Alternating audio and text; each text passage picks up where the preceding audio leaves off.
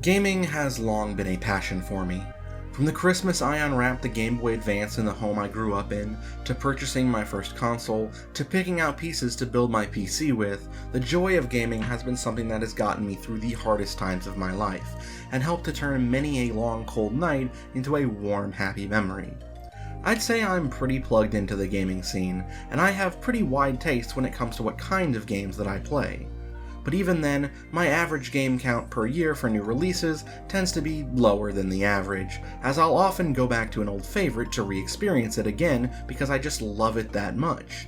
It's rare to find a year where, basically every month, there's something new I want to play.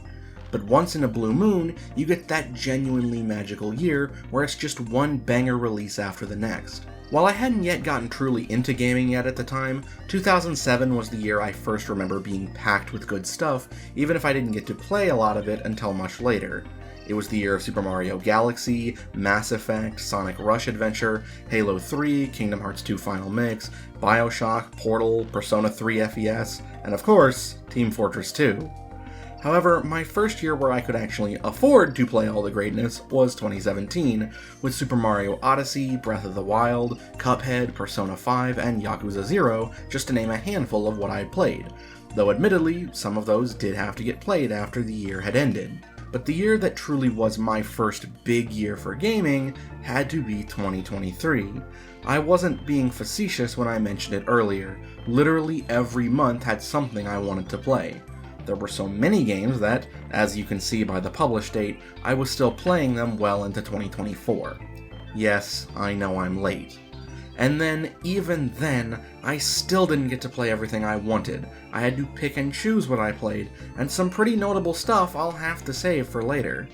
But I knew from about March 2023 onwards, I just had to do something to celebrate this monumental year for gaming.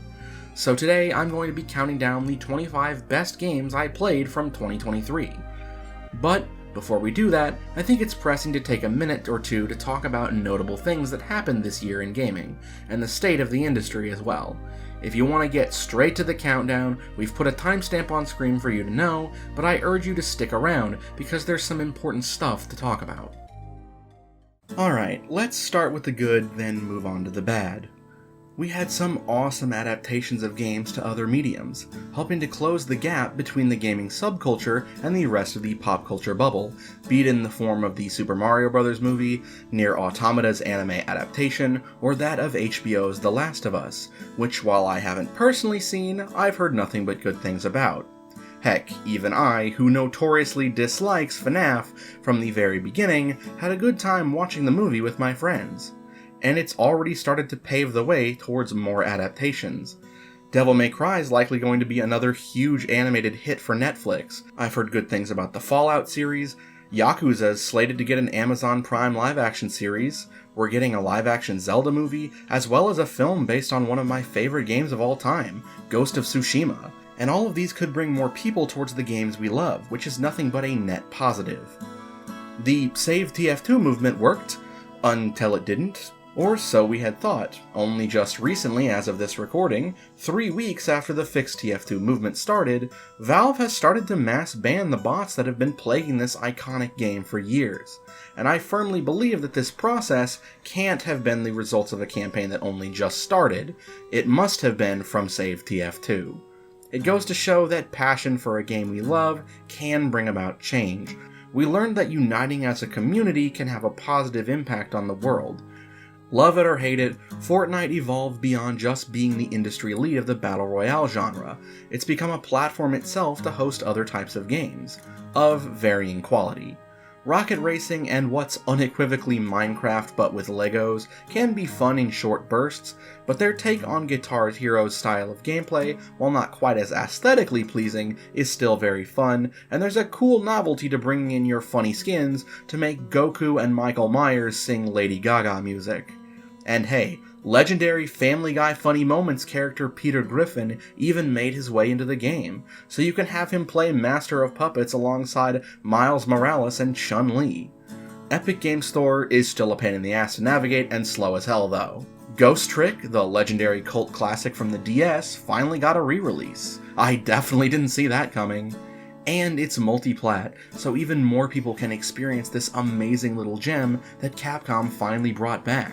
And I'll even speculate that this going so well, along with the later release of the Apollo Justice trilogy, was a contributing factor to finally bringing the Ace Attorney Investigations games back and getting the second one localized for the first time after all these years. Mario Kart 8 finally ended its reign of over a decade with the ending of the Booster Course Pass, which, while not every single course was a winner, did bring back some awesome courses, as well as bringing some brand new ones in. And as a bonus, some of the more notable omissions from the roster came back as part of the lineup, like Birdo and Diddy Kong, and Pauline, gaming's first leading lady, finally gets to participate in the racing fun. Peachette's there too, I guess. But hey, Funky's back! Sega finally just pulled the trigger. Sonic fucking died. As part of an April Fool's Day joke? They released a visual novel story about Sonic being allegedly murdered on a train, and it's actually really cool. And it's free. It's still up for anyone who wants it. I may have my grievances with the Blue Blur series, but even I have to admit that Sega can treat him right when they want to, even if, ironically, it's by offing him in a non-canon spin-off. Multiverses, or as I should call it, Old Reliable, shut down its open beta after the game's current pace of releases became unsustainable. While I absolutely respect the devs' decision to take the game down and work on it, not many companies would even grant this opportunity, so I can't help but respect they not only had the stuff to ask, but got it. I can't say I think the game came out better for it. It's different, and I wouldn't exactly call it bad, but I do have a lot of grievances I may end up going over in a future video. But hey, Jason Voorhees is still an awesome addition, and by far the best part of the relaunch. Microsoft finally was able to complete their acquisition of Activision Blizzard, and with that we finally have the worst man in gaming history so far. Bobby Screw the Customer Kotick finally no longer in charge. Still doesn't fix Overwatch 2, and there are other problems that the Big M is causing, but I'd still say that Kotick getting blasted off like Team Rocket was a pretty big positive. A new Mortal Kombat and Street Fighter came out in the same year, and we almost had Tekken as well. Honestly, probably for the best to space them out though. And then it got announced that the most iffy lineup of guests so far for MK. Omni-Man takes the silver for the Best Guest Character award, but the other two were also anti-heroes from relevant properties, which I didn't personally care for. And who boy, do not play the Switch version of MK1. It is genuinely unacceptable the state that it was released in. Not to mention it looks awful in comparison to its contemporary versions. While I hear that it plays better now, I would not be caught dead with the Switch version. If you can't get it running properly on the system, just take the L and don't release it. That said, it's not a bad game, and it's nice to see fighting game players have a lot to sink their teeth into. But for every good thing that came out of last year, there was something else to offset it. We had an unprecedented amount of industry layoffs, which is frankly pathetic, considering the amount of good stuff we had this year. The talent behind one of the best years for games themselves do not deserve to be treated like this, especially as the executives continue to rake in cash off of their backs. They put blood, sweat, tears, and passion into every game. And one Starfield underperformance warrants laying off people who didn't even work on it, but rather other games? And no AAA company, save for maybe Nintendo, is out of this conversation. All of your executives should be ashamed of yourselves. The flagrant disrespect is disheartening, and only pushes people further towards indie. Not a bad thing per se, but it's definitely going to lead us to a major shift in the industry at some point in the near future. Here's an idea. Maybe don't fire the people just to boost your own paychecks. And what are those big execs investing their cash in? Why, AI and the ever-dying, ever-grown-worthy crypto space. For a year so packed with wonderful experiences, the fact that such a game, in quotation marks, as Dookie Dash, shares a year with them is painful to say. Bro thinks he's on the team. I'm not going to go too in-depth into it, but it was a game which you had to be a crypto bro to get into. a pathetic clone of Temple Run that was actually, of course, a way to try to earn a pot of crypto. And hilariously, it got hacked. What good is a decentralized system when theft and corruption is just as rampant as anywhere else? Crypto Bros taking another fat L always puts a smile on my face. But the fact this shit has the gall to call itself a game makes me want to vomit. It is a scam, nothing more, nothing less. If you're interested in this rabbit hole surrounding this shit show, I'm sure there's a YouTuber out there who's talked it far better than I could. And speaking of scams, we have The Day Before, an extremely generic-looking zombie survival game on Steam, which got pulled 4 days after releasing in early access. Classified as one of the worst games the reviewers ever played, using unmodified purchased assets, refusing to pay workers they claimed were volunteers, and even firing some of them for poor work quality due to their own crunch and constantly changing ideas of what they wanted the game to be, this is everything wrong with the industry and more, all in one slimy package. At least the people who actually bought this direct got refunded, but I hope the slimeballs in charge were sued by their mistreated workers.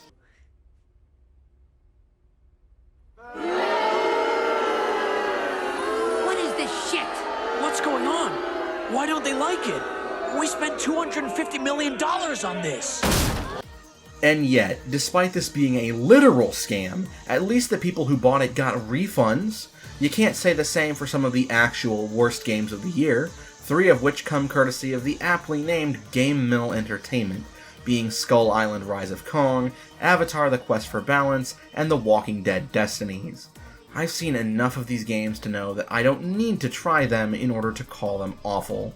Game Mill truly is showing that the era of trashy, low-budget licensed games isn't as dead as we thought it was. But that's expected of the same company who published Big Rigs Over-the-Road Racing. It was most certainly not expected of Daedalic Entertainment when they were granted access to the prestigious Lord of the Rings IP.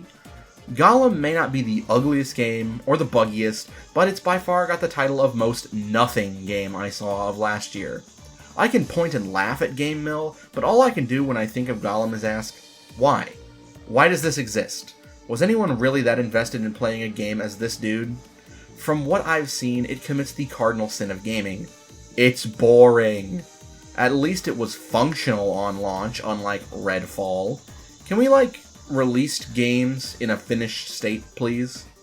Of course, just releasing in a finished state does not a good game make, nor does it guarantee it will stay, as proven by 2 very different groups of people this last year, Valve Software and Alex fucking Jones. I don't know which makes me more embarrassed, the fact that Valve took CSGO out back and shot it, only to replace it with a game people think is much worse, really pulling an Overwatch 2 there, guys, or the fact that Alex Jones, infamous conspiracy theorist rambler and gay frog hater, stars in a surprisingly functional Metal Slug clone. I'd honestly be impressed if it wasn't just another method to spread his delusional nonsense.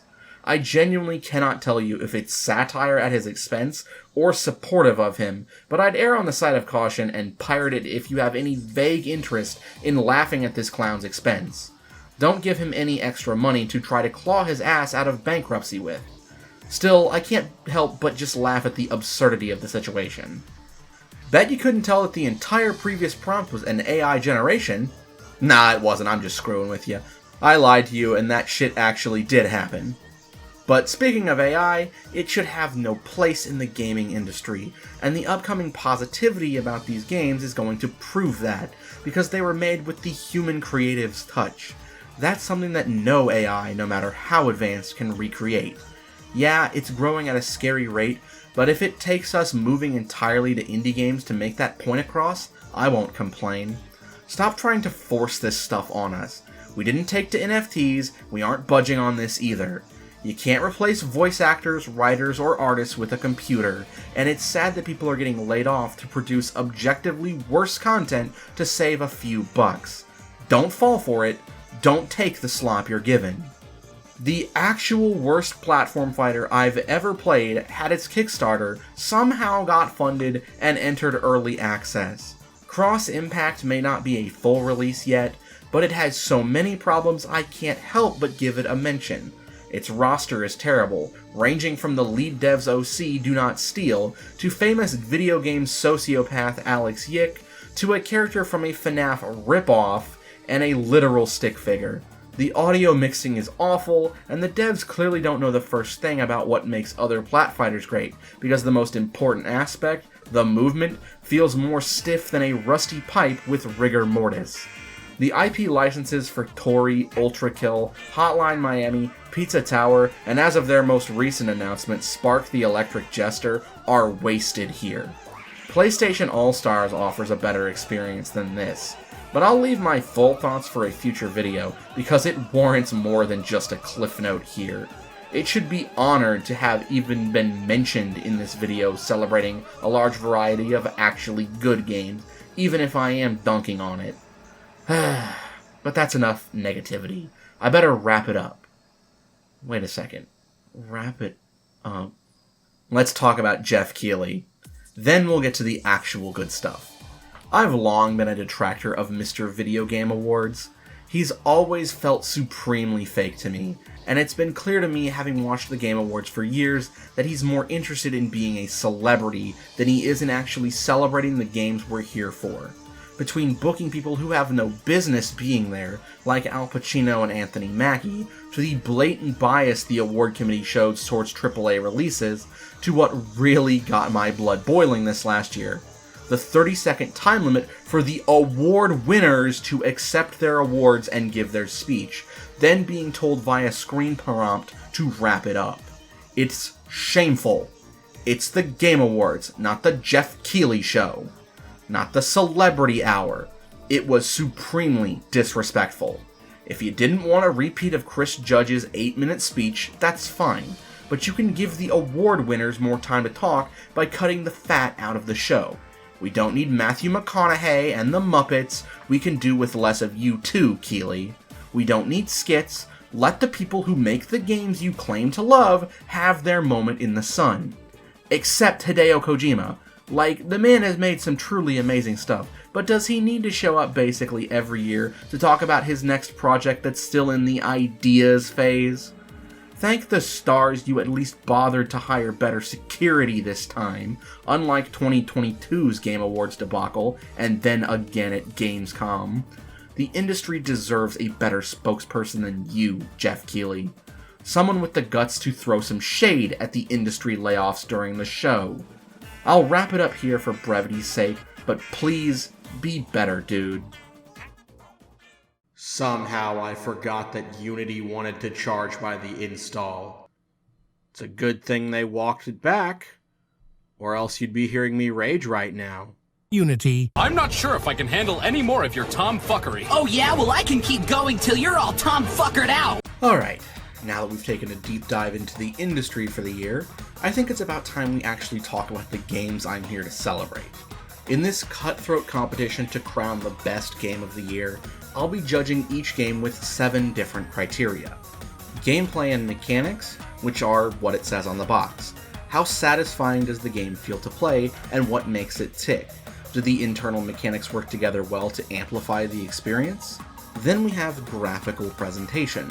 The least important to me of the bunch, but how does the game look?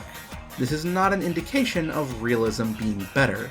A unique or aesthetically pleasing art style will always triumph over looking hyper-realistic. But if realism is necessary to the game's style, I will take that into account. Music and sound design is a lot more important to me than some people. I love the tunes that games pump out, and good sound design for effects can make or break the immersion for a game. A horror game, for example, has to be especially careful with its sound design, or it may risk compromising its own tone. Story is a divisive one, as it can be completely unnecessary for some genres, but be absolutely essential to others, and that's definitely going to come into play with some of the entries on the list. Side content is purely for optional things. Are they fun to do, or would I ignore them on another playthrough? Level design is all about getting from point A to point B. Is it frustrating? How hard is it? And most importantly, is the journey fun? Lastly, replayability is a huge factor in determining how much I enjoy a game. If I can go back to it and do it all completely differently, that's a huge bonus, because the more replayable a game is, the more bang for your buck the experience will be, and in the current state of the economy, I know that's important to a lot of people, myself included. That said, while I am going to be giving scores for each category, they may not perfectly align with the vibes I feel after playing the game. If a game is a perfect 10 in all categories, but I still feel like I got more enjoyment out of an experience I find more flawed, I'm still going to be true to myself and put that experience higher. This is mostly for ease of analysis for each game. A quick note, remasters are not eligible for this list, however, remakes are. I know the line between can be rather blurry at times, but if the game's rebuilt primarily or fully from the ground up, it is eligible. But if it's just a new coat of paint with some side content, I can't in good faith put it here, no matter how much I enjoy Kirby's Return to Dreamland. And one last thing of note, I'm judging these games based on the out-of-box experience. DLC has no bearing on it. If a game has free content applied to it via a patch, I may mention it and it may be taken into consideration on a case-by-case basis, but I'm judging these based primarily on what I've played of them without spending anything extra. And just because a game is lower on the list doesn't necessarily make it worse than others. I just prefer the games above it. Every experience here is at minimum an 8 out of 10 experience, and I'd highly recommend each game here. With all that said, let's dive right in. It's time to count down my top 25 best games of 2023 and determine which game stands head and shoulders above the rest. And none of you are leaving until we solve this. You didn't need to raise your voice, man. For as much as we like to complain about how many of them are in Smash, I'd be hard-pressed to find someone who doesn't think swords and their wielders are cool. From those who wield the blade with raw machismo, like your Roronoa Zoros or Samurai Jacks, to those lugging around a blade as tall as them, like Cloud Strife, to those who have no formal training but choose to use them anyway, the sword is an iconic weapon that never truly goes out of style. But the style of swordsman I would say is the most cool overall is the swashbuckler. Be it your Pirates of the Caribbean, your Puss in Boots, or your Princess Brides, the ability to cut with your blade and your words while deftly moving out of the way of the strikes of your enemy shows a true mastery of precision and skill, and the ability to strike at their ego as well. But despite this, there aren't many games out there that tap into this iconic trope.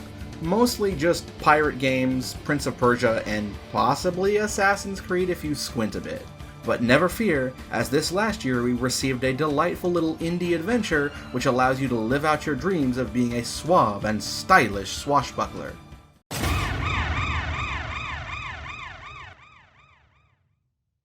When you enter into this charming and colorful world, you take on the role of the heroic Adalia de Volador, a Robin Hood-esque heroine whose life mission is to take down the evil Count Duke, whose greed and ambition show no bounds. While the city itself isn't ever explained to take place in Spain, it's very clear by the architecture that this is what it's inspired by. The core of the game will have you moving your way through the streets and over rooftops to reach a specified goal, and from time to time, you'll engage in combat with the Count Duke's minions. Adalia wields a rapier, with which you have two abilities, attack and parry. Homies know that I love a good parry in a game, so this was an instant click with me. Adalia also has a few other abilities to supplement her swordplay. She can dodge, of course, but swordplay is at its most effective in a one-on-one duel, and the Count Duke will definitely not play fair, sending hordes after you at once, which is where the other method of combat comes into play, using the environment to your advantage. You wouldn't be such a slippery scoundrel if you weren't kicking barrels into enemies, dropping chandeliers on them, or throwing buckets onto their heads. And you're not going to get by without the ability to lure enemies around the arena and turn the tides through honorable duels. This creates a simplistic, if very fun gameplay loop that combines with the delightful music and hilarious script, pushing the game into being one of the most fun indie games of the year. The length of the game also contributes to keeping it relatively fresh, as it's roughly about 2 to 5-ish hours, so the combat remains interesting until the end. And that dialogue is the key to making the story so good. It's not an awful story on its own, but it is very simplistic, being an homage to the swashbucklers of old, including a number of very funny direct references, not just to swashbuckling films like Zorro and the Princess Bride, but to a number of other things as well, and yet it never feels unnatural. The dialogue of the enemies never get old, as they all have something amusing to say based on what's going on in the story, and even better, when they are knocked out. They will still make comments. One of my favorites was definitely when I was infiltrating the Count Duke's villa during a party with nobles and such, in which one of the guards I defeated said, "In my defense, I am drunk." Such a simple line, but it got a genuine belly laugh out of me. Alright, time for our first score. In the story department, I'll give it an 8. Primarily due to the laughs I was receiving all throughout the game's length. Gameplay takes a 7. The movement is very fluid, and the parry and environmental destruction made for a very lively game. And the swordplay, while simplistic, made each boss encounter feel a bit like an, admittedly much easier, Souls game through the use of waiting for an opening. Sound design was solid at 7, though I'll admit the music was mainly what gets it here. It feels directly out of a swashbuckler film. The sound effects weren't bad, but weren't especially memorable, and the dialogue felt very campy, most of which was natural, but at some points I did notice some very janky voice work that didn't feel intentionally campy, and it was usually during more serious moments, which took me a little bit out of the experience. Graphics are an 8. While it's not the most gorgeous thing I've seen, the stylized look and color palette made for a very pleasant game to look at. Level design is a 6. Nothing too crazy, but solid, not much else to say. Replayability is a 4. I definitely wouldn't mind replaying it because the combat is satisfying in short bursts, but I'm in no rush to do so. Side content is where the game really struggles. The levels are very linear, so there's not much exploration to be done, and though there is an arena mode to test your mettle against, outside of achievement hunting, which are kind of the bare minimum for side content, there's not much here, so I had to give it a 2. On Guard gracefully takes a respectable 43 out of a 70 possible points. I think it's a testament to creativity and passion that we got a spectacular little game like this. While I'm not exactly clamoring for a sequel, one with more playable characters, slightly more fleshed out combat, and a longer story would definitely make for a fun time. Though as this was initially just a student project, I appreciate the commitment to making it into a full game. My one word of warning is that for the length of the title, unless you are a completionist who loves replaying levels to hunt down every single achievement, you might want to wait for a sale because it is a bit pricey for just an average of about 3 hours. Still a delightful little game though. Got the point? I did not see that coming! Ha! Catch her! There I was! At the rate of exhaustion. Okay, but in my defense, I am drunk. I have an interesting relationship with RPGs. I really do enjoy them, and some of my absolute all-time favorites are RPGs. Earthbound, Persona 5. Heck, one of the first games that I played ever was an RPG adaptation of Harry Potter and the Prisoner of Azkaban that played like baby's first Final Fantasy or Dragon Quest. But yet, as I grow older, I'm starting to realize that I just don't have as much time to invest in games as I used to, and that's especially painful for the RPG lover in me. Persona 5 is at minimum an 80-hour experience, as are your Square Enix fares, your Xenoblade Chronicles, or even longer. Luckily, not every RPG has to be this massive experience, and many developers nowadays are limiting their RPGs to the 30-hour or less mark. And yet, despite being initially developed by the kings of long RPGs, this game predates a lot of your shorter modern RPGs by, about 27 years. Given a brand new look and recreated from the ground up, progenitor of Paper Mario and Mario and Luigi.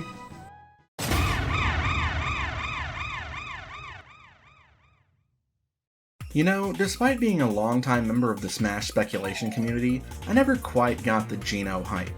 Until I sat down and actually played the 2023 remake. Then, it all clicked.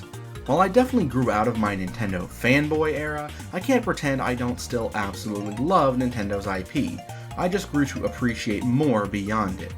But Mario's world still fills me with joy, and given a little bit of creative freedom, it can be turned into something beyond mushrooms, castles, and wahoo! Each environment in the game is lovingly crafted and feels right at home in this world, even with some of the more Square Enix-isms. Clocking it at a normal playtime of around 16 hours, I think this is the perfect length for this game. It keeps the combat from ever getting too stale, and the story itself, while nothing particularly mind-blowing, is written with such charm and a great sense of humor that it never feels like a drag. But it's what it does differently than your average RPG that makes this one so special, and it's a mechanic that future RPGs would take into account. Timed action hits. No longer are you befallen to random damage to miss your attacks, and you're in control of how much damage you do. Through each of the 5 characters' use of special moves, and even with their normal attacks, by pressing the attack button at just the right time during the attack animations, you'll deal bonus damage, frequently being able to double the amount you would expect, which stacks with weaknesses. Pulling these off with pinpoint precision and seeing that bonus damage stack up is immensely satisfying, and provides an edge that makes the combat worth paying attention to. Each jump I laid consecutively with Mario gives me a huge dopamine hit, especially since the sound accompanying it is the iconic 1-up mushroom sound. Each character has something they specialize in, to a point that each member of the party outside of Mario had roughly the same amount of screen time in my playthrough. Mallow is the party's mage, delivering powerful elemental and multi-target attacks. Bowser is your tank, able to deal massive damage as well as take it himself. Gino's got good balance in both physical and magical offensive power, as well as the ability to self-buff. Peach is your healer, but that doesn't mean she can't pack a punch herself. But the party isn't the star of the story. The NPCs are what makes this happy, delightful adventure as great as it is. You'll find characters like a wise old frog sage, Booster, who is what Wario would be if he put all his money into model trains, a group of evil Power Ranger Koopas, and even an honorable shark pirate captain who will cheer you on after you give him the fight he's always wanted. Also, Big Yoshi. We can't forget about Big Yoshi. Then there's the music, and oh boy, it's as wonderful as the originals. I can definitely tell it's the GOAT Yoko Shimomura. Her style is so distinct that I could pick it out of any crowd. Somehow she managed to take her already fantastic compositions and make them even better with fully redone arrangements. But if you do prefer the original, there's an option for that. As for the non-musical sound design, I can safely say it's as good as always with Mario Fair. The sounds for hitting your attacks are just as memorable as the items you're always using have been. Koopa shells, fireballs, the sounds are all here, and even the new ones have a nice crunch to them that makes them satisfying to hear. Where Super Mario RPG does falter a bit is its replayability. While I can definitely see myself coming back for another run at some point, I can't say I'm itching to do it again right now. Thankfully, they did add rematches with every single boss fight as post-game content, which can help give you a little more content to chew on, but after that, there's not much to go back in and do. The minigames that are frequently featured around the game are fun little distractions to break up the monotony of running around the map and battling, but they're not fun enough on their own to want to keep doing over and over again. Even as fun as the battling is, it would eventually get boring, hence why I'll revisit this one when I'm a little less RPG'd out. So let's score this stellar remake of an SNES classic. As far as the story goes, it's not much more than your average Mario fare, but the charisma of its characters, both in and outside of your party, carries the writing to being something special. I'll give it a 7. Graphics-wise, I wouldn't say it's anything to write home about. While the more stubby, chibi-ish art style works well enough, it doesn't maintain the same charm that it did back when it was sprite-based. So while the graphics aren't ugly, I wouldn't say I can give them any more than a 5.5. The environments have an almost toy or diorama-like quality to them, which helps it stand out as more memorable, but in comparison to later entries on this list, it falls a bit short. Music and sound design, though, is getting a respectable 9.5 out of 10. Yeah, it's definitely my Shimomura bias showing, but I don't care. These compositions are iconic and catchy for a reason, and with being a completely redone, some of these went from catchy to genuinely beautiful, and I think that's a testament to a master's craft to improve on something so great already. Replayability gets a 4. It's not that I don't think there's not more fun to be had, but sometimes it's okay to leave on a high note rather than wear yourself out with the same material.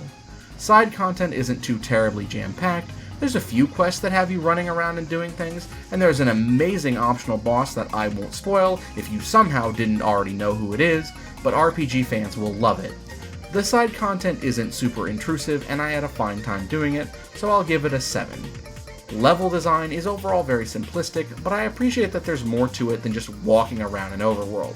There's platforming involved, and sometimes areas even require some thinking to get around. It also nets a 7. Gameplay and mechanics grab an 8, as being able to keep a user engaged rather than half checked out during RPG battles is a sign of a great RPG, and this was one of the first games to pull this off, and it does so with flying colors. Added together, our final score is 48 out of 70. I guess, with all that out of the way, the only thing left to say here is Gino for Smash. Okay, there's one other thing to say. Fuck that stupid 3D maze. Genuinely the most obnoxious part of the game. I never want to do that shit again.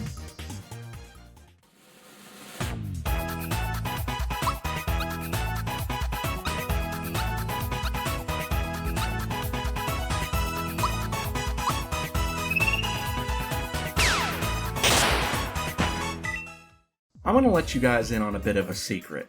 I'm a big fan of Sega. If there was one company to have characters that rival Nintendo in terms of iconic, at least to me, it's them. And yet, Sonic is not exactly one of the reasons I've come to Sega. I'm here for your Super Monkey Balls, your Sakura Wars, your Yakuzas, and especially the 16-bit era classics. Heck, I would even say that the Sonic and Sega All-Stars racing games I actually prefer to Mario Kart. They're even what started my interest with Sega. And one of the worlds prominently featured in those games is the world of Jet Set Radio, a world of skating, graffiti, and funky fresh beats. That was trapped on the Dreamcast for a very long time, so I never got the chance to play it. Huge Jet Set Radio fan, excited to play it for the first time.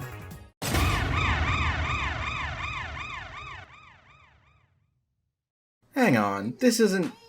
well, it's close. Inspired by the Sega Cult Classic series, Team Reptile decided that if Sega wouldn't do it, they'd do it themselves. And then at the Game Awards 2023, Sega announced a new Jet Set Radio. Womp womp. And yet, I actually think that that game won't be quite the same as the original titles. In my experience, JSR is defined not by its gameplay, but its aesthetic. Urban punk culture, and the aspect that I think Team Reptile nailed the most. The game looks like it belongs on the Dreamcast, just with a bit more vibrant coat of paint compared to what I've seen from its inspiration. The Dreamcast core aesthetic complements the gameplay surprisingly well, even if it's overall a very simple system. Movement is my biggest concern for platforming titles, and the movement here does feel nice, if a little limited at times. You can ride on inline skates, skateboards, or BMX bikes, though all three are functionally identical. The core gameplay loop of Bomb Rush Cyberpunk is to travel through the levels, spray painting graffiti in pre-chosen locations, oftentimes covering up the graffiti of rival Rudy gangs, while avoiding the police trying to bring you in. The environments you'll explore are each vastly different in tone and geometry, as some are more vertical based, or have bottomless pit traps, and use your entire kit to explore is where the fun truly is. You've got your grinding on rails, which helps you reach certain locales, but you'll also need to make use of a booster mechanic via a jetpack. Mastering your environment, hopping from rail to rail, spraying graffiti, and doing tricks keep that combo going, which you'll need to be able to do when doing crew challenges against rival gangs. Each rival gang you deal with has a different vibe and an interesting design. The character design is top notch here, both on your rivals, but your main cast as well. It doesn't lie about it being cyberpunk, it's even tied into the lore and story, where your main character has his head chopped off pretty early on, and has it replaced by a robotic one. We followed the Bomb Rush crew, essentially a trio of delinquents just wanting to have fun, and dreaming of being in the gang to go all city, by tagging the entire town with their art. Unfortunately, the police are after you, and that's where the game shows its weakest side: combat. It feels very ham-fisted and sluggish. You only have a very limited amount of tools to deal with the enemies, and their abilities are designed to take away the most important aspect of this game's fun factor: freedom of movement, turning combat encounters into a slog. This goes double when snipers and flying police are introduced later on. I genuinely think that this is the part of the game what brings it down this low on the list. What I can't say that about though is the music. Almost every track here is something special, each providing an earworm that gets stuck in your head, and thankfully, if you don't dig the track that's playing now, if you found a CD for a song, you can change to it whenever you want to a different one. The most standout tracks naturally come from Mr. Hideki Naganuma himself, known for, what else, the iconic soundtrack of Jet Set Radio, though he isn't the only contributor. I'm also a huge fan of the music from Tune Mellow and Cyber Milk. Give this soundtrack a listen, it covers lots of genres and has music both for comfy vibes or high energy days. So in regards to a score, Bomb Rush has extremely high highs, but some pretty low lows.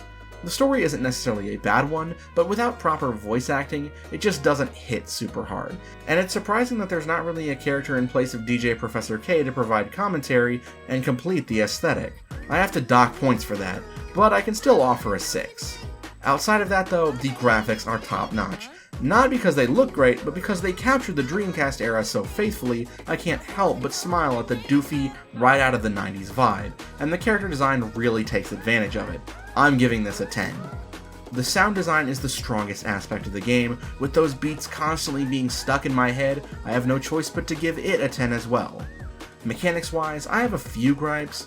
While the core platforming feels really fun once you've gotten the hang of it, it does feel clunky as you're learning, and the fact that tricks are so limited, especially when grinding, makes it more fun in short bursts as opposed to extended periods.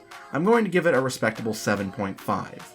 Level design is, for the most part, very solid, though there were a few points I had no idea how to get where I needed to be, and the game doesn't offer hints or even sometimes a clear indication, so I have to dock a few points.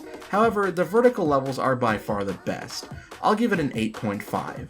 Side content is overall pretty scarce unless you're specifically looking to be an achievement hunter, and I prefer my side content to be in the game itself, so I'm going to have to give it a 3. Replayability is also one of the weaker aspects, as there's not much to do outside of shooting for higher scores, which, while the movement is fun enough to make that something to strive for, doesn't offer the reward I'm quite looking for. I don't want to just run around aimlessly with no more goals, so I'm unfortunately going to have to give this one a 3 as well. Added up, this comes out to a score of 48 out of 70, exactly the same as the previous entry. Well, this is available on more systems, so maybe we can say that pushes it over the edge. It probably doesn't mean much coming from me, having never played the Jet Set Radio games, but from an outsider looking in, it feels like a worthy successor to the JSR legacy. But hey, if I'm wrong, fans, by all means, please tell me why down below. Can we get some more games in this style though? Dreamcast Core could be the hot new thing, I'm just saying.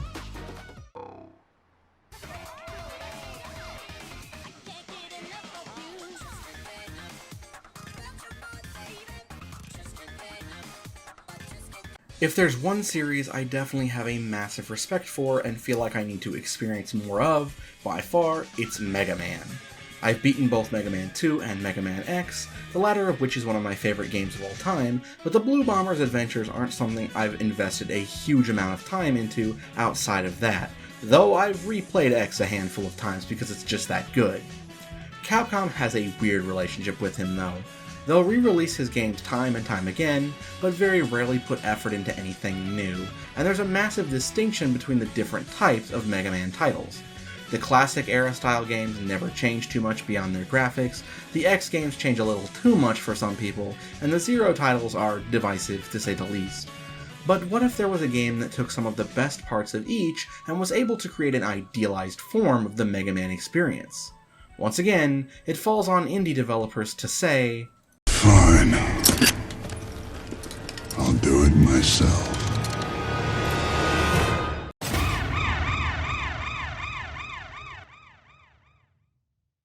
And yet, despite clearly being inspired by the adventures of the Blue Bomber, the game definitely takes on a completely different feel. Taking the 8-bit aesthetic and occasionally obnoxious enemy placement from the NES era, the speed, pace, and wall jumping of Mega Man X, and the melee combat of Mega Man Zero to create something familiar yet new. And just for good measure, they gave our main protagonist a grappling hook. Gravity's circuit didn't initially click with me, as I felt it was too slow and clunky with its melee combat. Then I discovered the dash ability, and all was right with the world. You're meant to zip through these stages, smashing up bad guys like there's no tomorrow, and the level design complements this with its enemy placement and types of enemies. After defeating an enemy, you can actually pick them up before they explode, and throw them at other enemies. This can be done with some projectiles as well, and you can even steal things like shields and throw them at enemies as well. This creates an immensely satisfying gameplay loop of dashing through the stage at high speed, blasting over massive gaps with jump resets, and feeling like a complete badass. As you progress through stages and defeat enemy leaders called circuits, this game's version of Robot Masters, which each circuit is themed around, you don't quite unlock new weaponry, as Kai, your main character, uses his fist and grappling hook as his only tools, but you can learn special moves, which can be used to deal a lot of damage, heal, provide burst movement, or sometimes combinations of the three, which are particularly useful in boss fights. As you move through stages, you'll rescue civilians, which will help you earn the ability to unlock more of these special moves, which need to be equipped to Kai, reminiscent of the Cyber Elves in Mega Man Zero, leading to some customizability to make stages or certain boss encounters easier. Ironically, I feel like if you gave Kai a default projectile, it would completely ruin the pace of the game, as it's clear the levels were designed to have you using your enemies to clear out the upcoming foes. The fun here comes from the speed and seeing how fast you can blitz through the level. While I initially thought the grappling hook might have been a little tacked on, as I played more, it became a natural extension of my movement. When you chuck an enemy at an enemy, it's almost always an instant kill, after which you can use the grappling hook to grab the enemy you just killed to keep that combo going. It's so much fun to just wipe the floor with every enemy you see.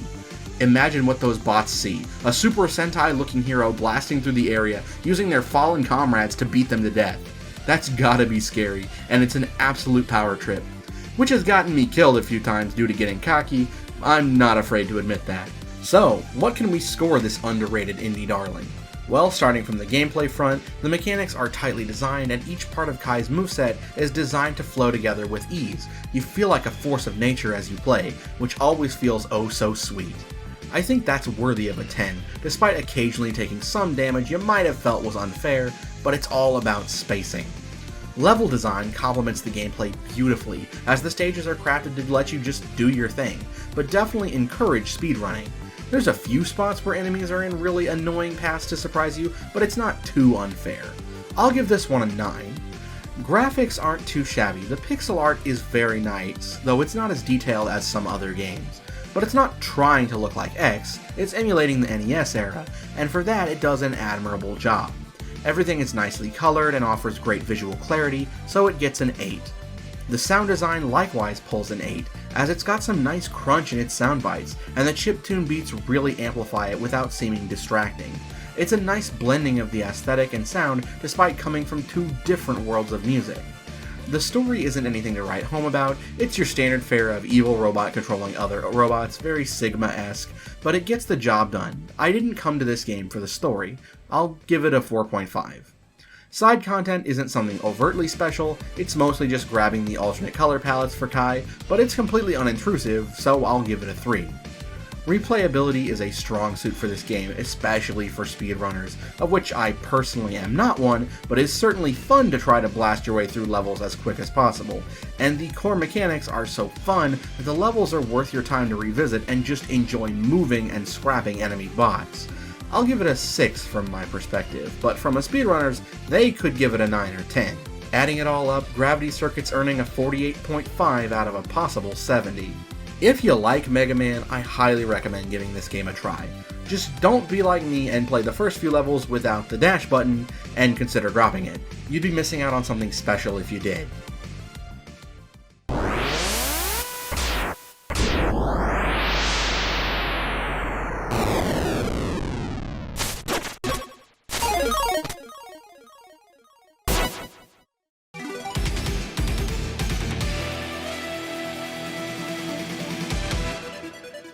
I have an interesting relationship with RPGs. I really do enjoy them, and some of my absolute all-time Wait, this is deja vu. Already back to another RPG, huh? Alright. Well, I have a confession to make. Despite being a fan of them, I've never fully experienced some of the classics, partially due to the aforementioned extreme time commitment. But I am aware of what makes them great. The one that I've received the most flack for at this point is Chrono Trigger.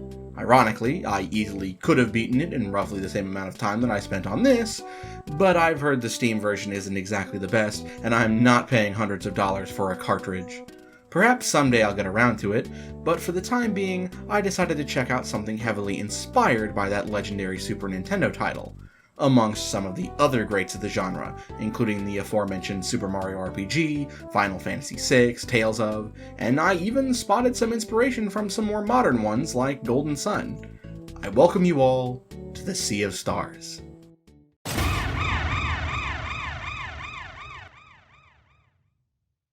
I'll admit, of every game on the list, I think I had the hardest time placing this one, as it, like Bomb Rush, has a lot of high highs, but its lows are disastrously low. It is being hard carried by its best attributes, namely the absolutely gorgeous pixel art that makes up this world. It's hard to say, but the level of detail, the colors, and the translation of character design into pixel art is bar none. I'd say this may be one of the prettiest games of the year by far, and that can be seen in the design of its bosses and environments. Looking at each screen was a feast for the eyes, and that's no joke. When combined with the absolutely amazing soundtrack, I was almost put into a trance whenever I played. The soundtrack, composed primarily by Eric W. Brown, primarily known for the studio's previous game The Messenger, does a phenomenal job capturing the adventurous spirit of an RPG through his compositions, not even mentioning that the guest composition work from Yasunori Mitsuda, composer of Chrono Trigger itself. I may not have played it, but I have at least heard the soundtrack of that title many times, and he definitely still has it. But underneath the surface, let's take a look at the other aspects. The story is by far the low point, which for an RPG, especially a JRPG, can we really call it that even though the dev team is from the West? Regardless, especially for a JRPG, is not the aspect you want to be falling short in. That's the main draw of these games, experiencing a story of your playable characters. And the reason behind this story falling flat on its face? Only half your party are actual characters, and none of the three that have that honor are the actual main characters. Valere and Zale, the primary protagonists, have less personality than a plank of wood, and what little they do have is directed at their undying love for their best friend Garl, who is, for lack of a better term, a complete Gary Stew. His optimistic outlook on life often borderlines on toxic positivity. Everyone instantly loves him the second they meet him, and he might as well be the party leader since every decision of value is placed on him, and even the one time that his actions have consequences, they're completely undermined by something that happens hours later. Thankfully, Sarai, Rashan, and Boost, your ninja, mage, and berserker, all have actual personalities and more interesting backstories, and the background lore does a lot of heavy lifting towards making the world feel real. Sarai especially is by far the best part of the game, not even for the fact that she has the most busted skill in the game, which is a great segue into battle. Battles are, similar to Chrono Trigger, held in the area the fight actually started in, making each fight feel more unique as opposed to going to some abstract battle arena, and as a result, positioning actually does have an effect on battle when paired with the timed action system, inspired by the Mario RPGs. While I do wish that the party would unlock more skills throughout the course of the game, the core abilities each party member has are more than enough to get the job done. The last aspect that helps keep the action interesting is the lock system.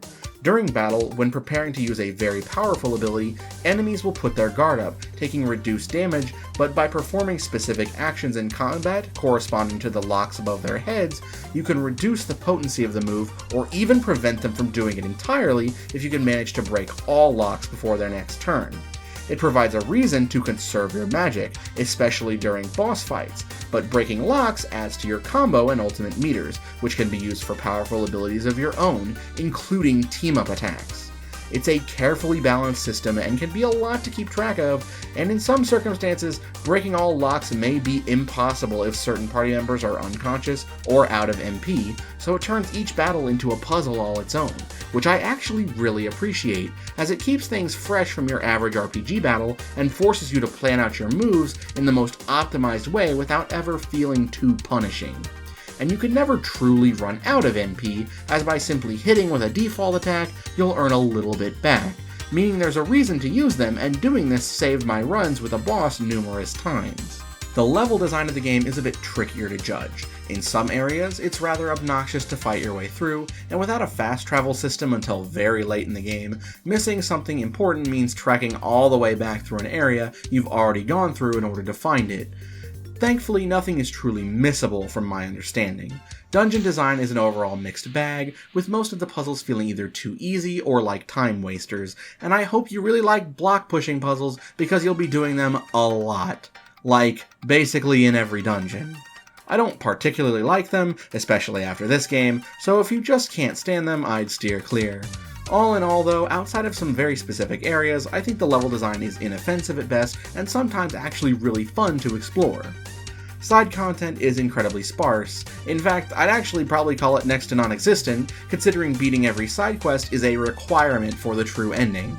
Yes, this game has multiple endings. Only 2, but you will need to find almost every chest in the game and complete all the side quests in order to get the second ending, which barely changes things, and also I would argue might even be a slightly worse ending from a writing perspective.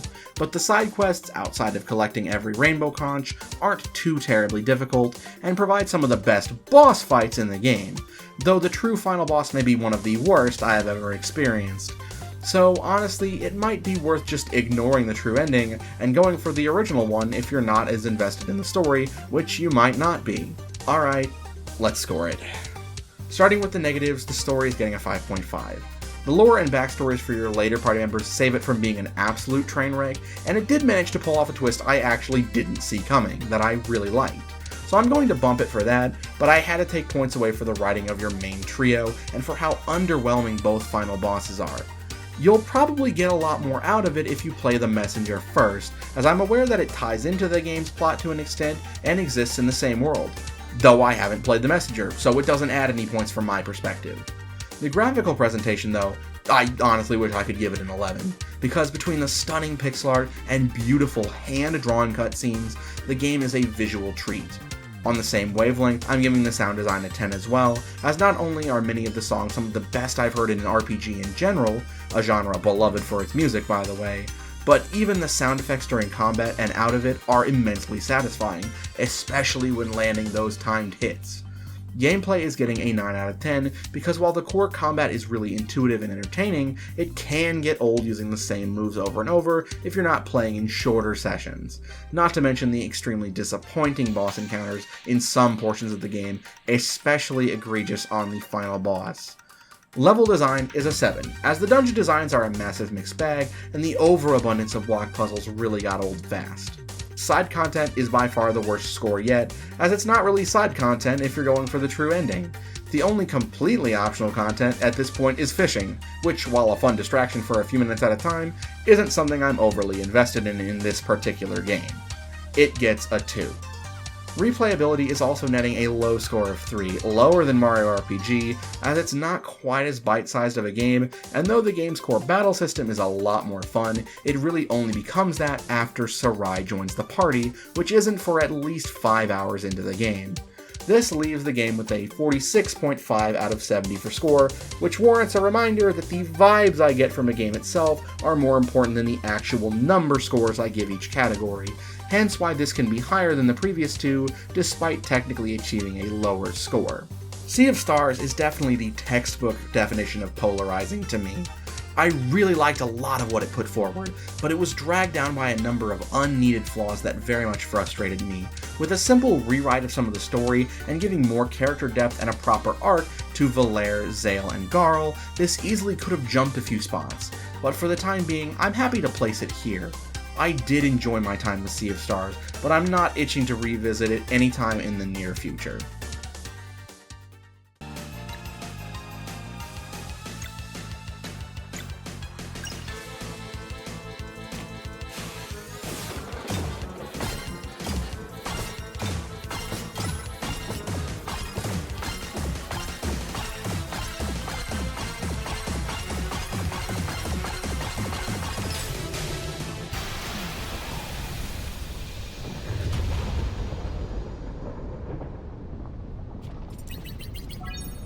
I'll never forget my first time playing a Mario game. It was on my Game Boy Advance when I was a kid. One of the first games I ever received was Super Mario Advance 2, containing the All-Stars version of Super Mario Bros. 2, aka Super Mario Bros. USA, aka Doki Doki Panic.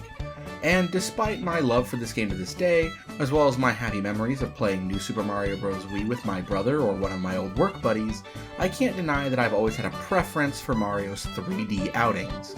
Be it Super Mario 64 or the vastly superior Mario Galaxy duology, to my favorite in the series, Super Mario Odyssey, I never thought a 2D title could ever stack up as a potential challenger for peak plumber action. And yet, Nintendo finally decided to break the trend of the New Super Mario Bros. Titles in a big way.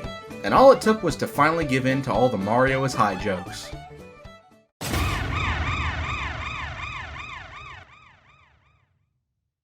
We all love Mario, right? The famous wacky woohoo mushroom lover is the face of games for a reason. And yet, in more recent years, the stagnation of the series has become evident, both in 2 and 3D adventures. Odyssey was a breath of fresh air, and Wonder follows in its footsteps to innovate and elevate the core gameplay of the Mario series. The core gimmick, simple though it may be, is the key to turning what would have been a much more safe adventure into something memorable: the Wonder Flower. In every level, you'll find at least one, and touching it will drastically change the layout of the stage itself. While not every level has a fully unique Wonder effect, they always change the level into something delightful and mix the gameplay up in ways you oftentimes can't predict. From sending a horde of stampeding buffaloes after you, to turning you into some of the enemies you may face, to making the piranha plants serenade you as well as platform throughout the level, you never know quite what you'll get the first time you play a level, and very rarely, if ever, do the Wonder effects overstay their welcome. But level design itself isn't the only thing that defines Mario gameplay. The power-ups are just as important to the overall experience, and we have a fun, if somewhat limited, selection this time around. The ever-present Fire Flower returns and acts as it usually does, but the remaining 3 bring something new to the 2D platforming juggernaut. The Elephant Fruit turns your character into a mighty elephant, able to suck up and use water with your trunk to put out fires or attack enemies, as well as being heavy enough to crush some enemies that base form Mario can't. It, also made quite a splash on the internet. Is useful, huh? Ungodly It's not creature. just Mario, though. Oh no. Luigi, the Toads, Oh no. Hey, Peach, Daisy, Oh and no! Toadette.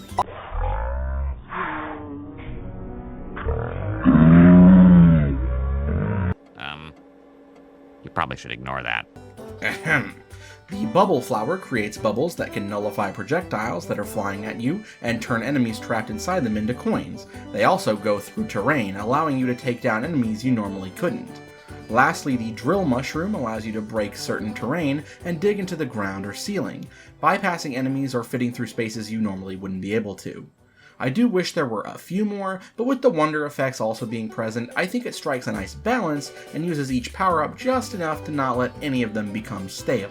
Something completely unexpected is that the art style got a pretty substantial shakeup. It's now very stylized with a lot of frames of animation that just add to the charm of the game's aesthetic. Using some clever optical tricks, the characters look as if they are 2D while actually being 3D models, with characters being significantly more expressive than normal and using motion blur and in-between frames more frequently to create a much more animated, cartoon-esque appearance. While it's not huge in theory, it goes a long way to creating a more fun, airy atmosphere that the game revels in. Mario and company have animations for entering and exiting pipes, and even transforming from power-ups that just ooze charm. And speaking of other characters, it's nice to have such a large variety of options to pick from. Mario, Luigi, Toad, Peach, Toadette, and even Daisy finally get to adventure with the rest of the gang, and you could play as Yoshi or Nabbit as well, though the latter two are equivocally easy mode, as they don't take damage from enemies. I wish you could just disable that aspect, but then they would still maintain a statistical advantage due to their flutter jump, so I get why they don't have that option. I do wish each pair of characters did have something more unique a la Super Mario Bros. 2, but it's not a deal breaker for me. The music is also something to be commended. Very few tracks I would call certified bangers, but each song tends to fit its level theme and the Wonder Flower effects within very well. The music also has different variants based on if you have a power-up, which I think is pretty cool. Completely unnecessary, but cool. And speaking of sound design, it's time I address the elephant in the room. The one that isn't Mario.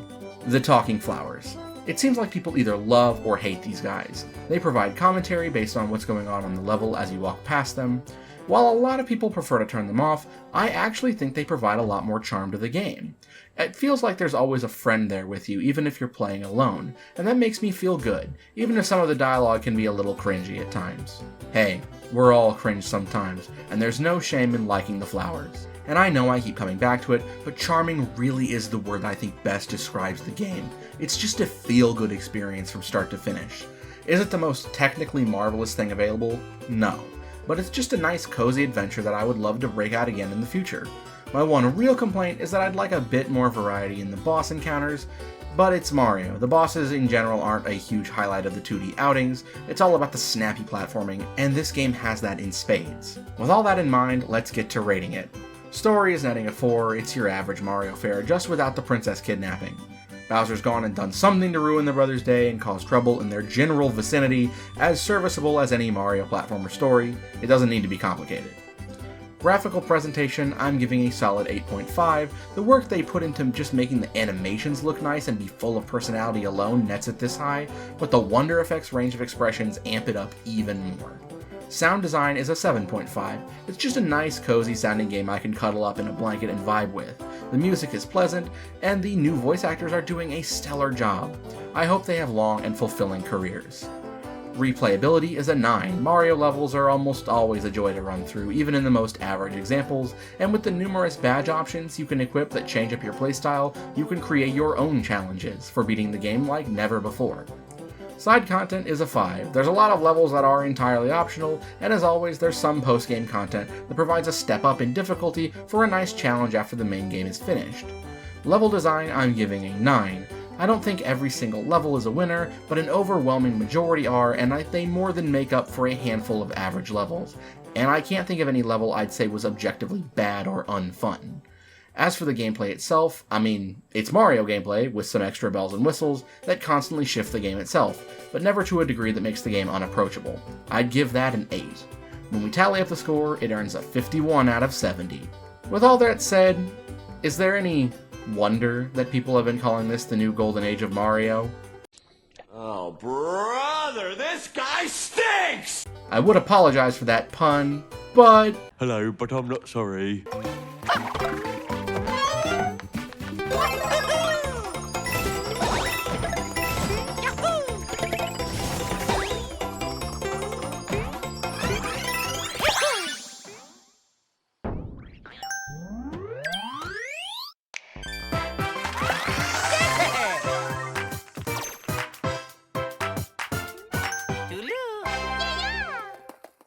Something I've always been fascinated with is the power of a good mystery. From growing up watching just about every version of Scooby-Doo, to playing the Ace Attorney games throughout my late teens and early 20s, to attempting to unravel the mysteries of the world of One Piece today as a theorist, I think this may be my favorite genre of story from a storytelling perspective. Nothing is quite as intriguing as a good mystery, and I'm always trying to determine the answer long before the climax of the story. As a fan of the previously mentioned Ace Attorney, and casual fan of, at the very minimum, the first Danganronpa game, I was certainly intrigued when this title showed up in a Nintendo Direct, and it sure was worth the wait.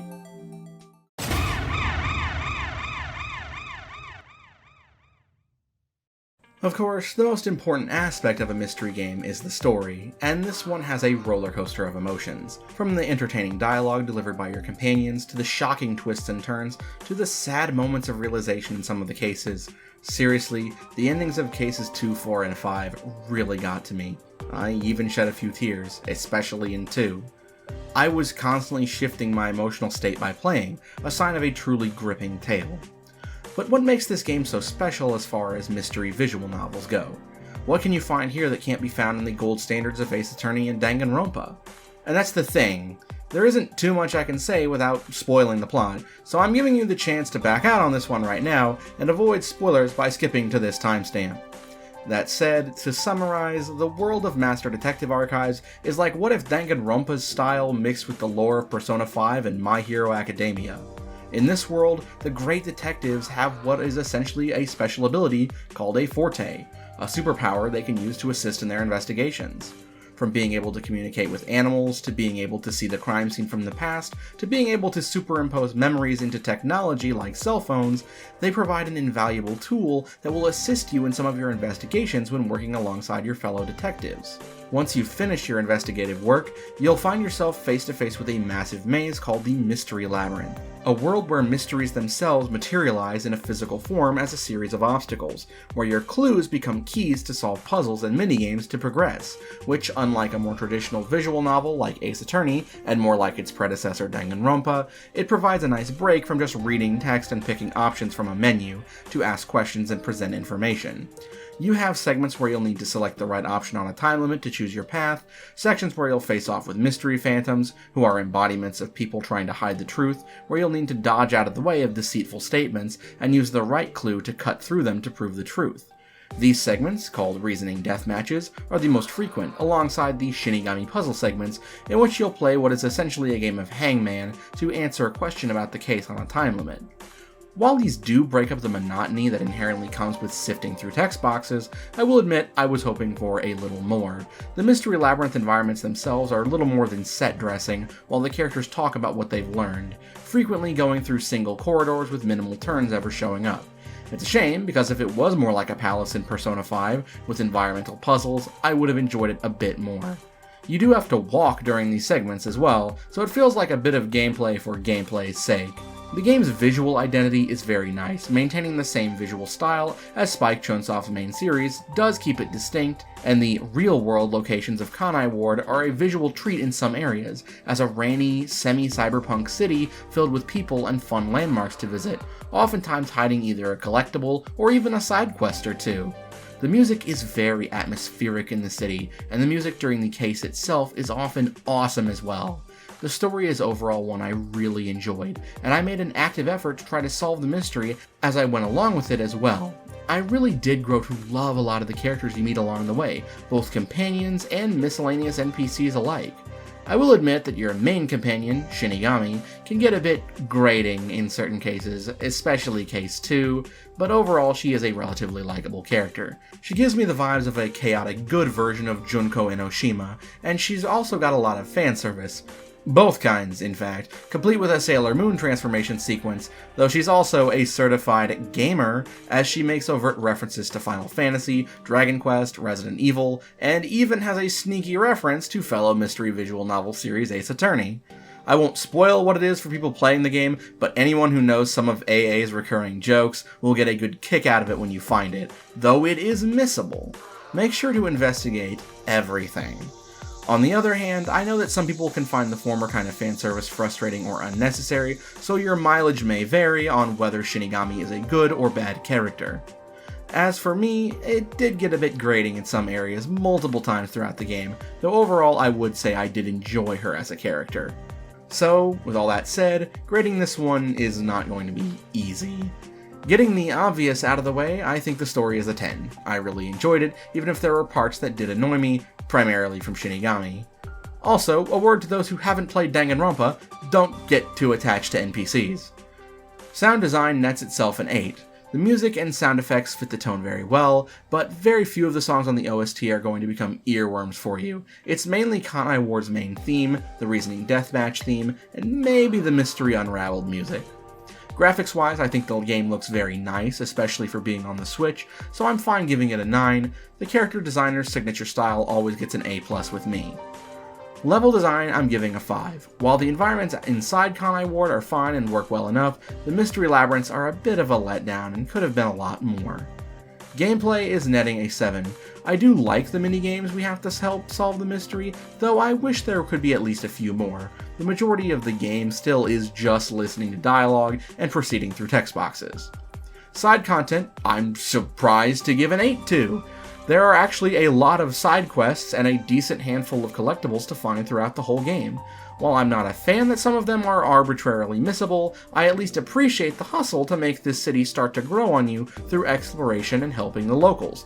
It makes you learn to love Kanai Ward.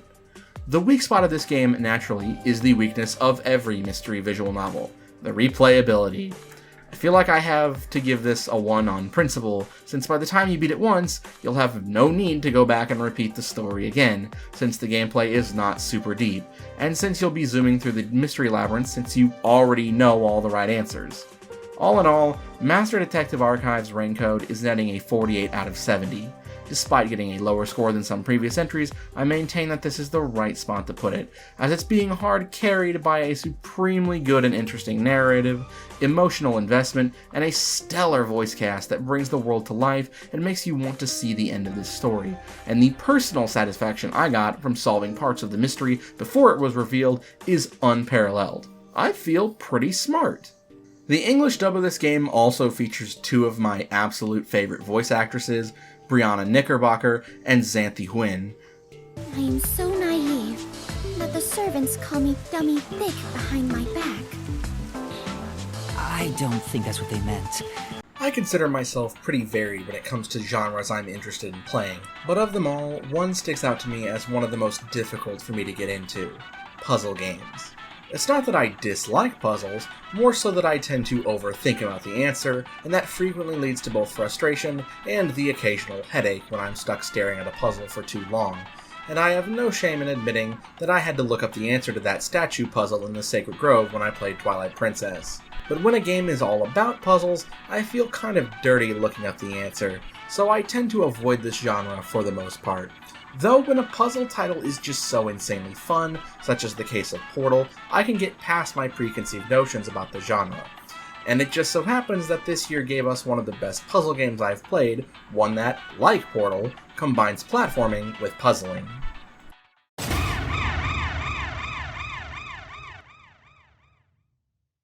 The environments in which you find yourself are unusual.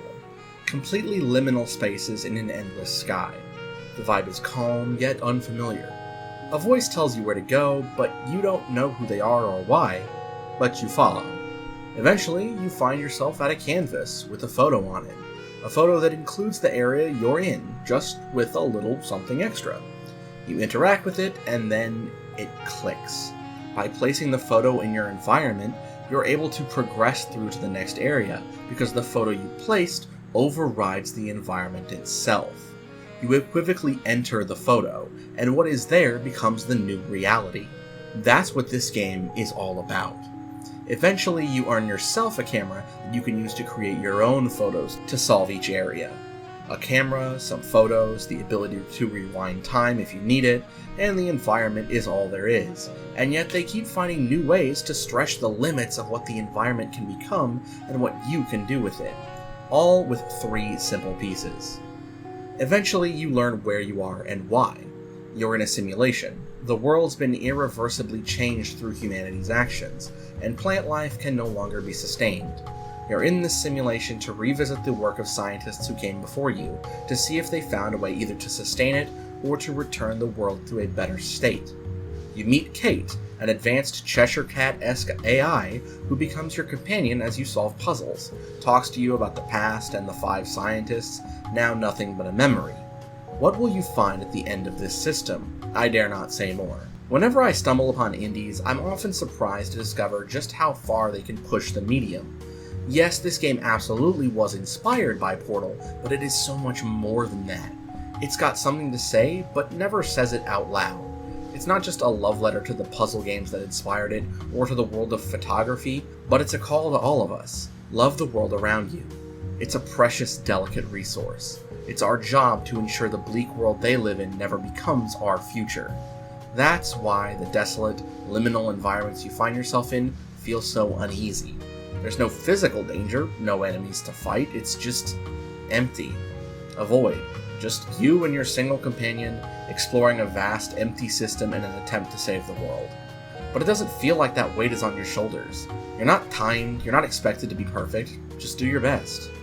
The quality of the puzzles in the game is what solidifies this as such a great experience for me, as well as how the game slowly introduces you to new mechanics. I won't spoil any puzzles, because I really do think this is just something you have to experience yourself, but each of them uses the environment to its fullest.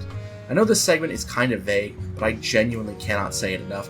Go play this game yourself, because if you're anything like me, there will be solutions that will make you grin ear to ear once you figure them out. That said, let's grade this little masterpiece. In the story department, it's a 4. It's not a terribly complex narrative, and while it does hide some information away in smart ways, it's more about the message of the story than the story itself. A message that should be spread more and more, that everyone should be able to agree on, if only the world were that simple. The graphics are an 8. While the level geometry itself isn't super complex, the way the levels look adds to the appeal because of the simplicity, and there are a few select points in the game where they make some very cool use of the way the camera works in tandem with the environment or with visual effects. The sound design, I'm giving a 5. It's serviceable and atmospheric, which is what the game needed, but it doesn't invade my head like an earworm in the music department. That said, the voice work, especially from Kate, is very well done. I could listen to his voice actor talk about anything. Side content gets a 6. There are a lot of collectibles to find throughout the game's many stages, so for those of you who just love scouring for every detail, you'll get a lot out of this. Replayability is a 10. Even though you may remember a puzzle or two, you'll definitely not remember every solution, and you'll delight in rediscovering the solutions again and again, just as I do when I replay Portal. Level design is a 10. Each puzzle is so intertwined with the environment with care and precision, and though there are a few ways you can cheese it, generally speaking each level is meticulously crafted to make you think, but not too hard. For as simple as they are, the technological marvel and ingenuity of the mechanics easily earns that a 10. 3 seemingly simple abilities that when combined with the near flawless level design create an unforgettable plethora of puzzles that are a joy to solve. Viewfinder earns itself a respectable 53 out of possible 70. My single point of criticism is the price. The game on its own costs $24.99 USD, and for those who only play games once or are on the fence, you're only getting about 6 hours of playtime on average. I would definitely say wait for a sale, unless you just really want to support the dev's future endeavors with a full price purchase, which for an indie dev I can absolutely respect. I personally got it on sale right after I heard about it and couldn't wait to play it. I guess I just got lucky. What a cursed creature. Makes me want to chase it a bit.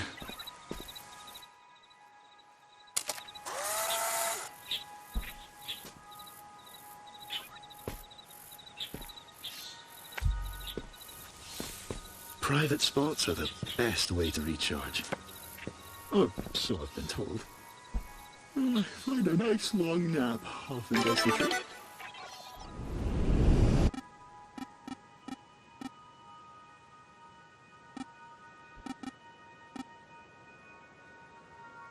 I've had a long and weird history with the Pokemon franchise. When I was a kid, I really wanted to get into it. I saw the ads for the original movie, my friends played the trading card game, and one of my best pals at the time would frequently bring his copies of the games to school despite the fact it was against the rules. But my mom really didn't like it because the art style was alien to her. Mild xenophobia is what I would consider it, but I digress. I didn't get the chance to develop the rose-tinted glasses so many have about this series. Yet I still really enjoy this franchise even as an adult, despite its many flaws. That said, I've been long chasing the high from the first time I got the chance to play the games as a kid, but each game has had some kind of different flaw that prevents it from being the ideal title. Scarlet and Violet had a great gameplay loop and innovated on series norms, but the game's performance was frankly embarrassing at launch and still is to some extent. Legends Arceus had the most satisfying gameplay in the series, but hoo boy, it is not a looker, and the lack of a proper online mode means I can't enjoy my perfectly crafted team with others. X and Y brought Mega Evolution into the mix, but that really only affects you if you choose very specific Pokemon, and not every design was a winner. It also was horribly unbalanced. So in absence of the main series aiming to capture that perfect feel, I had to look elsewhere, and I found something genuinely special.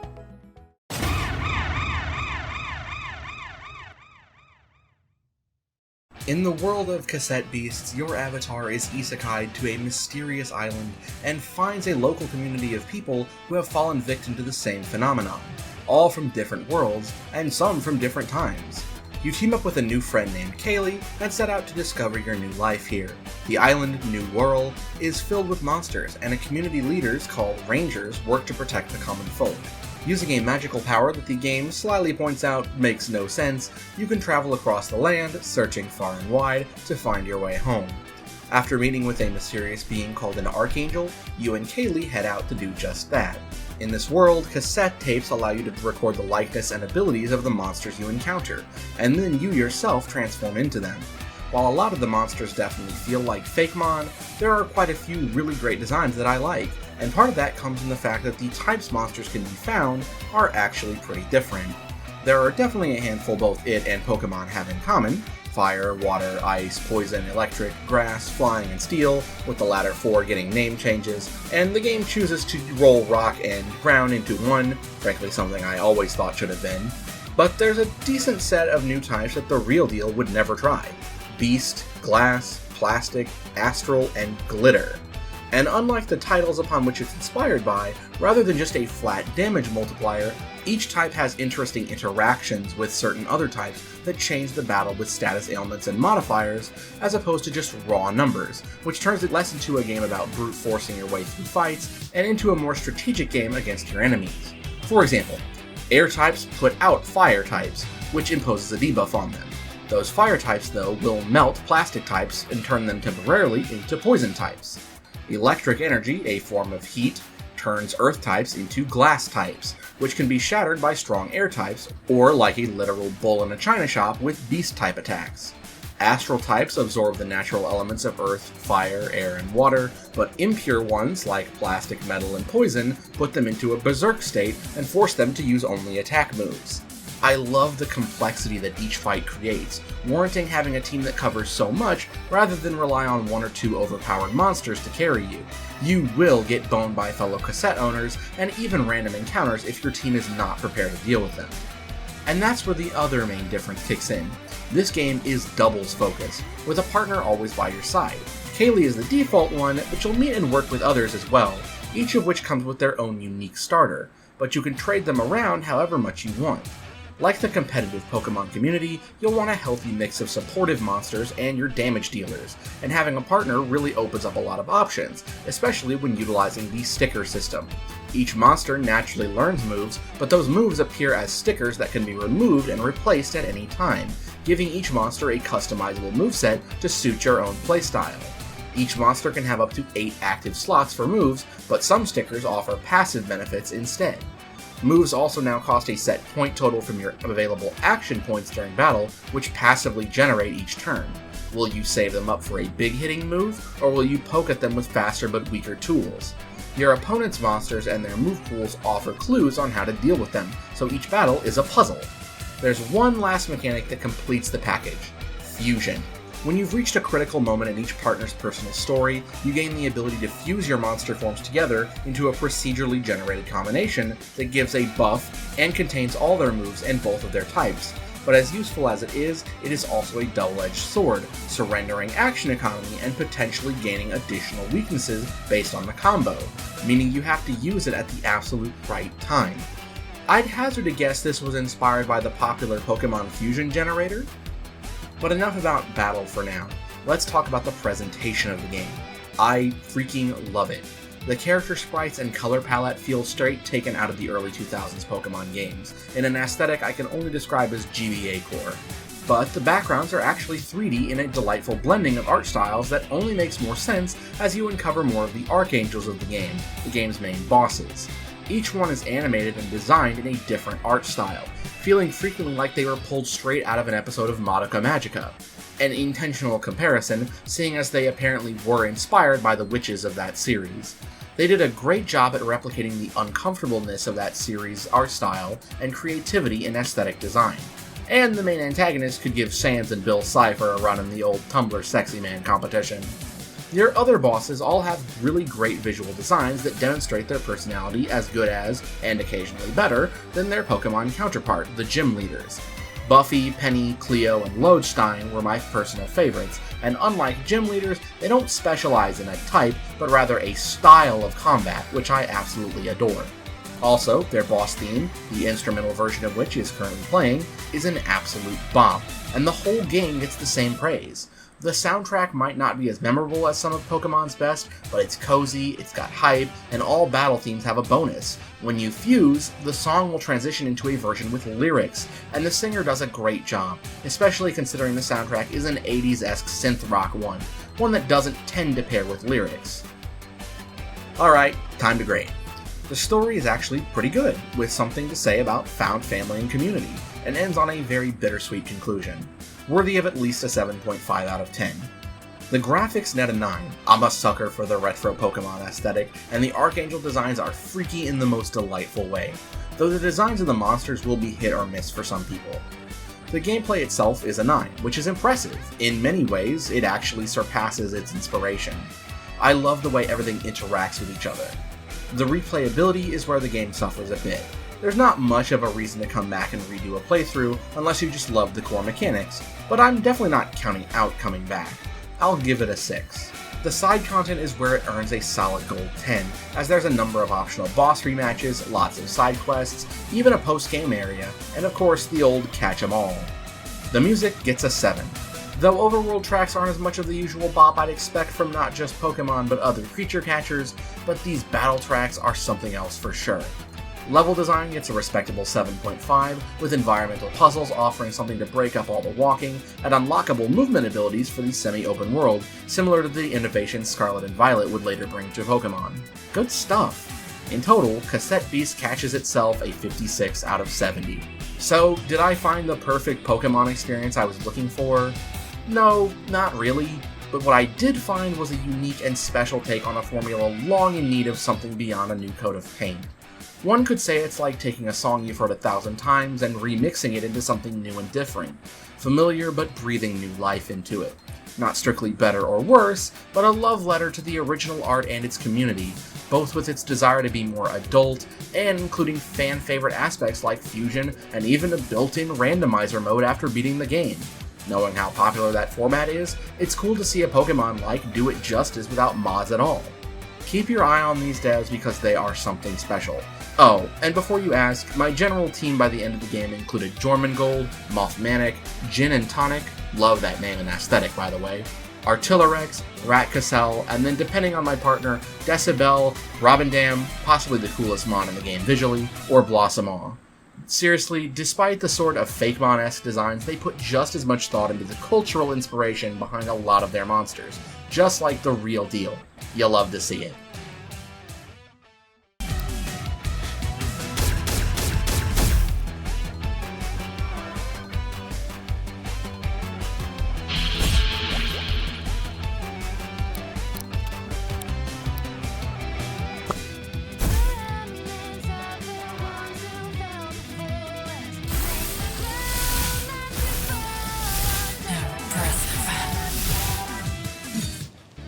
If someone were to ask me what genre I felt was the most oversaturated, by far my choice would be the shooter, and I bet I'm not alone in that thought process. In an endless sea of battle royales and annual Call of Duty releases, I've long since realized that to capture my attention for a shooter, you've got to do something unique. Be it Overwatch's colorful cast of superhero-esque characters, Splatoon's focus on coverage or unique objectives, Halo's at the time unique setting, or the colorful art style and sense of humor of Team Fortress 2, shooters are at their best when they're not all about realistic graphics and realistic gunplay. We've come a long way from the era of Doom and Quake, and even though the former is still an active series, I've found that the art of the boomer shooter has never been quite perfected after the classics stopped coming out.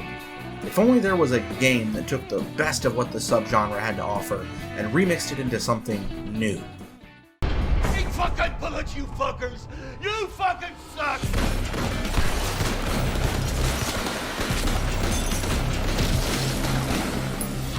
You fucking suck!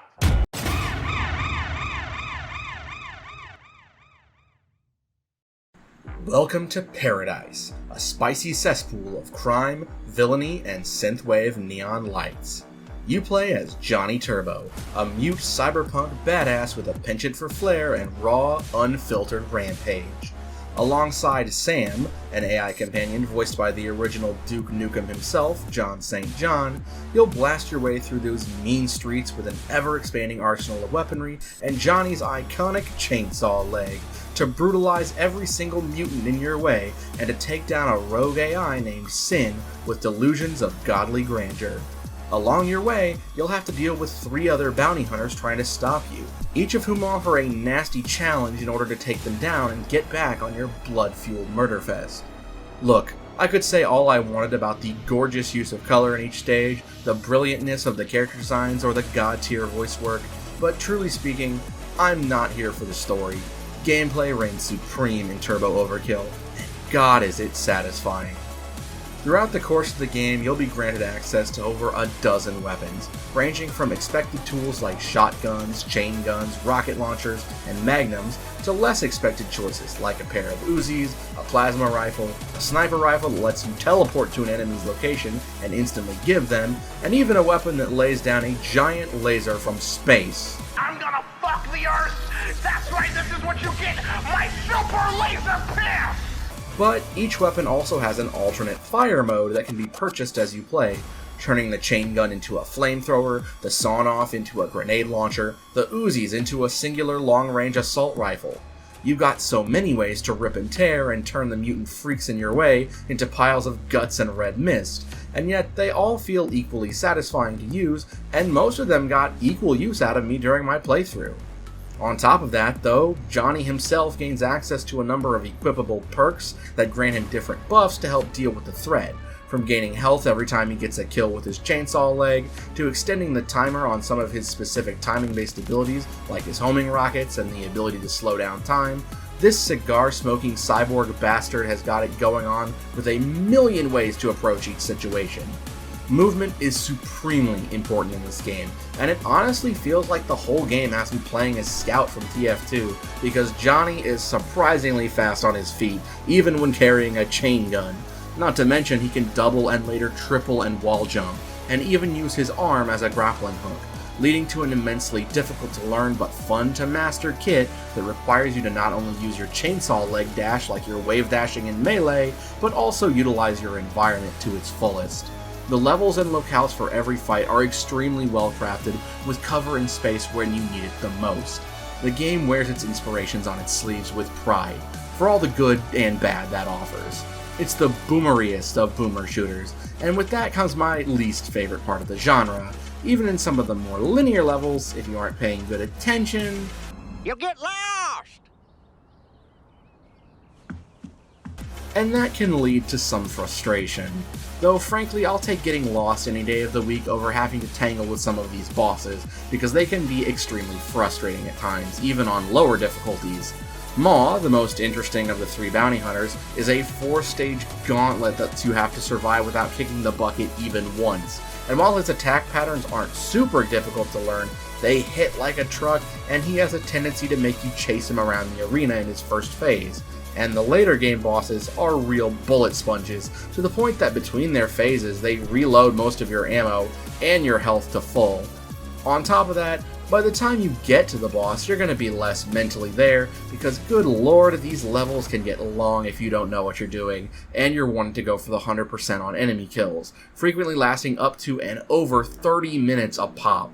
I'd really appreciate them more if they were about half the length, and if the forced firefights weren't quite so long or quite so frequent, because they're the biggest roadblock. I would not want to be a speedrunner for this game. But even then though, the gunplay is so immensely satisfying, with enemy guns painting the walls red, and some varieties just bursting into cash with a satisfying sound when you kill them. The story isn't something I'm hardcore invested in here, though I wouldn't call it bad either, just completely serviceable for a running and gunning hyper-violent adventure. The best parts are the work of the stellar voice cast, and the cutscenes in which Johnny enters a room, sees an enemy, and then executes them in just the most disrespectful and brutal methods possible. The whole game's presentation is just so over the top that you cannot take it seriously, and the dialogue is filled with delightful camp that really endears the characters to you. The music isn't anything to write home about from a banger perspective, but it definitely invokes that mid-1990s feel alongside the graphics, which take heavy inspiration from the genre's defining titles like Doom, Quake, Ultrakill, and even non-boomer shooters like Half-Life and Bioshock. It really feels like a game made in the 90s in all the best ways. It'd make Shadow the Hedgehog blush. If it doesn't hook you faster than you can say, John Romero's about to make you his bitch, I'll eat my hat.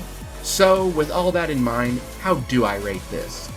Graphical presentation takes home an 8, with a genius art style blending that invokes and even surpasses some of its inspirations, and the vaporwave aesthetic of the early game makes it a visual treat.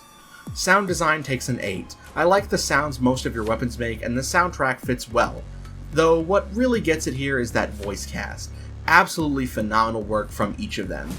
Gameplay is a 10. Each gun feels like a dream to control, and combined with the movement mechanics, it makes it an immensely fun game to just vibe in, while you're filling horrible mutants with bullet holes.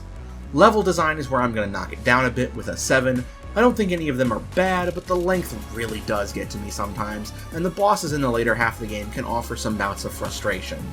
Story is a 7. I'd be more invested if the minute-to-minute gameplay wasn't so much fun and gave me more moments to soak it in, but the writing is very solid and the camp really elevates it to being a little more. Replayability is a 7. The game is just that fun, but does offer a decent chunk of collectibles to warrant returning to previous stages to find, offering both secret stages and gameplay modifiers ranging from insta-gibbing most enemies, to moving even faster, to randomizing what kinds of enemies show up, leading to a game very welcoming to both speedrunners and self-imposed challenge enthusiasts. Side content is a little bare, but there is both an endless horde mode and the ability to import and even create your own custom maps in the game, which is very much appreciated and offers creatives a chance to put that to good use. I'll give it a 6. Tallied up, Turbo Overkill earns itself a 53 out of 70. No, fuck. I like that gun. You knew I'd like that gun. Yes, the Ching. That's one of the nicest guns I've seen in a long time. I can't wait to shoot that fucker. Hang on, I'm getting a transmission here. Says it's from King Duke. And remember, if you don't play Turbo Overkill, you like men. Unless, of course, you prefer women. Or don't have a preference in your partner's gender. Or are perhaps asexual. Regardless, the King supports you in your discovery of yourself and your future endeavors. Gaming is for everyone, and don't let anyone tell you otherwise. Okay, that's all the time I've got. I've got to get back to playing Animal Crossing New Leaf on my Nintendo 3DS. The Slayer wants to visit my town so we can trade fruit, and so he can convince Marshall to move to his town. Damn, that's pretty based. You're right, the King. Anyway, Turbo, I'm still gonna rip your guts out through your throat. As a creative, I definitely know the allure of wanting to do something completely new. If you continue down the same path time and time again, only creating variations on a core idea, you'll often find your creations become more and more derivative. And such is true for the humble game developer, and yet they unfortunately must answer to the whims of the higher-ups, looking towards the almighty dollar. And so many series tend to become stagnant, which is why shakeups like Mario Wonder are so great. Yet, occasionally, we get a series successfully leaping into different genres, or dipping their toes in. From Yakuza becoming an RPG to Metroid going FPS, a genre shakeup can do wonders for a franchise, given the ability to flourish. And I'm lucky in that one of my favorite worlds in gaming absolutely refuses to let its additional entries stay in the same genre. From an RPG, to a rhythm game, to a hack and slash, and now to a turn-based tactics title, the Phantom Thieves never stick in one genre for too long.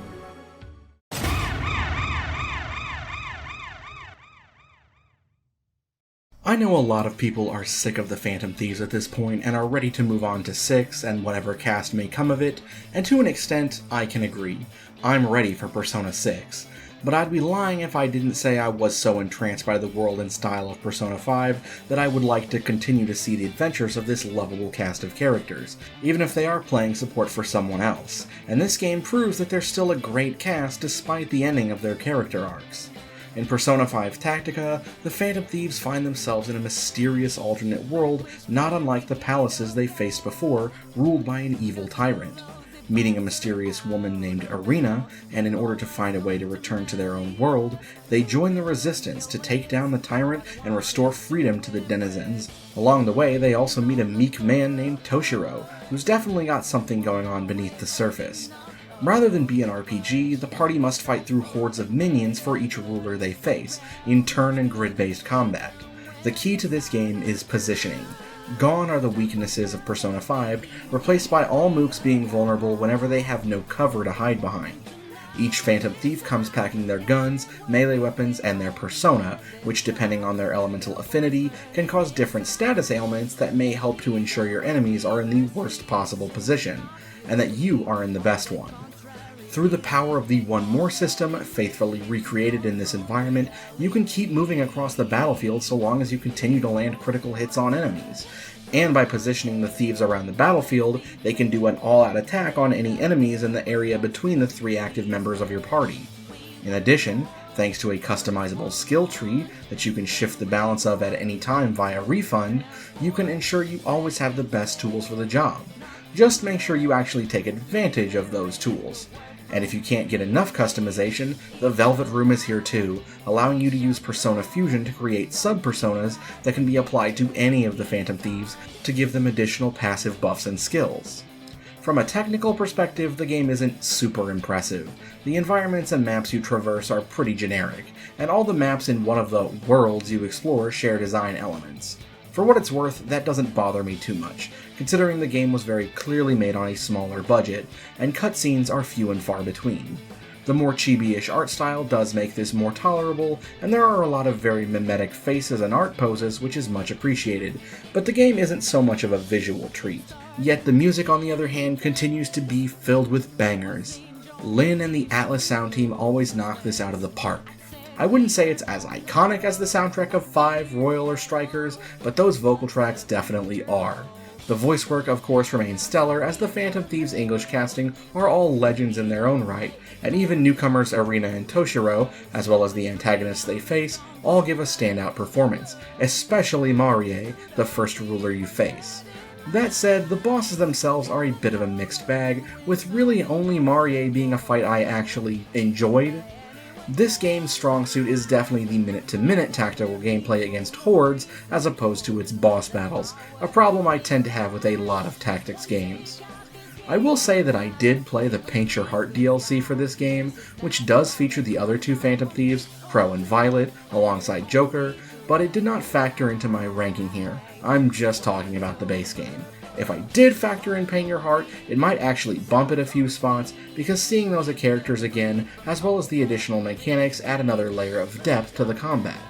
If you're going to pick this game up, the second campaign does throw some extra sauce on an already great meal. Though I will say, the whole experience is something I would personally recommend waiting for a sale for, unless you just really have a Phantom Thief itch you need to scratch now. Definitely make sure you've played the original game of Royal first though. So, how do we score this spin-off? Well, starting with replayability, I'd give it a 6. The maps are fun enough to want to try and challenge yourself to finish enemies in the most convenient way possible, or try a different combination of characters, because your character comp can be the difference between an easy fight and a hard one.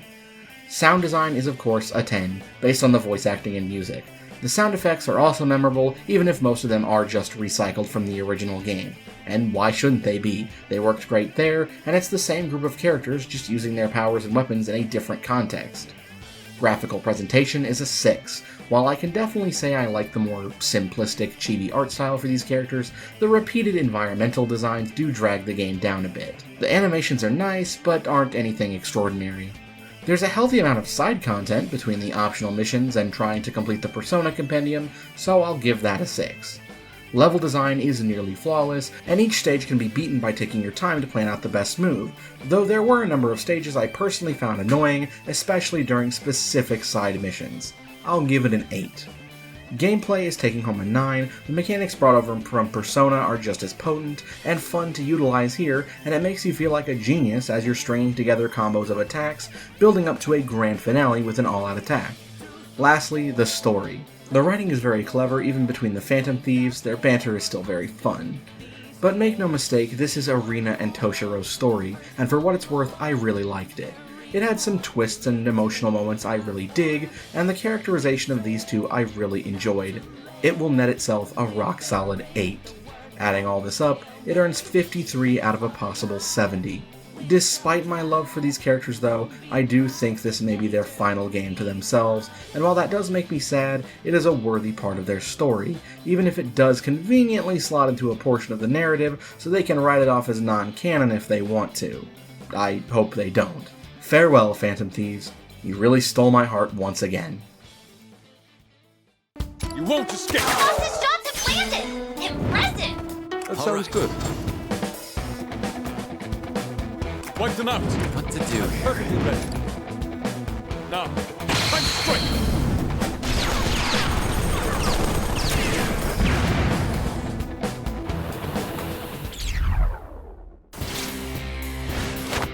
It was a close call. We endured once again. While it is definitely a cliche at this point, I don't think there's a formula as tried and true as rescuing the damsel in distress. Be it the classic Disney princess, the effort to save and de-dogify Dana in Ghostbusters, Peter saving MJ or Gwen from the clutches of a member of his rogues gallery, or even some less literal damsels like Tiny Tim, the person at the end of the journey has been the hero's motivation for as long as fiction has existed. I'm sure you could find hieroglyphs telling this classic story, and there's a reason it's persisted up till the Princess Peaches and Zeldas of today. And yet, what if we were to flip it on its head? What if instead of saving her, you needed to slay her? You're on a path in the woods.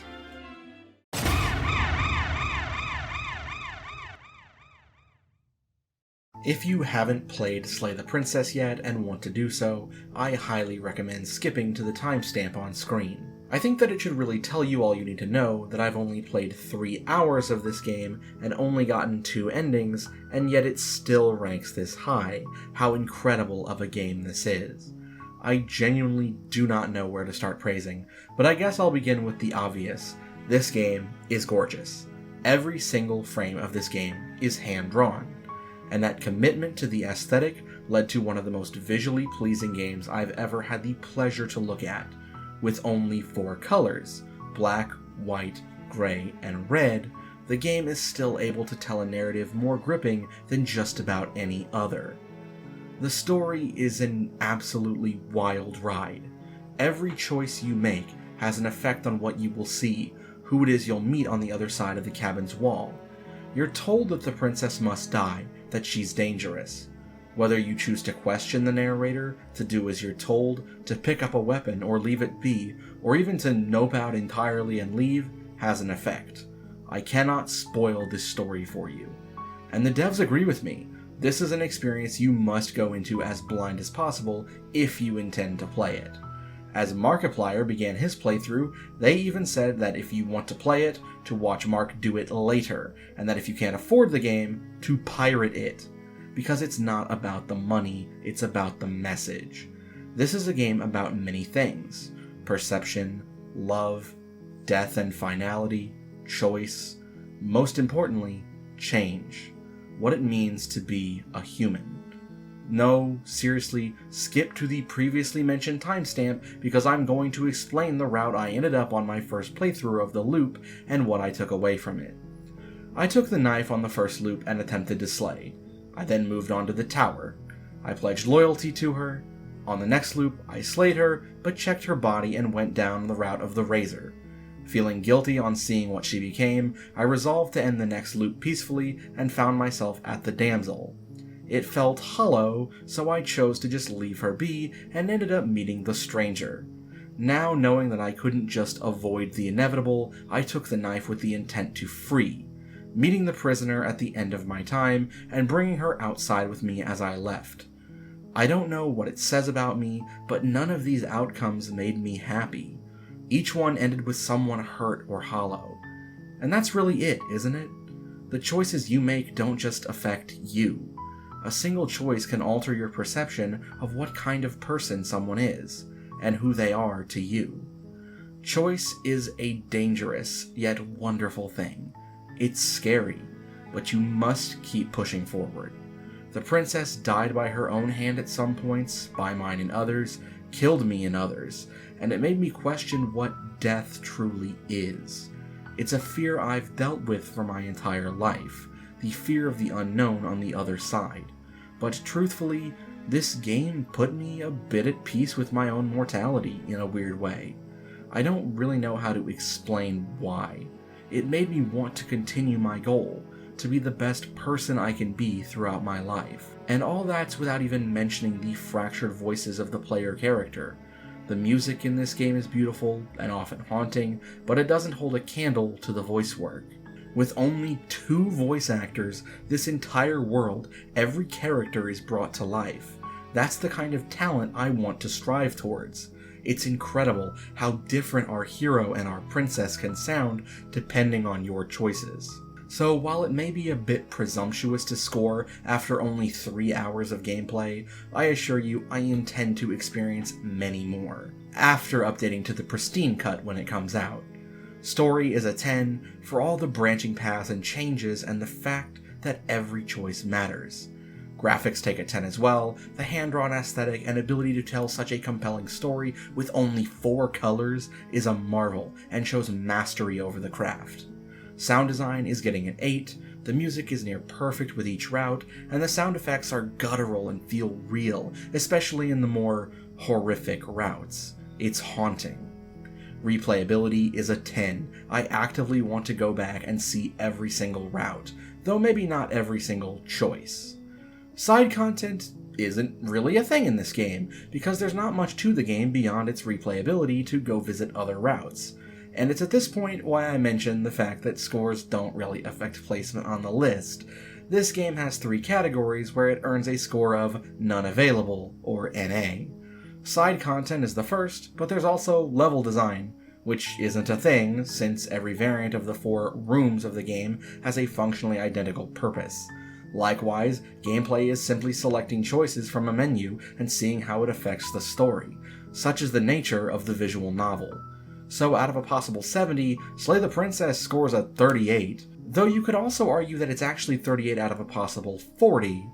Regardless of how you perceive it, I highly recommend this game. It's something weirdly beautiful that I can't describe with just words. Look, I could barely explain the nutty adventure I just went on, so I'm not going to. I don't want to talk about it. I see the devil. By the way, one of the princess variants is basically just Goku and wants to fight you. Take from that what you will. By far one of the genres I found myself invested in recent years is the hack and slash genre. With titles like Devil May Cry, Nier Automata, and God of War, fans of this style of game have no shortage of awesome, heart-pumping titles to play. Of course, the king, or should I say queen of the genre for me personally, has been the rip-roaring, titillating, jazzy adventures of the Umbra witch, Bayonetta. I've been a fan of all 3 of her main series games since the first time I played them. I'm invested in the lore, I love the stylish movement and fast-paced action, and yet, just like I said with Tactica, innovation was something the series needed in order to continue on, and innovate it did. Moving into a different genre is a test for a great series. Can they adapt to keep it fresh? Or should they keep to their own lane, slowly moving towards some stagnation as the developers run out of ideas? Being teased through an Easter egg in Bayonetta 3 and revealed at the 2022 Game Awards, the next entry in the series flips the script on everything you thought you knew about this world, its characters, even the target demographic.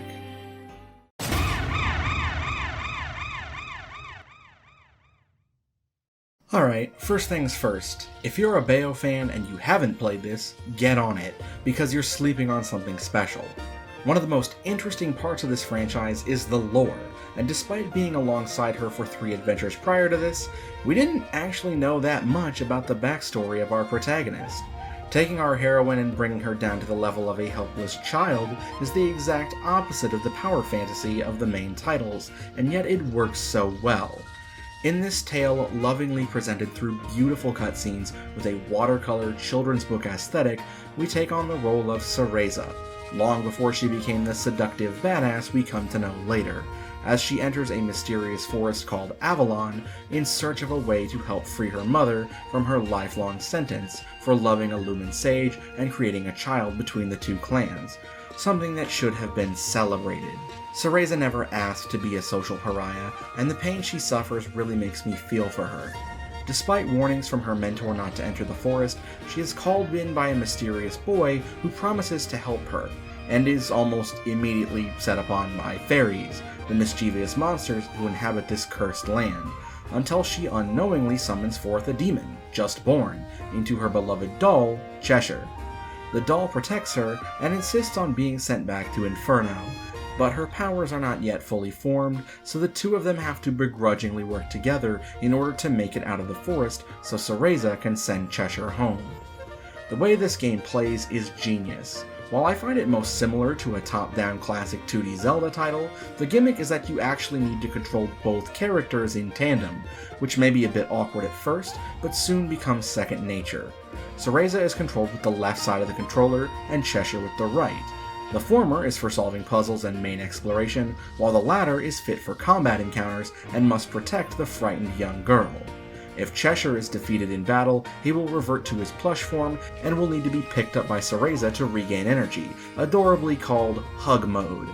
As you collect more items throughout the game, both of them will gain new abilities. Cereza will become more useful in combat, being able to support Cheshire with abilities like holding enemies in place, and Cheshire will be able to take on different foes in more convenient and creative ways as he gains more elemental abilities. Mastering the aspects of both is the key to success, though there will be times when they may be separated and you need to solve puzzles or environmental challenges to reunite them. For example, while Cheshire can climb certain cliffs, Cereza cannot. On the other hand, she can go through patches of rosemary, which repel demons, so Cheshire has to find a way around. The push and pull makes neither feel whole without the other. I think easily the strongest aspect of this game outside of the well-designed puzzles and environment is easily the graphical presentation.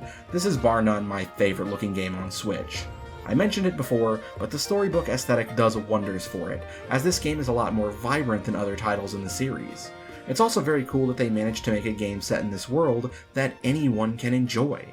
The pastel colors combined with the orchestral score, the genuinely fun level design which takes advantage of its magical forest design very well, and the absolutely stellar voice acting, specifically from the narrator and from Cereza's voice actress herself, bring a stellar performance to this tale. The game definitely feels like a more modern 2D Zelda, but with the shrines of the most recent outings. There are frequently many small optional dungeons, though some are required, called Tirnanog, I'm sorry for those who speak Celtic in case I butchered that, which offer bite-sized puzzle and combat challenges for rewards, such as items to increase health for your characters, or to purchase new skills from the skill tree, of which very few are actually required, but are definitely helpful. Despite being a notorious puzzle hater, I actually found these one of the best parts of the game, as they never felt too obvious, but also never had me scratching my head for too long. I am not someone who enjoys wasting a lot of time, so I appreciate this approach to puzzles in my story-based adventure game. I do want to take a bit of a moment to talk about fan service. No, not that kind, that's for the other games in this franchise. But as a longtime fan of said franchise, I really appreciated the nods and references to the lore. It was great to see more of Jean and Cereza's friendship, expanding on the confusing appearances of the pixie race in Bayo 3, and I definitely may have sort of squealed in excitement when fighting a certain boss, and heard a song that combined Bayonetta's two themes, Mysterious Destiny and Tomorrow Is Mine, together as I was kicking its ass. It's examples of these that keep longtime fans happy, while not being super in-your-face about how much you remember that thing? A pitfall many spin-offs tend to fall into. So with all that in mind, let's score it. The graphics are netting a rock-solid 10. I meant it when I said this is my favorite looking game on the console. I can't get enough of this, and I kinda want more games in this side series to see more of this gorgeous world. The story is a 9, while it's not super deep, there were a few twists I genuinely did not see coming, and overall it was just a very heartwarming story of friendship, as sappy as that is. It hit me in the feels towards the end. The sound design is getting an 8. The music was nice if not amazingly memorable, but a few select tracks are really wonderful, and if nothing else, the music was atmospheric and perfect for the areas of the game that it played in. Highlights to the lake's music specifically, I really loved that one. The main theme of the first area is also haunting but whimsical, and even has some beautiful lyrics sung in Irish. The gameplay is getting an 8.5. While it's not as satisfying as Bayo's other outings, it doesn't need to be in this style of game, and the puzzle that every battle becomes is a nice challenge. Level design is also an 8.5, as I will admit I did get lost a few times due to confusing layouts of certain areas, such as the windy treetops, but the stunning set pieces and stellar puzzles definitely kept me having fun and not frustrated. The Pixie amusement park was a particular highlight. Side content isn't super fleshed out, but there are a decent chunk of collectibles if you choose to go looking for them. I definitely want to go back in and rescue all the cute wisps at some point. I'll give it a 5. Replayability may be the hardest score to judge, because I definitely think it's worth going through again, but due to the story exploration being the primary focus, it does keep it rather linear unless you go out of your way. It's worth going back in and exploring though, and I wouldn't mind revisiting the puzzles and battles again, but you're not scored or anything, so I think I'll give this a 5 as well. All that put together, Bayonetta Origins grabs a 54 out of 70. You know, I'll admit, I never was super into the 2D Zelda titles when I was younger, but this really has me interested in going back and finishing the ones I never finished, or perhaps revisiting ones I haven't touched before. No wonder Bayo's been part of the Nintendo family for a decade at this point. They knew there was something special here, and they wanted to make sure it didn't go to waste.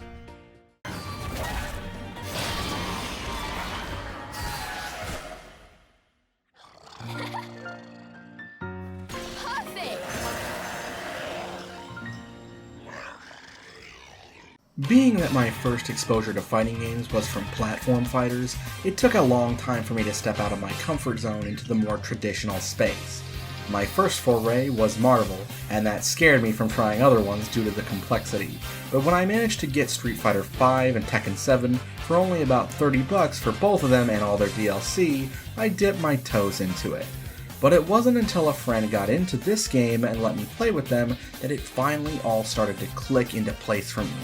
But when it did, I immediately picked it up for myself, and I've been a little bit addicted ever since.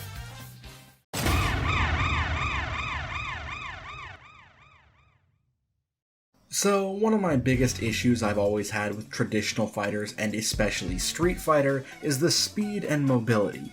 Coming from Smash and other platform fighters, where mobility is key, I've always felt that outside of a few exceptions like Marvel, that the more patient footsies-based gameplay was a lot more boring in addition to its complexity. But Street Fighter VI managed to change my opinion on that, all with the use of its newest mechanic, the drive gauge. The versatility this little meter offers changes up the style of the game in many different ways. You can use it for enhanced special moves, perform a reversal attack, for parrying attacks, or to cancel your animation into a dash forward towards your foe while they're in hit stun from an attack, extending your combo.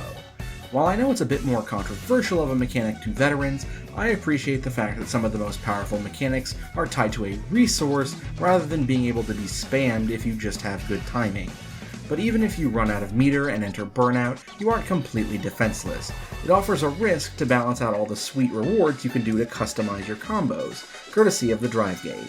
Of course, outside of the gauge, attacks are still very well animated and have a nice crunch to them when you hit. But any fighting game is more defined by its roster, so how does Street Fighter VI stack up?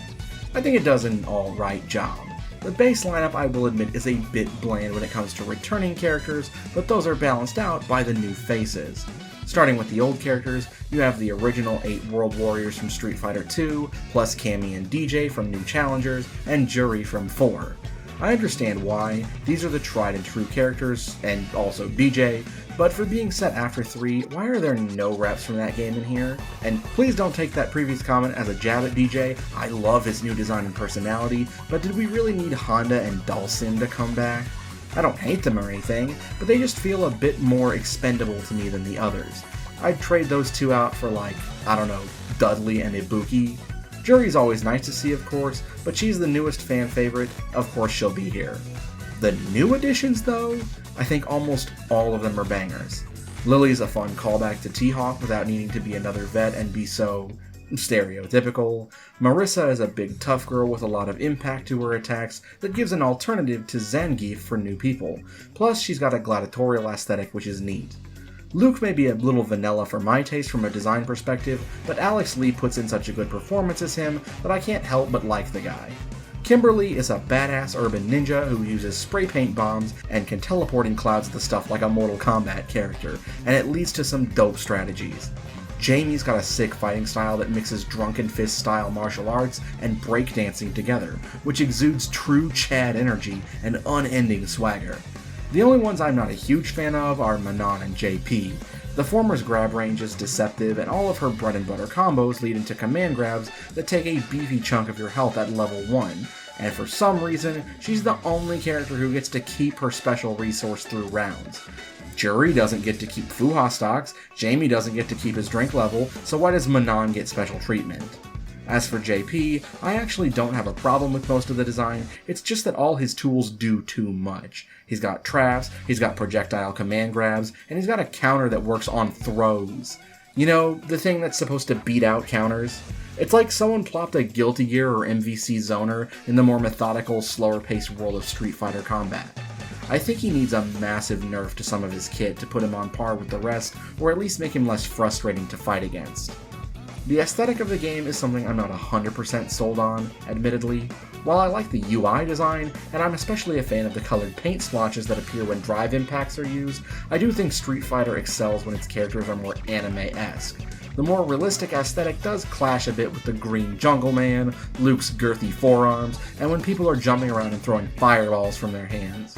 I wouldn't say it necessarily looks bad, just a bit distracting at times. The stages, on the other hand, look really nice. While I wouldn't say they're as iconic as the 16-bit classics, there are some real winners that do fit this aesthetic well, most notably King Street, Colosseo, Bather's Beach, a real highlight with the gorgeous sunset, and Manon stage, which I will try not to say because I don't want to butcher the French language. Next, I'd like to cover the side content of the game, and for what it's worth, there is actually a lot more than your average fighting game. Quality is subjective, but in addition to your normal arcade mode, there's also a reasonably sized campaign to which you can create your own character and uncover a plot going on during the lead up to a tournament in Metro City of Final Fight fame, as well as meet and learn the moves from all the fighters in the game, including being able to combine their special moves together onto your OC. Naturally, because I wanted to be funny, I made my character Hank Hill, which undermines the stakes of the story. Not that there were huge ones anyway. I thought it was a fun mode being able to wander around, fight mooks, and such, though it's a bit too long in my opinion. You can also take your avatar into the battle hub and fight other people's avatars as well. It's nifty, though not something I do frequently. One last thing I want to touch on before the score is the accessibility options. Street Fighter VI introduces a second control style for beginners called Modern Style. I'm a bit conflicted on this, as while it's a good tool for teaching fundamentals and the use of special moves, it's very limiting and can teach bad habits to some players due to it having automatic combos. I would suggest that new players start with this, then switch over to classic controls to unlock your fighter's true potential. I'd also like to see them put modern and classic players into different online queues, or make that an option you can enable, because playing against modern players doesn't help me learn the matchup either, because it's just fighting and learning to avoid the same handful of moves and the same bread and butter combos. That said, if you play modern Zangief, there's a special layer of hell just for you. So let's score this brilliant fighter. Story is a 5, it does its job, it isn't something I'm really here for. You get better lore snippets from each character's arcade ladder. Graphics are a 7, I do think the more animated attack animations are at odds with the attempt to make characters look more realistic, and I just think it ends up a bit of a mess. Sound design takes home a 7.5, the impact noises of attacks are as strong as ever, but the music really took a hit. Very few of the new themes are as iconic or catchy as the character's classic theme music. There's really only 5 character themes I would say I actually like, being Juri's, Ken's, Kimberly's, and the clear undisputed king and only certified bop, Jamie's, which I've been playing during this segment. Replayability is a 10. It's hard for me to get tired of matches in a fun fighting game, and I'm very rarely not in the mode for a match or two. Side content grabs an 8, as there's more than your average fighter that is fun in short bursts, though I would like a bit more. Level design is a 9, the stages all look really nice and I have no complaints there, and exploring Metro City's nooks and crannies can be lots of fun. Gameplay nets a 9, it's really just a great foundation. The only reason I have it lower than 10 is because I think Manon and JP need some balancing. We're already in Season 2 of the DLC, and I think they're still both oppressive. With that said, Street Fighter VI earns a solid 55.5 out of 70.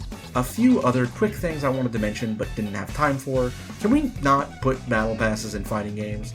The core game is so good it makes up for it, but does anyone actually use this, considering most of its costumes for your avatar or classic Capcom games you can buy or emulate easily elsewhere? And as for the characters I play, Juri and Cammy are my mains, though I dabble with Kimberly and Jamie, and I'm also considering picking up Ken since I'm not half bad with him. But I will definitely be adding Terry into my lineup because I am excited that we're finally officially crossing over with some non-Capcom properties. I don't want them to take up every slot, of course, but with Terry and Mai, it does give me hope that maybe we could get my girl Reina from Tekken popping up, so we can cross over with my other girl, Juri. Final round. Fight! That ain't the plan. Get ready! Come on. It's time to train. Too slow! It's not good enough. Hadouken!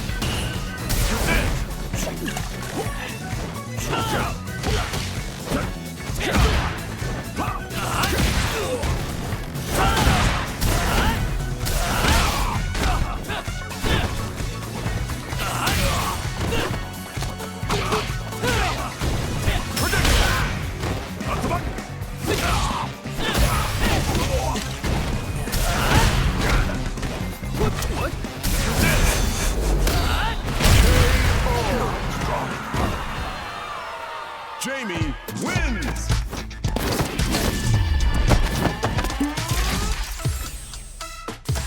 The eternal vastness of the wide open sea is breathtaking. What wonders hide beneath the blue-green waves still undiscovered? A treasure trove of the beautiful, the weird, the dangerous. From massive formations of coral that stretch the limits of the colors we can perceive, to the RGB-like light refractions of some jellyfish, to the breathtaking size of the blue whale, marine biology is a fascinating world, especially in the area of the unknown, down in the deepest depths of the sea where no light can reach. What wonders and horrors could lie there? Our only clues are those that we've seen. The ocean is such an amazing ecosystem of life, and yet so few games manage to capture all that it has to offer, and oftentimes only choose one side of the spectrum, the beauty or the horror, to display. But despite my reservations against the genre of the title itself, one game I kept hearing nothing but praise about managed to balance all the wonders of the Great Blue to its fullest potential, and turned out to be one of the best games I've ever had to play, even if it isn't an indie game, Geoff. That's it. I'm going fishing.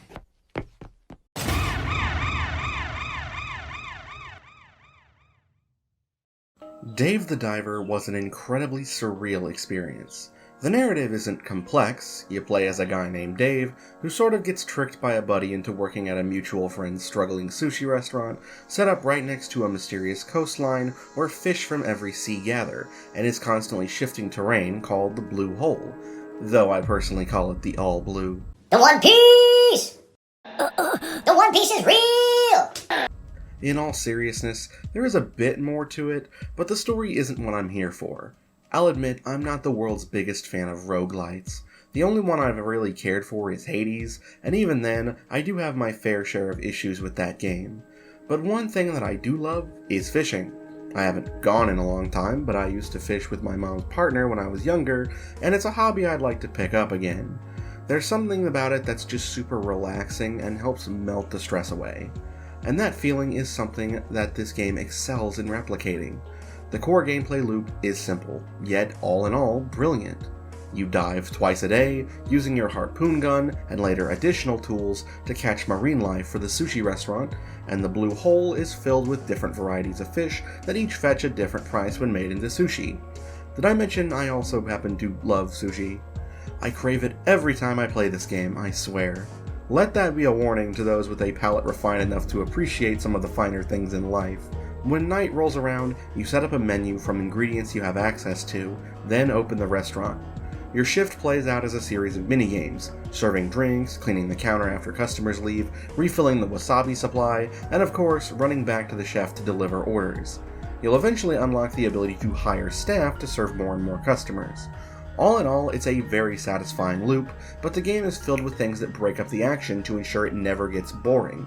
Between major plot beats, there will be parties expecting specific types of food, as well as VIP guests in the same vein, where you'll need to ensure you have the proper ingredients on hand, points where you'll collect packages that got sunk in the sea, a classic Cooking Mama-esque game show where you play as the chef in order to prepare a tasty dish, an entire miniature farming sim to collect and harvest veggies, rice, and eggs, a Tamagotchi-esque game on your in-game phone, and a side-scrolling runner as well. photo challenges, and an above-water stealth section that's an homage to Metal Gear Solid. It never gets boring, and there's so much to do, in addition to the already fun diving and management aspects.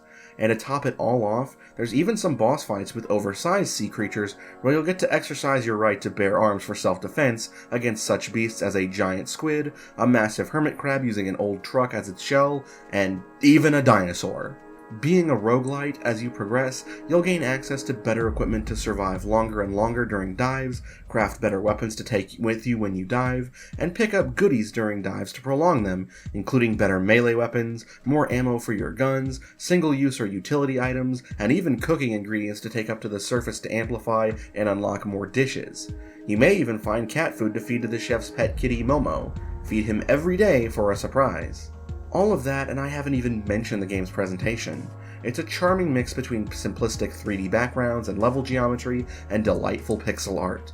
It's an extremely effective juxtaposition that manages to stand out as something special, and the color palettes of the game are really pleasing to the eye. Combine this with the atmospheric music during dives, and you have one incredible presentation that leads to an almost addictive, just one more run quality that every roguelite wants to have. It even throws in some interesting lore about unique marine life, and the characters you'll meet along the way are, for the most part, relatively charming and fun to interact with. I hired a cute ninja girl to work at my sushi bar. One thing I will knock it for before we set up our score, the writing occasionally takes some pot shots about Dave's weight, but for what it's worth, Dave takes it in stride like a champ. But whether it's the fault of the original writing team or the translation team, I couldn't tell you. But come on guys, it's 2024. There's no reason to be an ass about somebody's weight. It's one thing to be concerned for a friend, it's another to laugh and say, haha Tubby, are you on meal 25 of the day already? Ignoring the ignorant attempts at comedy though, the cast is all pretty lovable and memorable, and most of the other comedy in the game tends to land. Alright, time to score. Story nets a 7, it's perfectly fine for what it is, and gets a boost due to the interesting lore and great characters. Gameplay is a perfect 10, I really can just sit for hours and do this gameplay loop. Maybe it's just because the ocean is so captivating for me, but it is a blast. Graphic presentation is a 9, while the pixel art isn't as drop-dead gorgeous as Sea of Stars, it doesn't need to be, and it looks lovely on its own. Sound design is a 9, between the satisfying sound effects for every action, be it shooting at a shark, pouring tea, or bashing a no-good dolphin poacher with a baseball bat, and the beautiful music that evokes the feeling of the sea perfectly, I think it's near perfect. Replayability is a 10. I mean, it's a roguelite, that's kind of the most important aspect to nail, and that loop is satisfying even after the credits roll. Level design is a 6. While it's not bad by any means, I do wish there was a tad more consistency or a little more randomness. While those are at odds with each other, I'm seeing a lot of the same layouts frequently, and I'd appreciate either something to spice it up a bit, or to guarantee I'll find specific landmarks in the exact same spot every time. Side content is a solid 8.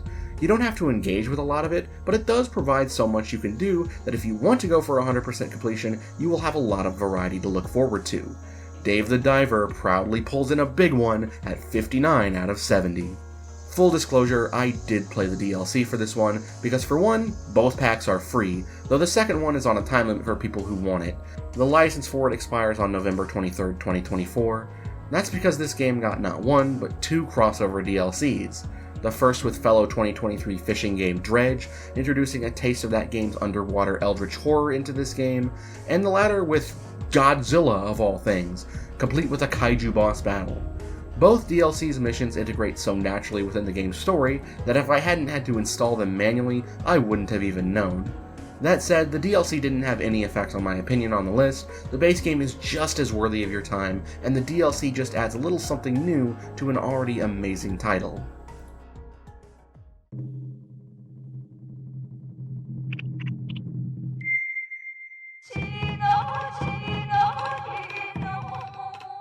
By far the genre I'm always most hesitant to step my toes into is real-time strategy. Sure, I've played some bangers, the gold standard of which is, in my opinion, Age of Empires 2, but I'll come right out and say it, my mental capacity to try and handle everything at once tends to quickly reach its limit in this kind of game. A kind of game where sitting down and just pausing is not usually an option, hence why I prefer to play with friends by my side. I just don't have the APM for it, much less considering rebinding controls is a nightmare. I would say that, generally speaking, I'm not quite cut out for the PvP gameplay, but PvE is definitely a different story.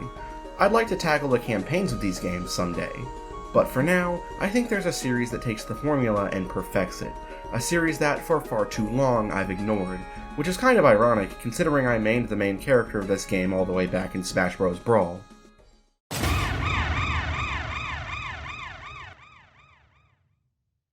I definitely put a decent chunk of time into Pikmin 2 when I was but a wee little homunculus, but I can safely say that I never quite got the full appeal of it. It was fun, but to my tiny child brain it was just busy work and tedium with cute little critters after a while. I have wanted to give it a try again in modern years, but I never actually put in the effort to do so. While I do own every title in the series, I hadn't touched it in at least 6 years since I bought Pikmin 3 on the Wii U. Hey y'all, Scott here. So I was definitely hesitant to give this one a try, but yet after just the first play session, I had already been ensnared by this game's endless charm. The key to the world of Pikmin is the ability to master Dandori, the art of time management and planning. Each area in Pikmin 4 is filled with enemies, treasure, and tools to help you create Pikmin, and you're going to need them, in every variety. As you progress through the game, you'll unlock different types of Pikmin. Red are good generalist options and are immune to fire, yellow fly farther and dig faster and are immune to electrical damage, blue ones can walk underwater, white are immune to poison and are the fastest to move, purple deal the most damage and can carry the strength of 10 others but are really slow, pink can fly, rock can break through crystal and withstand getting trampled, and the newly added ice Pikmin can freeze water surfaces if enough are sitting in it, as well as freeze the enemies in it solid. Also introduced here are the Glow Pikmin, which I'll cover a bit later. Pikmin 4 has 3 core aspects of its gameplay, which all add up to something greater. By managing your Pikmin's tasks in the overworld to clear out hazards and enemies, you'll have an easier time transporting cargo, which is your main goal. You play as an officer of the Rescue Corps, and your mission is to rescue castaways lost on the planet. You'll also need to collect treasure, as a mysterious energy resonating from it is the fuel for your ship to reach new areas. But castaways won't be found on the surface. They're found in caverns, which act as bite-sized dungeon areas filled with enemies and more treasure, introducing a dungeon-crawling aspect to the game.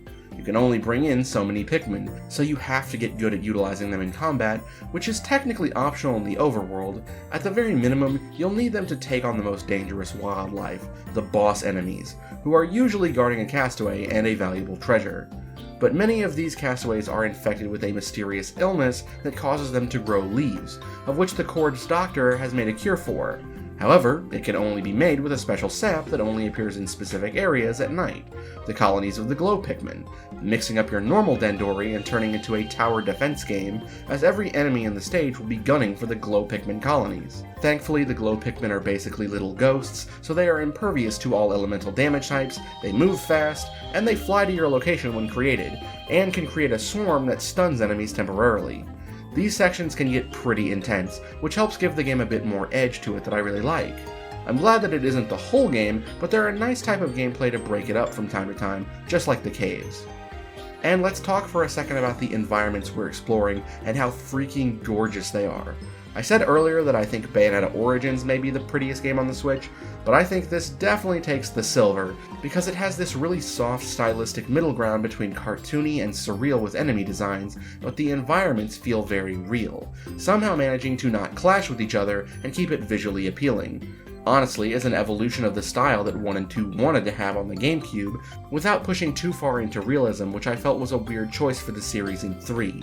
Visual design is key to the charm of the creatures in this world, and I think they nailed it perfectly this time, with both creatures old and new. The environments also work hand in hand with the music, which once again isn't necessarily full of bangers, but rather very atmospheric pieces that are calming to the day-to-day gameplay. Until you start a boss fight, in which case you immediately go into fight mode. Some highlights of the soundtrack include the groovy Longlegs boss theme, and especially the final boss theme, where they just said, screw it, let's just make our own version of Versus Ridley, complete with intensive percussion and metal guitars. It's fucking awesome. The thing that I really think made Pikmin 4 grab me so much is honestly your companion Ochi. This little scrunkly doggo will be with you throughout your playthrough, and he makes everything in this game just click. He's like a hybrid between a captain and a squad of Pikmin. He can both command his own squad, but also attack enemies and transport treasure, so you can set him off aside doing his own tasks, or switch to him as needed to manage multiple tasks at once with part of your squad. Not to mention, he has a number of useful abilities, including the ability to ride on him for faster movement speed, and some mild jumping capabilities for small ledges, and being able to swim so that you can transport your non-blue Pikmin over water. Combine this with the ability to build structures out of raw material you find, like climbable walls and bridges, and navigation has never been more of a breeze in this series, which was one of my big hang-ups in earlier titles. There's also a wealth of side content to explore. Most caves are technically optional, though I never wanted to avoid them. Finding a new cave was always extremely exciting. I personally went for 100% completion when it came to castaways and treasures, being able to read the fun descriptions, of which you get 3 each, written by members of the cast of all the treasures in the Piclopedia, was incentive enough to get them all.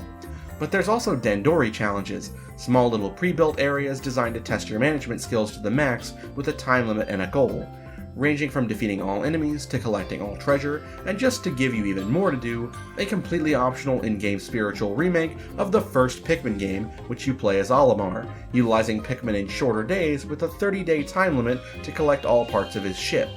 Even without this was going to make top 10, but providing an extra challenge for people that's completely optional is certainly appreciated. I won't complain about more gameplay that's this addicting.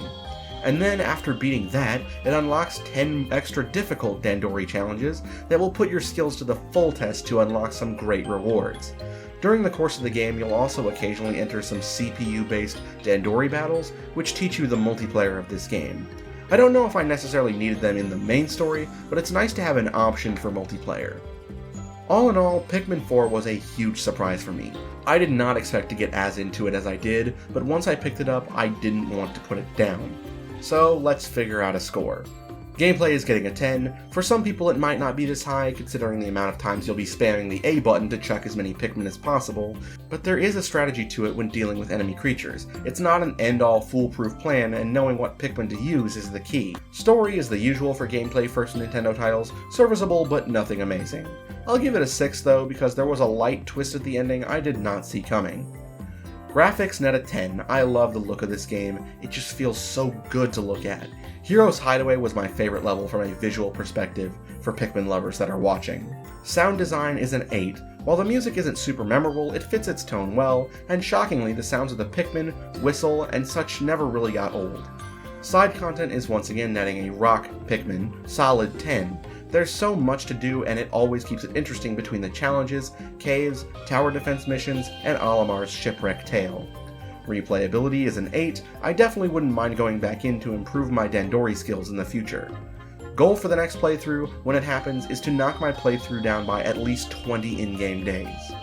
Level design is a 9. All of the environments are perfectly crafted so that figuring out how to transport everything and how to manage your time is a brilliant puzzle when it easily could have been an exercise in frustration. Pikmin 4 takes home a mighty 61 out of 70.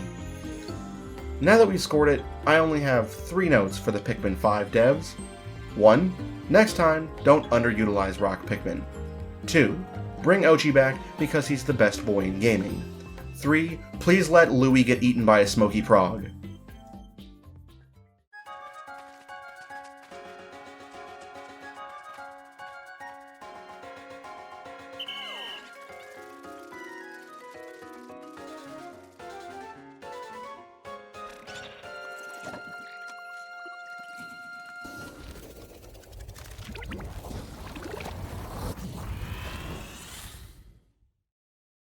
Fear is such an odd and fascinating emotion. It's the mind's natural defense mechanism to preserve itself in dangerous situations, and walks hand in hand with anxiety and stress to push you towards making the right choices in the most dire of circumstances. And yet we as a society, as a collective, have also deemed horror and fear to be something fun, be it through dressing up as a monster for Halloween, watching your favorite horror flick with your friends, or playing a game intended to make you scream. Why is that? I've always wondered. I never quite got the appeal of being scared until I was older, only dipping my toes in the subject as a kid. And I think I've found the piece of media that finally clicked with me in the form of a remake that people were very worried about.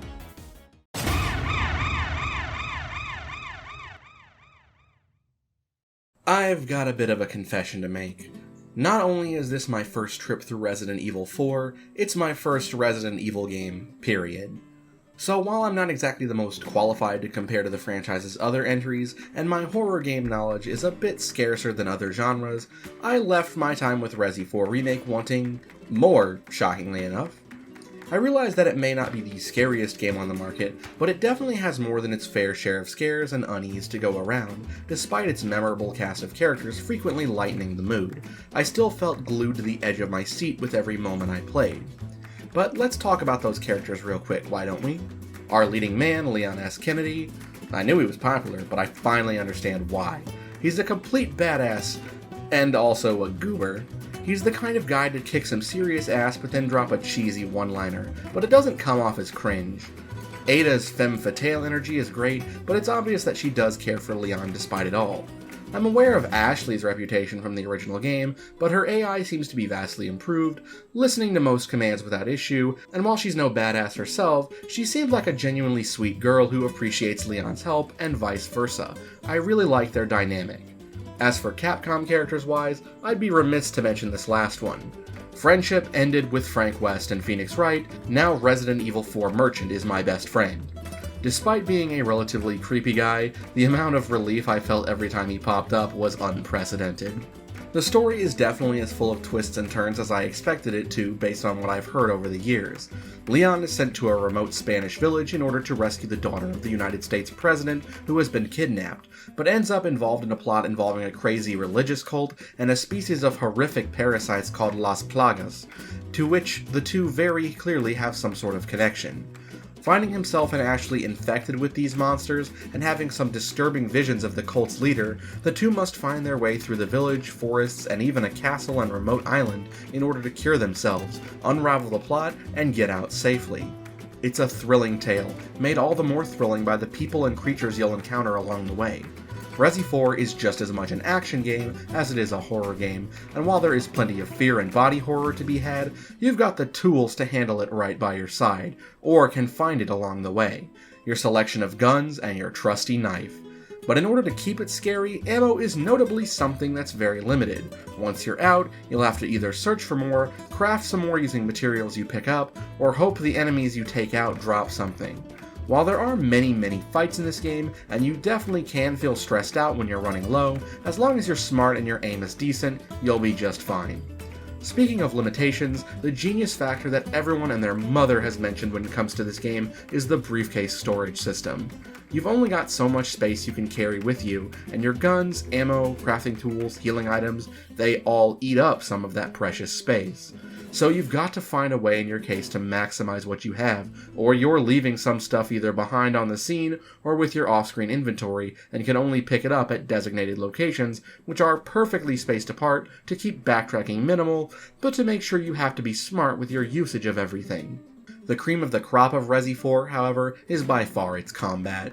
Dealing with enemies makes you feel awesome. Between the extremely satisfying gunshot sounds and explosions from your tools, to the sick new parry that Leon can do with his trusty knife, to knocking enemies back into the ground with the perfectly animated roundhouse kick, everything you do makes you want to keep going to finish this mission once and for all. And thanks to the merchant, you have a lot of freedom to prioritize the weapons you find the most fun. While I generally stuck to the handgun and shotgun for most of my playthrough, every weapon did come in handy, and being able to consistently up the weapon's ammo count, damage, and the like kept me constantly hooked with turning the tides from a horrific incident into my own power fantasy. That said, there are a few moments and enemies I definitely was not a fan of. The Chainsaw Ganado in particular I always just felt annoyed by when he showed up, since he's got an instant kill attack. I mean, it makes sense, but it felt extremely annoying to fight him due to the fact he can also block attacks.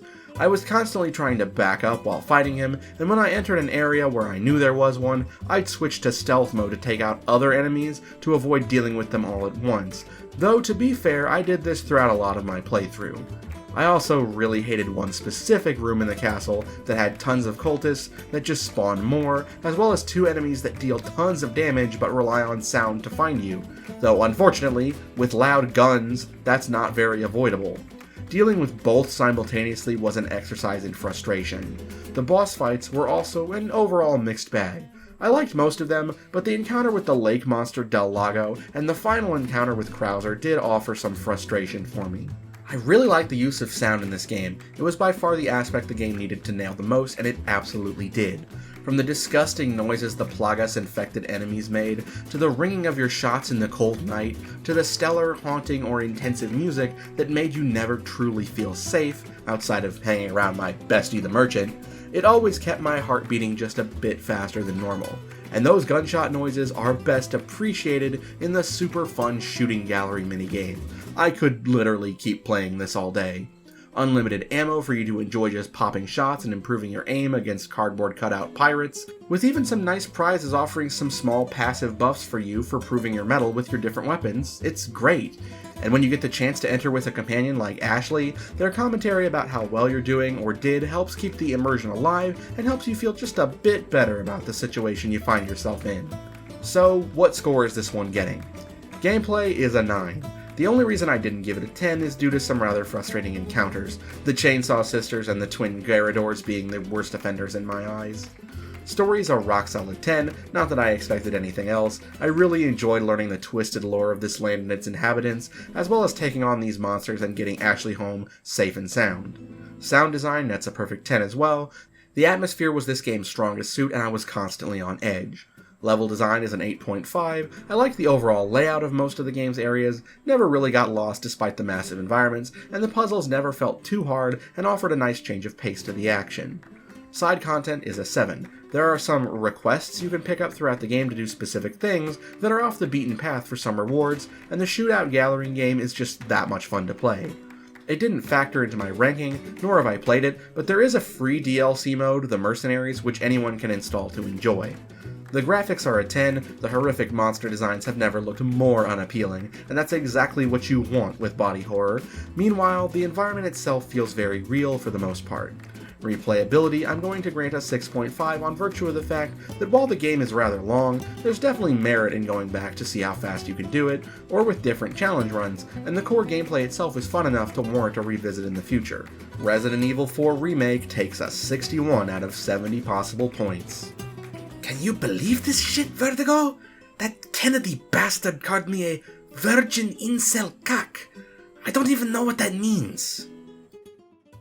Licensed games often get a bad rap. Despite the fact that it's been over a decade since the console's discontinuation, we've never quite escaped the stigma that the Wii and DS era gave us, that most licensed games are shovelware and not worth your time.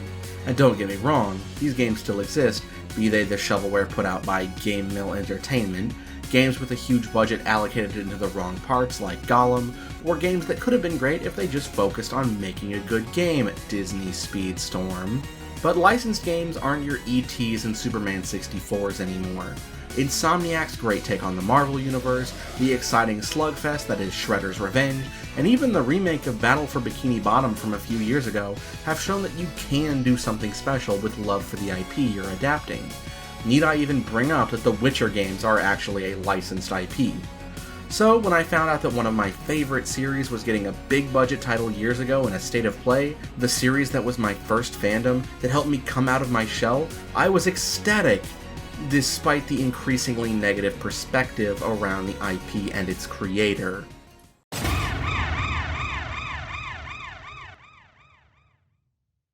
Alright, let's get the most important information out now. J.K. Rowling is terrible. Warner Brothers is also terrible. If you don't personally feel comfortable supporting the creator and IP holder, that is absolutely valid, and there are methods to engage with the franchise without monetarily supporting them, or if you so choose, to ignore them. Honestly, it might be the best method at making them upset. If you don't want to hear about this game, here's a timestamp to the next entry. But let's try and keep it civil in the comments. No one should ever be harassed over wanting to play a video game. So, I think our first and most obvious place to start at with this game is its story. You play as a young witch or wizard prepared to attend Hogwarts, beginning as a 5th-year student, a rare thing indeed. As you make your way to the school, you find yourself traveling through a secret passage through Gringotts Bank, finding some stone statues brought to life. It seems to be connected to the fact that you can see traces of ancient magic, or at least that's what is theorized by Professor Fig, a teacher and comrade in the game. Once you finally get to the school and choose your house, which can, alongside your cannon wand, be imported from official sources, you will start attending classes, learning spells, and exploring Hogwarts and the glens and forests surrounding it, and making friends with some fellow students, all while you begin to search for the truth as to why you can see these traces, and facing off against an army of a violent goblin leader trying to do the same. The fellow students you'll be working with each have their own side stories you get to participate in. Natsai Onai from Gryffindor, Poppy Sweeting from Hufflepuff, and Sebastian Sallow from Slytherin.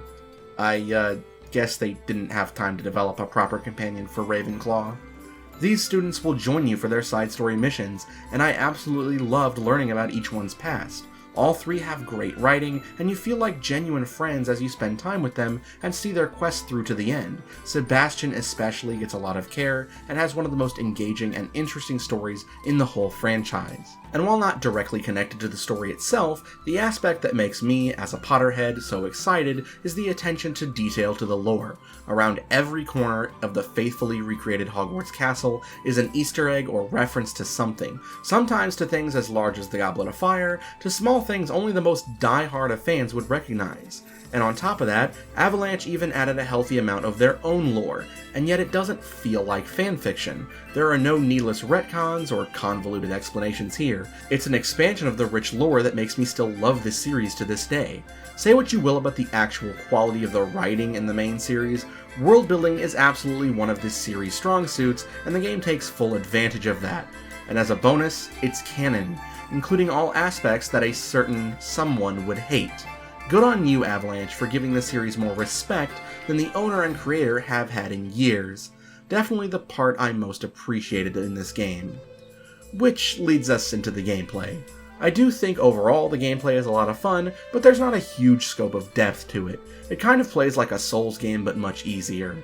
You gain access to a hefty volume of spells that are organized into different categories. You have your basic spells that are for use whenever and wherever you want them, including your basic attack spell, a spell that turns you invisible, an unlocking spell that can be upgraded, and spells to both create a light in dark areas and repair broken objects. Then there's force spells, which displace opponents you are fighting, damage spells designed for the heavy lifting while fighting, and control spells designed to temporarily take enemies out of the fight. You can also, should you choose to do so, learn the 3 unforgivable curses, which are powerful in combat but may offer a moral quandary depending on how you choose to roleplay your character. All non-essential spells have different cooldowns, so they can't just be spammed constantly, and some enemies will utilize shields that resist all but one specific type of spell, so you'll need to be careful about the spells you bring into battle and when to use them. So you can set up to 4 pre-built loadouts of 4 spells each, meaning you can have access to up to 16 special spells available at any time. I will say, however, despite this depth and the depth of the abilities your character unlocks through their ancient magic attunement, the variety of enemies is a little small to utilize them against, with only about 8 different types of enemies each, with a handful of subtypes. With all the lore in the wizarding world, I would have liked to see some other creatures make themselves known, including some more obscure stuff. There are other creatures that inhabit the world that are more friendly, however, creatures that can be caught and raised inside vivariums in the Room of Requirement, and you can even breed them, though this too I would have liked to have seen expanded on. And I think that's my biggest problem with the game. It is a fantastic base, but could use some more flavor with more enemy types, creatures to collect, and the ability to repeat some of the fantastically fun mini-games. There's Summoner's Court, a game utilizing the summoning charm to move balls to different areas for points. It's kinda like reverse curling. Crossed Wands is a dueling club where you duel with fellow students in a tournament setting. Broom Trials, which have you flying different courses on your broom. But of these 3 minigames, only the Broom Trials can be repeated for better times. Once you beat an opponent in Summoner's Court, they won't play with you again. And once you become champion of the dueling club, there's no more brackets, which is a damn shame. There are a lot of side activities outside of these and plenty of optional side quests. Merlin Trials tend to involve platforming or puzzle solving, which can be fun. Battle arenas put you through a gauntlet of foes, and there are many caves with treasure and puzzles to solve. Hogwarts Legacy is at its best when dungeon crawling or exploring the castle itself, or just breezing around the countryside looking for caves to explore. The soundtrack is phenomenal, featuring music that calls back to the score that John Williams made for the films, while going in its own direction. It's got a very cinematic feel to it that helps you really feel like you're a part of this world. So let's take a crack at scoring it. I'll give the graphics a 10, the art style looks very nice, and especially the look of the castle itself and the design of Hogsmeade and the creatures that inhabit the world make it a treat to look at.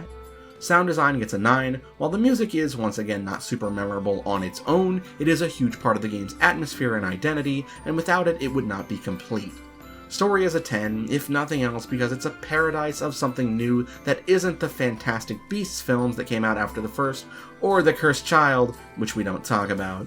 It actually respects the foundation of the original series and their lore, and tells a gripping narrative and remaining genuine, rather than the awful cash grabs of the last several years, though the overall narrative is great too. Gameplay is a 7. There's a lot of variety which I like, but the core loop I can definitely see getting old for people who just want to reach the ending of the main story.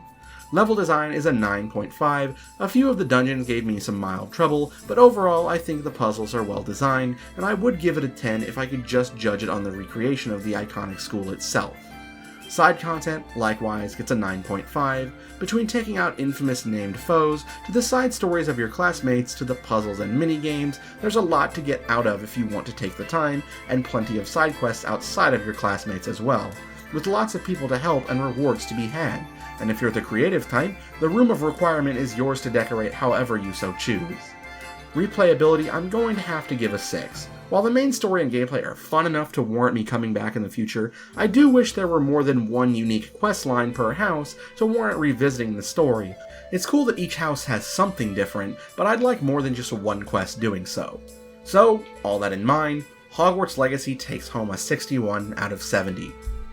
For a first outing, I think this did a great job of showing that the franchise still has steam and can be good when placed in the right hands, which are hilariously not those of the creator. That said, even as a massive fan of the IP to this very day, there's a lot of improvements I'd like to see in a sequel. For one, being able to play Quidditch. Though admittedly I understand the rules of the game itself might make it difficult to adapt into a fun and dynamic style in a video game format. Tournament brackets for the Dueling Club, more of an emphasis on the actual classes since they aren't used too much in the actual game, a mini-game for each class that unlocks rewards and breaks up the gameplay would go a long way, as well as a larger bestiary of enemies to fight and friendly creatures to catch and raise would make the sequel even better. For now though, I'll say that if you're a huge fan of the IP, you're going to get a lot out of this game, but for those who are looking at it purely from a gameplay perspective and nothing else, maybe skip this one. Or if you're on the fence about it for any reason, there's the possibility it might come to Game Pass at some point, or you can ask to borrow a copy from a friend, or, you know. It's your choice to play or not to play. Levioso!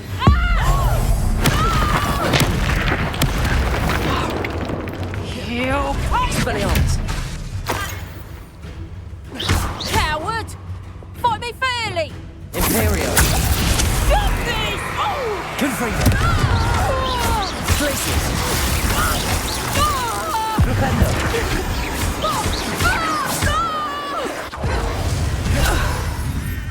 Superheroes. Who doesn't love them? From a young age, I was always a fan of the costume-clad champions of justice and their unyielding resolve to fight for what's right against all odds. Starting as a huge vintage Superman fan at around 7 or so, then changing into a Batman fan around 12 when I discovered the peak content that is Batman the Animated Series, evolving into an all Justice League fan with that show, to eventually getting deeply invested into Marvel's comics line, and eventually the MCU in its first 3 phases, when there were more hits than misses, to even my first real foray into the world of anime with My Hero Academia, I'd say that this is one of the few constants that stuck by me all these years. And yet, despite it all, there was always one hero that I flip-flopped back and forth on: Spider-Man.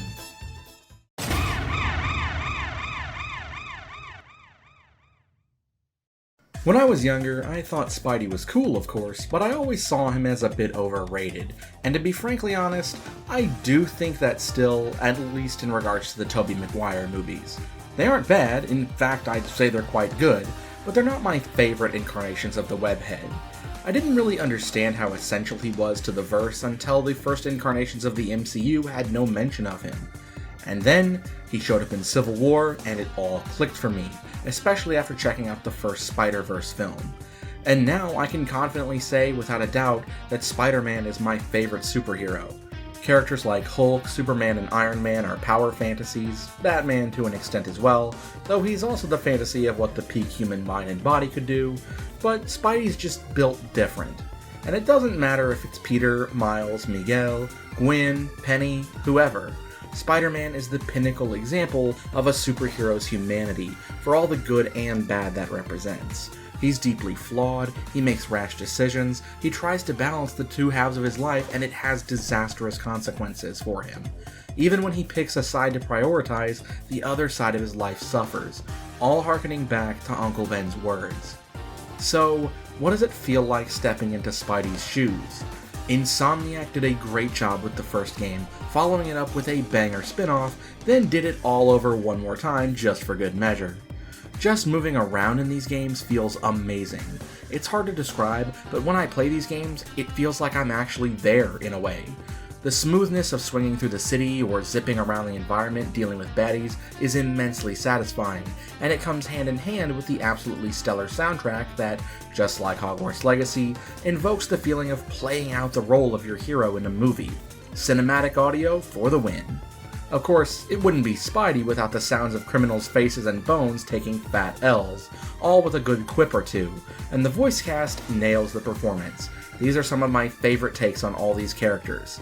Miles, MJ, Harry, and especially Yuri Lowenthal's Peter knock it out of the park here, especially once Peter gets a hold of the symbiote suit and it starts to affect his mind, making him more aggressive and his voice more gravelly. So, what are you doing in the game outside of busting criminal jaws? Well, you've got a nice variety of different mission types, including research for the Foundation Pete ends up working for that involve different minigames to break up the action, lots of combat challenges with the goons of Kraven the Hunter and a mysterious cult, lots of collectibles to find that call back to the 60 plus years of Spidey's history, and of course, just helping out people around the city, which are honestly my favorite parts. There's two missions in particular that come back to that human aspect of Spider-Man. Without taking off the mask, Peter or Miles help out two sets of people with just their simple personal problems, and in my favorite part of both missions, they just sit and talk with them, musing about life and love and things like that. One of them made me cry. If you have played the game, you know exactly the two missions I'm talking about. Both Peter and Miles have specific missions only they can do, be they story related or side quests. Only Peter can solve the Foundation quests and look into the cult, while only Miles can find the Prowler's stash of tech and complete Mysterio challenges, so neither Spider-Man feels like they're eating up too much screen time, and both of them have character arcs. They make an effort to differentiate the two even further. Miles can do everything base Peter can do and more, but only Peter gets access to the symbiote suit and the powers it grants. As a really cool extra, both of them get access to a myriad of suits, with some even alternate color designs as well, just for leveling up and completing missions, so you can dress fly whenever you want to go. There's some really cool gameplay changes to innovate from the first as well. Both Peter and Miles get the web wings, giving even more mobility options that need to be combined with swinging to complete challenges and reach some destinations. There's a new web launch ability that can be used in some areas that give you a nice starting launch, and both of them now have additional flashy damage options with different utilities, like knocking enemies around for when you get surrounded, and from time to time when fighting baddies, a friend may even show up to help take them down. There are two Spideys after all, it's only natural they'd cross paths from time to time in their crime-fighting quests, but there are other vigilantes too who may also show up to help out.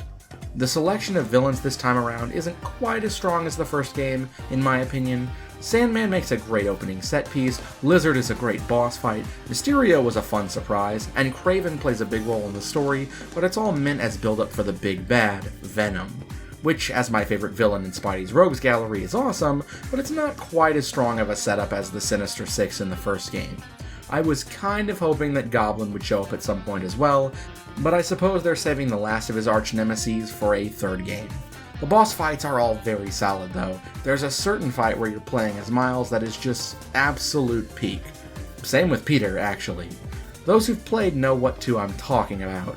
There's a boost in enemy variety this time around as well, with more than just humans to fight, and I'm glad they did this, though I do kind of wish they would have brought back remnants of the demons from the first game for a little more variety. The city is even bigger than it was the first go around, and not only does Manhattan return in its entirety, but Queens is brought into the mix as well and offers an environment very different for your crime fighting, and the environment itself is just as great looking as the first time. And with the Mysterio challenges and the more varied locales of Queens, I'd arguably say the visual variety at least is much appreciated. I can't quite say the same about the character models though. MJ, Pete, Norman, Harry, and Miles all look a bit off in comparison to the first game, in my opinion. They're not bad, I would say, but it feels like they tried a little too hard to make them look more real and just ended up pushing them into the uncanny valley. One last thing before I score it, there are a lot of points in the game where you get to break up the gameplay and just play as someone that isn't Spider-Man, and I actually really appreciate that. I know people were mixed on the MJ segments in the first game, but simply by giving her something to fight back with, even if it's not overtly powerful, made her segments a lot more fun and bearable. There's even a segment where you get to play as Haley, Miles' crush, and it's a really cool, if short, mission that's about helping your community. It must have been hard balancing all the personalities in this game around and giving each of them a reason to be there. Harry, Genki, MJ, Peter, Miles, and all the villains. None of them seem out of place, and most of them get satisfying character arcs, especially for Miles. Though I will say that Pete's feels incomplete. I guess they're wanting to go one more around with Spider-Man in the future, or maybe as part of a DLC campaign like the first one. So, what's the score for Spider-Man 2? Story gets a 9, I think the narrative is very satisfying, and I'm glad to see that they're committed to ensuring a rich narrative that takes the best from the webhead's history and avoids some of the pitfalls he's taken along the way. Thank God there's no Paul in sight. Graphics get an 8, while the environments themselves are great, I'm taking a little out of the immersion with the uncanny faces. I'd kind of like a mod to return them to their appearance from the first game, but it wouldn't be rigged properly, so it is what it is. Sound design nets at 10, even though it is another example of atmospheric music, the score is still perfect for what it needs to be, and Earthgang's song Swing nets at this high of a spot. Gameplay nets an 8, it's almost everything that made the first game great and some more, though I can't believe I'm about to say this, I actually kinda miss Screwball's challenges. She's not like the best villain, but I did think the challenges themselves were fun. I know that's a bit of a spicy take, but it's the honest truth. I do think that some more boss encounters would have been very nice, especially since they tease something with a very famous Spidey villain, but there isn't much of a payoff this time. Replayability is a 9, with a few more boss fights it would have netted a higher score, but the core movement and fluidity of the combat just feels good whenever you play, so I'm more than happy to just pop in and swing around for a bit, fight a few battles, and I'm done. Level design is a 10. I mean, it was amazing that they even made a fully functional, living, breathing Manhattan in the first game, and now there's even more. Truly a superior, spectacular job from Insomniac. Side content grabs an 8 because I would have liked some more variety in the mission types, but there is a lot to do, and those missions where you're just helping out the people of NYC are phenomenal. Insomniac's Spider-Man 2 swings into its 7th place spot with a strong 63 out of 70. Between these great games and the amazing work of the Spider-Verse films, I've never been more proud to be a Spider-Man fan. That said, let's let the Chad artists, animators, and sound team take their sweet time on Beyond the Spider-Verse, alright? This and the first 2 films will keep me happy for quite some time. It certainly isn't the comics at the moment. You flinch from the bottle, Paul. Who is the most popular now? Paul, you have to marry your mother-in-law if you flinch that.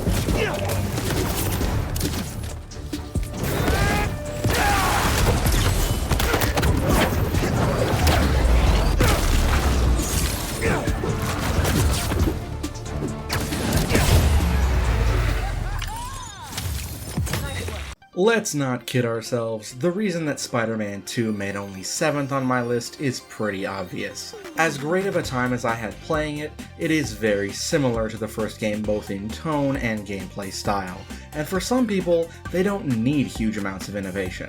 There's nothing wrong with that. That said, when I get a sequel to a game that I love, I often find myself being more critical of it. It can't just be the same thing again, because capturing lightning in a bottle just once is hard enough, let alone twice in a row. Innovation eventually must come, or else you risk your series becoming samey. The new Super Mario Bros. And Pokemon games definitely have made that known, which is why Wonder and Cassette Beasts managed to show them up so hard. But if you are starting with a very solid base, your innovation doesn't need to be too great, a fact proven by the fact Spider-Man 2 managed to easily claim a spot in the top 10, and immediately made even clearer by this next entry.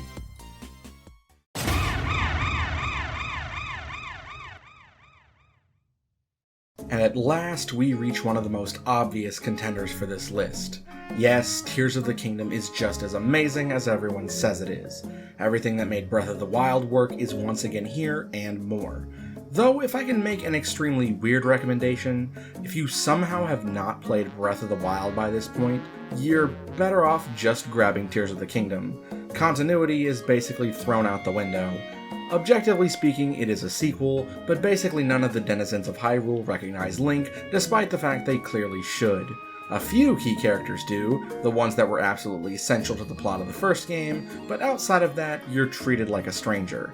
It's a really weird decision, probably designed to make it more approachable to new players, but as someone who finished every side quest in the first game, it's weird, and I don't really like it. The sense of wonder that I had engrossing myself in the 300 plus hours I played the first game back on the Wii U can't be recreated, so I would have at least liked to feel the contributions I made to Hyrule meant something, but it is the way it is. Also, for some reason, the GOAT Cass is just not here, which makes me sad because he was my favorite NPC. Your story begins with Link and Zelda sporting a cute new haircut, exploring the underground caverns of Hyrule Castle in an effort to try and combat the mysterious gloom that has been threatening the kingdom lately, eventually stumbling across the decomposing corpse of the Demon King himself, Ganondorf, who returns to life and attacks, destroying the Master Sword and sending Zelda tumbling off a cliff and Link without a fucking arm. Holy shit, is that Matt Mercer's voice coming out of Ganondorf? Yeah, baby! That's what I've been waiting for! That's what it's all about!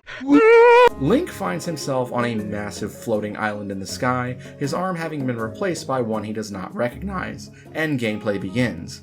You make your way to a massive temple, finding the spirit of the first king of Hyrule, Rauru, who explains the arm used to belong to him and is imbued with powers that you must unlock, the replacement for the Sheikah Slate abilities, and I would actually say that outside of really missing Bomb, these abilities are much more useful.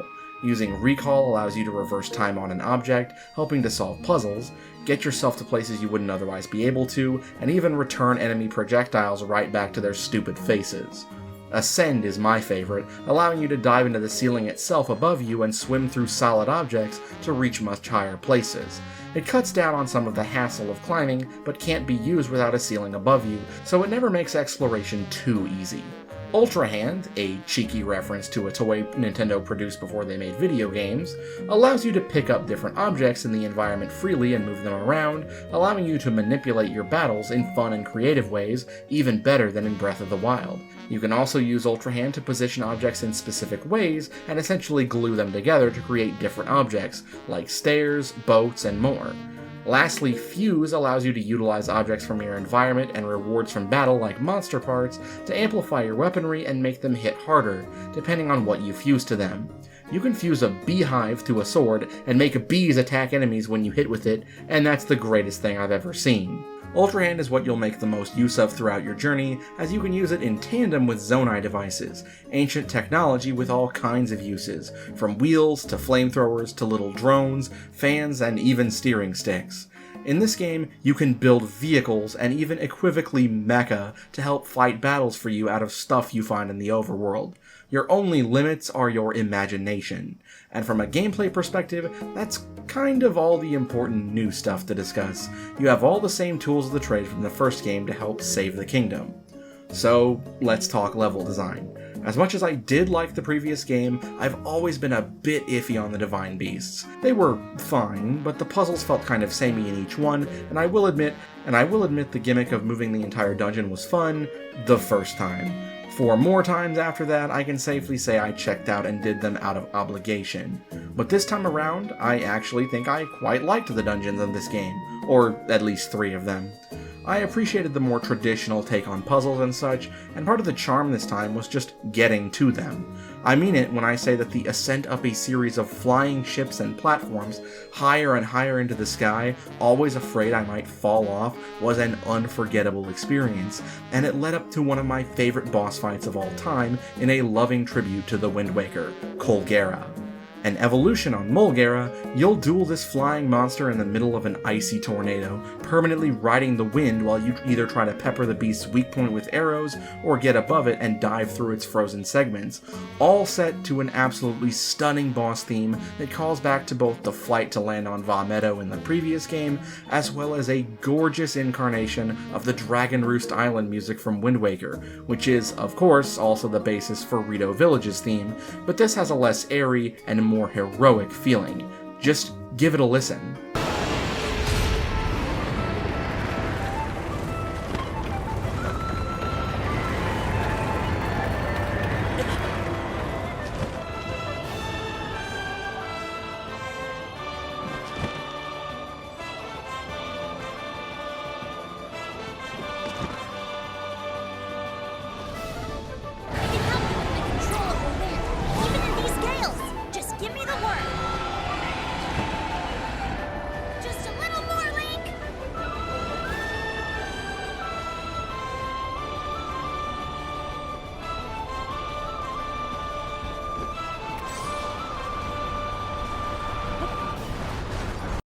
And everything was lovely once again. Wonderful. While I wouldn't quantify any of the later dungeons as perfect as this one felt to me, I can safely say that I both really loved the Goron dungeon, being an old abandoned mining city with carts and tracks, having to reach it by diving into Death Mountain itself, and the Lightning Temple having you go full Tomb Raider, entering a massive pyramid through the catacombs with a lot of verticality, and the puzzles of the dungeon being interconnected is just mwah, chef's kiss. The only dungeon I didn't particularly care for was the Water Temple, as getting there felt a bit of a rehash of the Wind Temple, and the puzzles were less interesting. It also had the worst boss of the bunch. The story, I would actually argue, is better than the previous game. However, the method of earning the memories this time, which are actually Zelda's rather than Link's, should have had a set order to be done in, as the format tells one continuous story rather than a series of loosely connected events. I even put together the twists long before the story ended up getting revealed, but I do overall prefer the stakes and twist of this story as a whole. It got to me emotionally.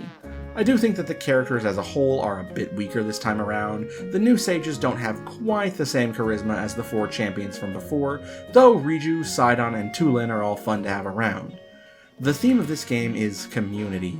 Whereas the first game was about a fractured and isolated Hyrule, this one deals heavily with its characters, which I think is to its benefit. You'll always have a friend around here, even if they're just with you in spirit. Your friends actively help you through dungeons and in boss battles throughout the whole game. Hyrule has never been more friendly. That said, did we need the same cutscene with the same dialogue as each sage awakens? You could have used this as the memory replacement and had each one explain a little bit more. I digress. Hyrule in this game is huge. In addition to the first game's map, with some changes based on the events of the story, you've got islands in the sky to explore, and an entire second map beneath the surface, the Depths, which are much more dangerous to explore, but contain many great treasures beneath. The scope of increasing everything extends to enemy variety too.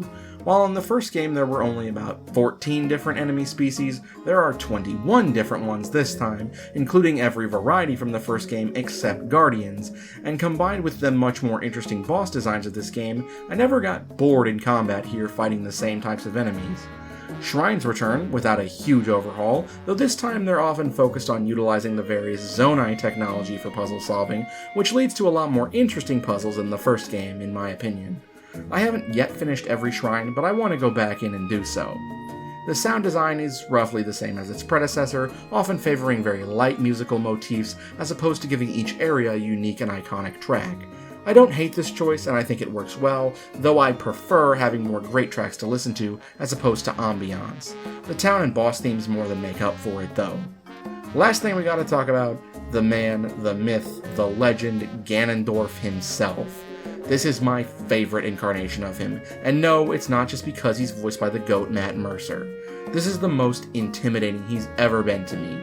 Before he pulls a battle for Bikini Bottom and gets rehydrated, his zombie-like visage is genuinely freaky, and when he does finally turn to his rightful form, then to the Demon King, and his health bar just keeps growing, and then he freaking uses the Flurry Rush maneuver on you like you've been doing the whole game, it's peak boss design, and my jaw hit the floor when I first saw it. Giving the villain protagonist only powers always makes them stand out even more, makes you feel like they're on the same level as you. This also feels like one of the most evil Ganondorfs too. No noble pursuit for his people's well-being to be found here, just pure ambition and lust for power, and willing to murder on screen to make his dream a reality. I know plenty of villains do this, but for a Nintendo game, it's definitely a welcome surprise to just let him be a complete bastard. Even his final act is an attempt at giving Link a final fuck you. I won't spoil it, but holy shit, it is a cool set piece. And it leads the game to one final full circle, as you reach out to catch Zelda, diving through the sky. Link failed to catch her at the start, but he refuses to fail this time, as a beautiful rendition of the game's main theme, interspersed with both the main theme of the series and Zelda's Lullaby, plays in the background. It's something special as a longtime fan of this series. So, how do I score it? Story is an 8, it's not as deep as it could have been, and the format in which it presents it is not the best, but the characters and the twist make it something special. Gameplay is a 10, it's Breath of the Wild plus more, you're adding something great to something great here. Sound design nets an 8, no, 9, just on the virtue of Colgera's theme and that final theme while diving for Zelda. Graphics will take home an 8, the cel-shaded look remains gorgeous, but it doesn't innovate on its predecessor, which it could have looked better, in my opinion. Level design is a 9.5, I would give it a 10, though I think the depths were a bit too big, and I was hoping for more of the Sky Islands. The dungeons are good though, as are the puzzles, so I very rarely wasn't having fun, and I appreciate that the game mixed it up with the gameplay frequently. I miss my motorbike though. Side content is a 10, there's side quests galore, and if you're a completionist, the Korok seeds will keep you plenty busy. Replayability is a 9. The puzzles are still fun with many relying on the physics engine, and your creativity can be exercised with making weapons of mass destruction to mess with enemies all day long. Tears of the Kingdom takes home a mighty 63.5 out of 70. A word of warning for frame rate sticklers out there though, most of the time it remains at 30, but there was a point it dropped to at least 15 in my playthrough, and even though I'm running on a launch year Switch, I don't think that can really be acceptable. It looks nice, but I'd prefer a slightly uglier game if it means it runs better. Breath of the Wild ran better on my Wii U. Overall, a gold standard experience. Link can make pizza, and I continue to see the Gloom Hands in my nightmares, so that's great. You can run, but I'll still be in your nightmares!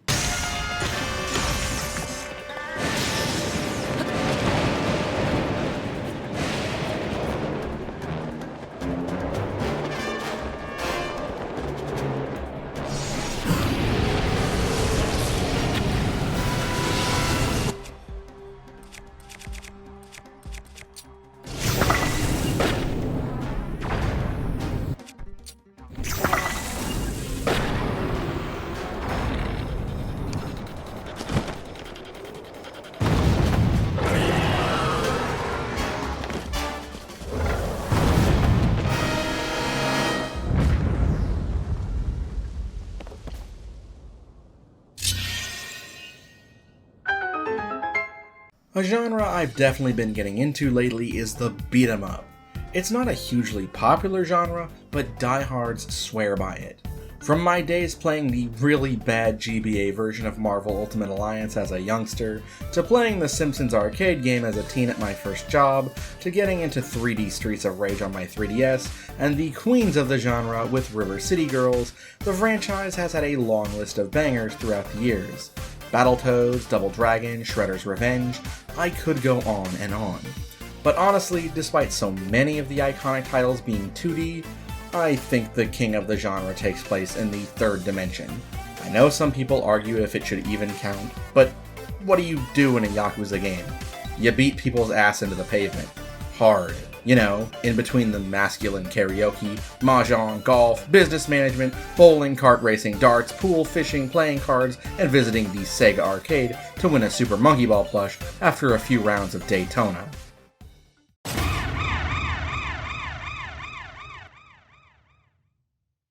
Look, I know they officially changed the series name to Like a Dragon to match the Japanese title of it, but for simplicity's sake, I'm just gonna keep calling it Yakuza.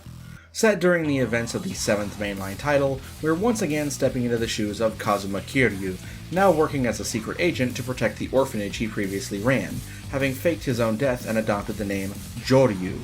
And to no one's surprise, the moment that any Yakuza get involved, they immediately recognize him, dragging him once again into a plot that threatens the stability of everything he's worked so hard, because, as he's learned, you can't trust the Yakuza.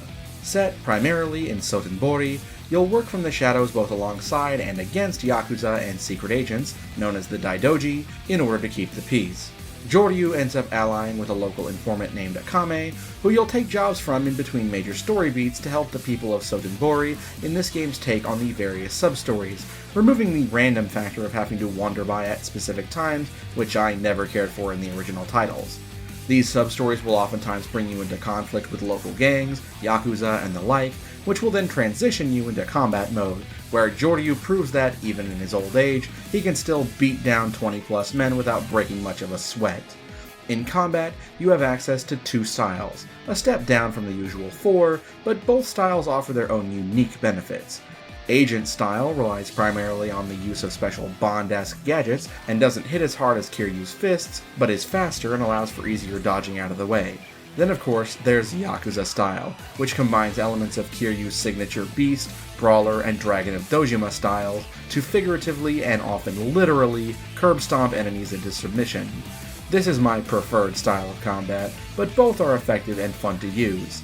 And the more you play, the more requests you complete, and the more you fight, you'll learn copious amounts of cash to unlock more and more crazy moves for both styles, just like in previous games. And I think that's the key here.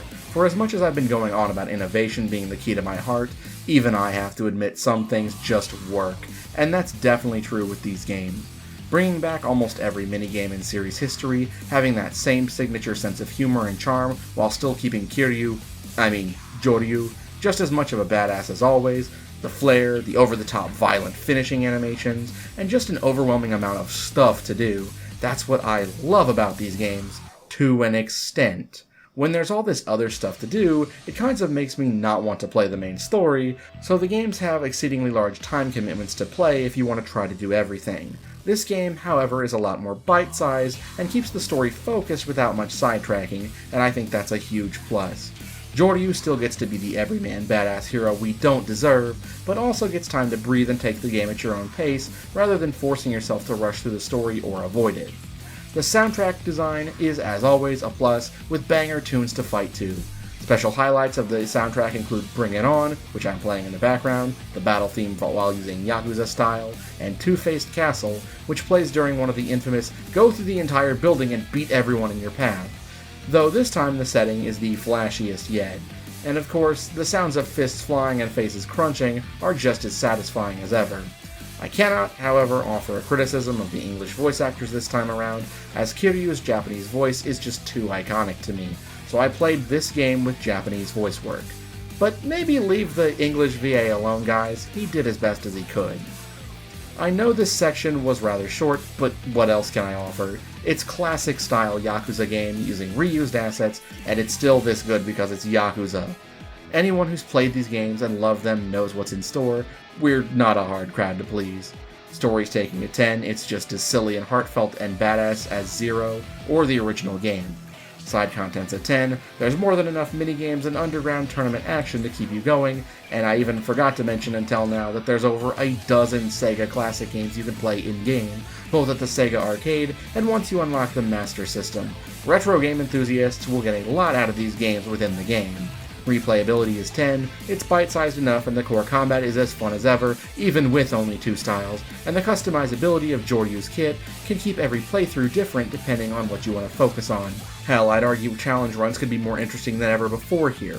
Can we get a run where you have to kill every enemy with the exploding cigarette gadget once you unlock it? Graphics are a 10, they still look just as good as 7, and they've looked consistently good since 0. Sound design is a 10, with lots of great music and punchy sounds, and at the very minimum, the Japanese voice acting sounds relatively good to my English-speaking noggin. Gameplay I'll drop down to an 8 just because there is less customizability in your styles.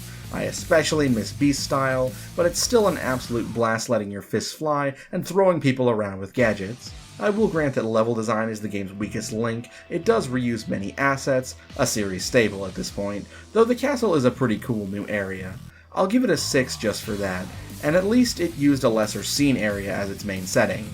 Like a Dragon Gaiden, the man who stole my eraser, the man who erased his name, brings home a 64 out of 70. What, you think I got anything else to say? It's Yakuza, go play it.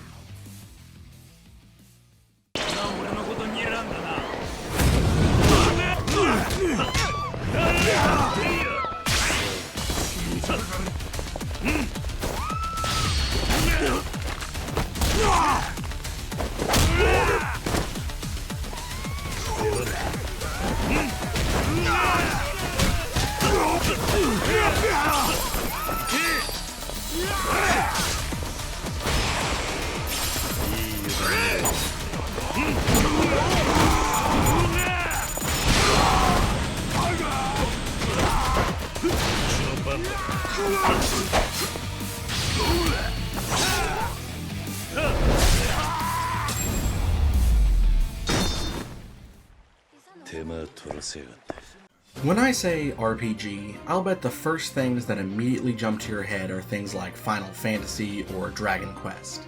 Maybe you're a more modern gamer, and Undertale, Persona, or Fallout comes to mind. Perhaps you're a Pokemaniac or a FromSoft fan, and those games are your first thought. All of these are equally valid answers. RPGs come in so many flavors that we have no shortage of amazing options to occupy our time with. But all of these, including some previous entries, all owe their success back to one game. Played in the basement or at a kitchen table, friends crowded around with pencils and paper and a big hefty book in the center. Of course, I am referring to Dungeons & Dragons. As a veteran of the game myself, and for a while a forever DM, I've long since craved a game that could capture the experience of the iconic tabletop RPG without the social anxiety and constantly conflicting schedules. And by golly, I found it.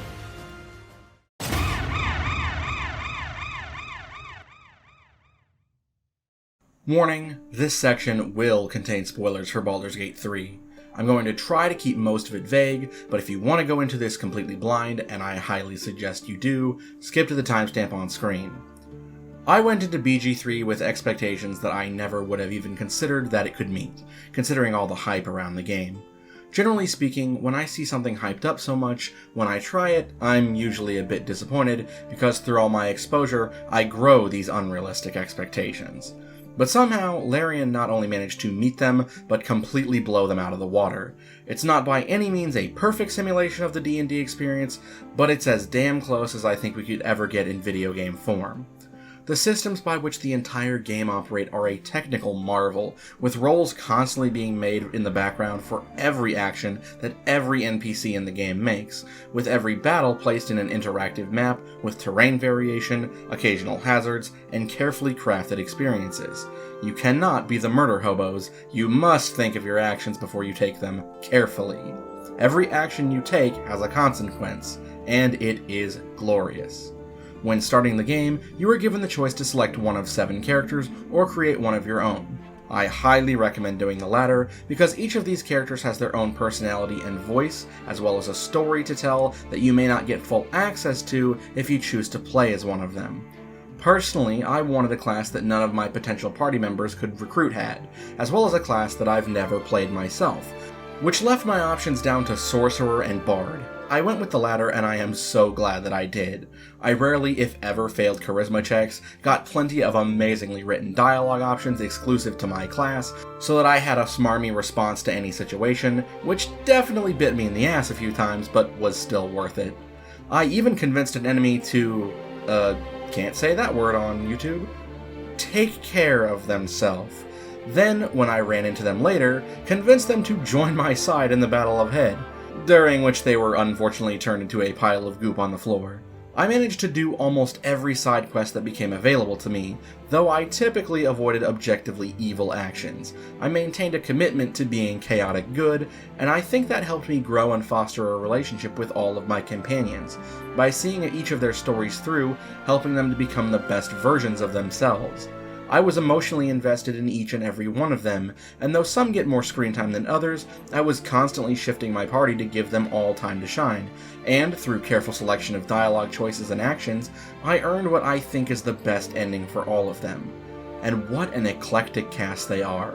Astarion is a delightful bastard with just as much of a smarmy streak as me, and though he tended towards evil, I managed to steer him on the right path. Will struggled to choose the right path for himself, whether to be a selfless hero but not get to live, or to do his best to help those in need while not sacrificing his own life. Gale's pain over his past with his former partner and his own arrogance, I convinced him to overcome it and become the humble hero he was meant to be.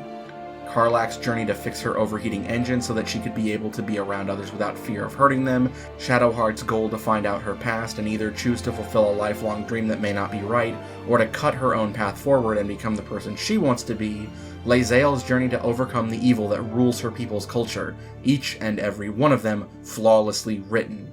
And it's not just the party that have these arcs, NPCs have them too. From the camp of tieflings, to those involved in our heroes' pasts, to the bosses themselves, they each are amazingly written. My favorite example by far is Raphael. I shut him down at every opportunity, knowing that making a deal with the devil will always come back to burn you. I invaded his home in the Hells and stole an important artifact. I knew a conflict with him would happen before we left, but my jaw hit the floor when the battle begins and a haunting operatic voice begins to sing about the lives of mortals, followed by the bastard himself singing his own fucking boss theme like a Disney villain. He was a bard the whole time, and all that did was invigorate me to kick his ass even harder to prove that I was the superior master of performance. It was even funnier when he failed a check against Tasha's hideous laughter from me and proceeded to spend almost the entire fight unable to do anything. The gameplay, while limited at first, just like D&D, soon opens up to a treasure trove of options for each class, and if you don't like the way you've built it, you're given the freedom to respec at any time for some gold. And, just like in the tabletop game, the way that things interact can provide infinite ways to approach fights. Toss a bottle of grease on the ground, and it'll make enemies move slower, but also have a chance of tripping. If they're still on the grease when your wizard's turn rolls around, light that area up with a firebolt, and you'll do far more damage to more enemies than if you had just cast it at one enemy. Near a cliff? Make an athletics check to yeet the enemy right off. Just don't expect to glean any rewards from it, they don't drop shit on the ground as they die. Your reward is not fighting that guy. Having a hard time with a horde of enemies? Nothing says you can't get on the rafters above them to make it harder for them to hit you and force them to chase you up there. I'm too fast, that's a fact. I'll take them by surprise. I'm a coward in disguise. I bring death to these guys. So, what's our story? A group of alien-esque creatures, Illithid, are kidnapping citizens of the Sword's Coast and have implanted you and your comrades with brain-wriggling parasites designed to control you before eventually becoming Illithid yourself. But through some mysterious force, all of you are able to resist the control. Now you're on a journey to rid yourself of these parasites. But at every turn, it becomes more and more obvious that there is definitely something more going on. Specific people are being taken, people in power, and have formed some sort of cult worshipping a being known as the Absolute. What is the Absolute? Can it be stopped? Should you just give in?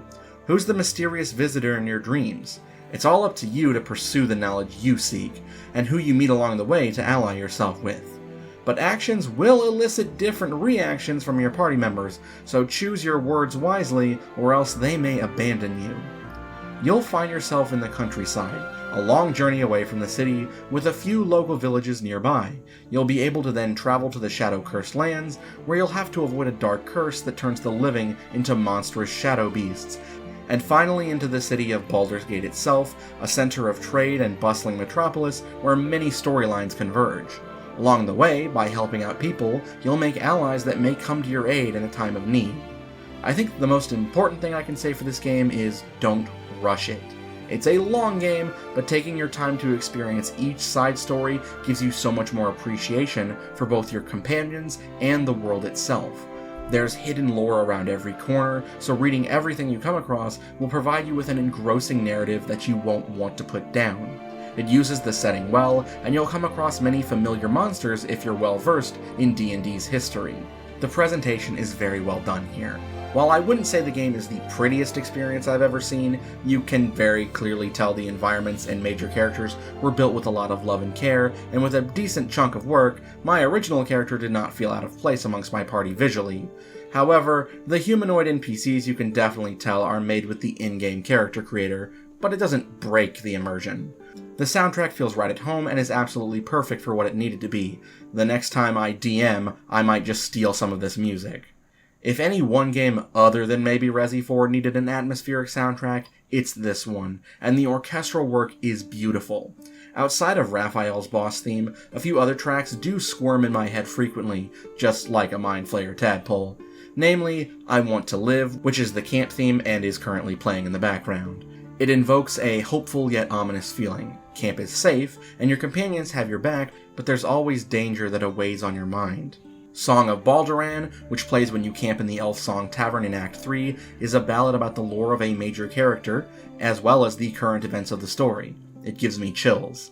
And the voice acting, oh, the voice cast is fucking perfect. Every last person in the main cast gives a breakout performance. Astarion, Gale, Minsk, Shadowheart, and Karlach's VAs are my favorite amongst the party, but as far as NPCs go, Raphael, Auntie Ethel, Alfira, and especially Ketherick Thorm, who is voiced by the legendary J.K. Simmons, give stellar performances as well. But the entire cast deserve awards for their performances.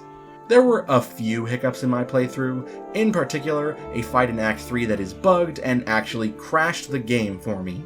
It's in a 3-story building, and when you start a fight on the top floor without taking care of a certain NPC, he will have a difficult time deciding what to do, taking up to 5 minutes of doing nothing before it either skips his turn or crashes the game. Screw you, Avery! I will note that I also got unlucky with some critical dice rolls, and it's here where I'm going to make a quick side note. Eventually, due to my unlucky rolls, I did switch my difficulty down, and I also took advantage of the ability to save scum so I could see more outcomes of dialogue. Some people will tell you this is the wrong way to play, but it's your game, do what you want with it. I don't have time to play another 100 plus hours to save my favorite NPC because she rolled a nat 1 on her final death save, and I paid $70 for this game. I'm going to play it the way I want. This is where it takes advantage of being a video game. And if you think that's not the right way to play and what happens happens, that's great. You don't have to use the tool, but it's there for people who do. Baldur's Gate 3 deserves all its praise and more.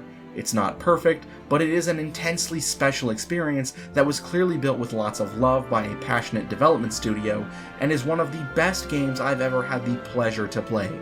The characters alone would have made it an 8 out of 10, but the faithful translation of D&D's mechanics, preserving the good while smoothing out some of the more questionable or unliked mechanics with quality of life improvements, the beautiful world and the amazing glue that somehow keeps it together, the wealth of side quests and charming character interactions make this game a game that time won't forget.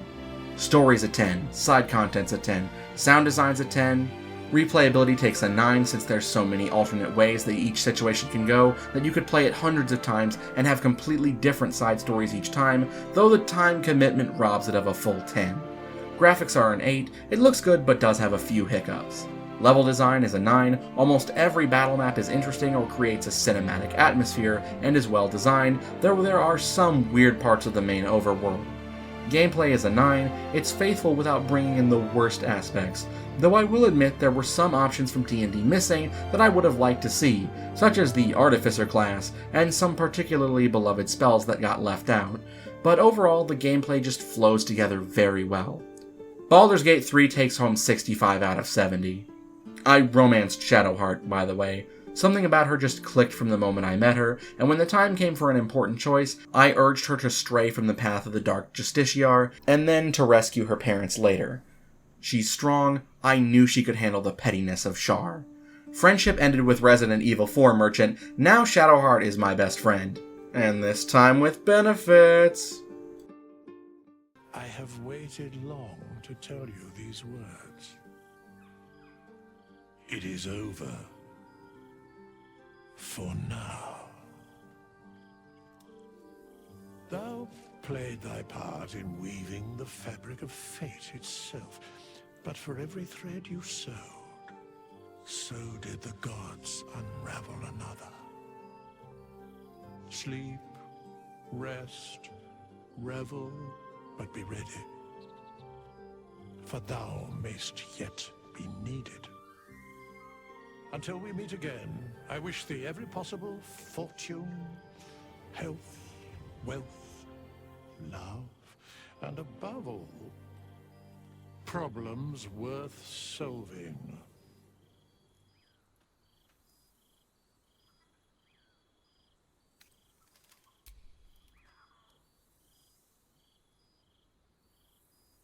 To you.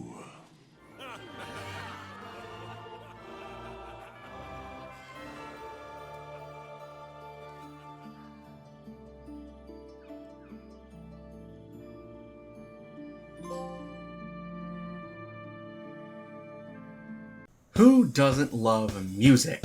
With a medium so diverse, there's always going to be something you're going to love, and everyone's taste in their favorite tells a story about them and is incredibly unique. What is my Spotify mix of video game OSTs, late 2000s and early 2010s pop, parody songs, pirate metal, anime OP covers, and whatever the hell Vinesauce Joel produces say about me? Hell if I know. But I do know that listening to more music as I've aged has improved my sense of rhythm. I ain't no Swampy from Love Handle anymore, I got the rhythm. Even though I know jack shit about how to play or write music. As a natural result, I've been getting more into rhythm games in the past few years. That said, simply pressing a button to the beat itself isn't engaging enough to warrant a spot this high on the list. It's gotta have something more. Something to add stakes, get your blood pumping. Say, fusing the genre with a character action game like Bayonetta or Devil May Cry.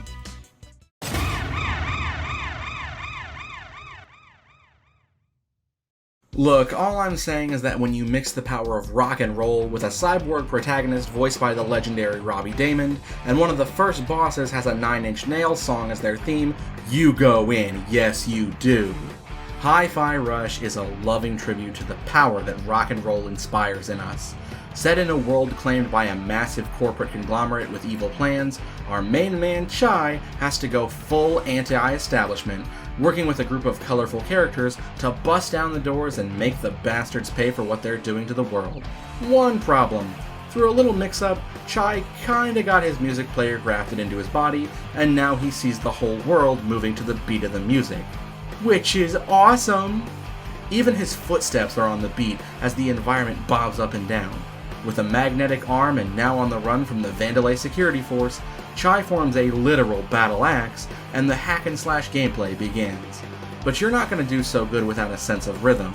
You get rewarded for spacing your attacks on the beat, and eventually you will have to do so to win, as there are enemies that cannot be defeated without perfectly matching their rhythm. And by attacking on the beat, either in 1 or 2 beat button presses, you open a myriad of different flashy combo routes to help you not just win, but style on the enemies. Pulling off a battle without dropping your combo is just the most satisfying thing I've talked about so far, especially when you throw in the ingenious parry system, performed by matching a beat against specific enemies. I'm a sucker for parries, and every time I kill one of the samurais, I just love it. The heads of the company are the bosses you'll take on. Head of production, Rekka, is a love letter to pro wrestling and fighting games. Zanzo, head of research, is a walking JoJo homage. Mimosa is a fashionista and head of marketing because of course she is. Roquefort, head of finance, is more than meets the eye, and his boss theme is a rocking remix of Beethoven's Fifth. And then there's Corsica, head of security and certified high-quality waifu. Corsica here. Well, we do have more pressing matters. Might there be anyone here who knows how to fix the coffee machine? It's only giving out decaf, and with this amount of documentation I need to get through... What? Firmware update? Why does the coffee machine need a firmware? Oh my. Even while talking about something as benign as that, with that voice, be still, my beating heart. Yeah, I'm a Corsica simp, I have no shame. But hey, let's talk about presentation because this game has it in spades. While I've seen a bit of criticism for it, I am a huge fan of the cel-shaded comic book aesthetic. I think it helps it continue to stand apart from its hack-and-slash contemporaries by keeping it light-hearted and colorful, and without it, the environment bobbing up and down to the beat, an essential visual element for keeping your rhythm on point, would be a lot less helpful. And speaking of rhythm, this soundtrack is phenomenal. Primarily being rock music, there's a healthy mix of original tracks, which in and of themselves sound great, my personal favorites being Heatwave, The Rush, and Negotiation, and a number of licensed songs, both the original tracks and covers if those would be needing to function better with the gameplay, including music from The Flaming Lips, the aforementioned 9 Inch Nails, and someone I discovered through this game, Number Girl. But if you are planning on streaming the game, it features a streamer-safe, copyright-free soundtrack as well to replace the licensed music. The blending of two genres without great care can create a monstrosity of a game that feels awful to play no matter how much passion is put into it. Tango Gameworks did not fall into this pit trap, instead carefully considering the strengths of both genres and how they may conflict with each other, and created something both wholly unique and an absolute blast to play. While my rhythm is far from perfect, I'll never pull off an absolutely flawless run of this game. The rush I get from playing this fuels me to great heights. There's also, for those who just can't get enough of the gameplay, a healthy dose of side content to sink your teeth into. A tradition in hack-and-slash masterpieces, this game has its own incarnation of DMC's Bloody Tower mode, Rhythm Tower, as well as optional objectives during some levels, and even a post-game set of challenges through revisiting each stage for those who want to master the combat, even offering a secret alternate ending for beating them all. And there's even a healthy amount of alternate outfits for our heroes that can be purchased with in-game currency to offer some customization, a completely cosmetic and unnecessary but still welcome addition. The story may be a bit simple, but the writing and the especially stellar voice work of the cast, elevating that writing is what makes it great. That's what lands it at a score of 10. The graphics are netting a 10, simplistic though they are, it is exactly perfect for this game's identity. The sound design, the most important aspect, is a 10, an excellent soundtrack combined with a satisfying hit sound for every perfectly timed attack. Brilliant. The gameplay is a 10. I already loved both of these genres, and this Frankenstein marriage of the two delivered something wholly unique. Replayability is an 8.5, it's a relatively short game with a gameplay loop that is just perfect for hopping in and doing a level, and I can't wait to dive in again in the future. Side content is a 9 with a healthy dose of optional challenges, all revolving around the supremely satisfying combat. Level design is an 8, I never found myself getting lost, and platforming was smooth and didn't take anything away from the fundamentals of the game. Movement is just as much a part of the game as the combat, and it nails it most of the time. This rockin' adventure takes home the bronze with 65.5 out of 70. Before we move on to the next entry, I have a little message for Microsoft. What the fuck were you thinking shutting down Tango Gameworks right after putting out this masterpiece? It was shadow dropped, critically acclaimed, made tons of money, and people are already begging for a sequel, myself included, and you respond to this stint of success by laying off the entire studio who made this wonderful passion project that brought you this much prosperity? I want everyone to play this game, but you're making it hard to want to support you. There's yet another reason I'm committed to every other system under the sun outside of Xbox. Shame on you. But hey, at least as of literally the day before I recorded this, somebody decided to purchase Tango Gameworks and intends on keeping the IP alive. We are so back.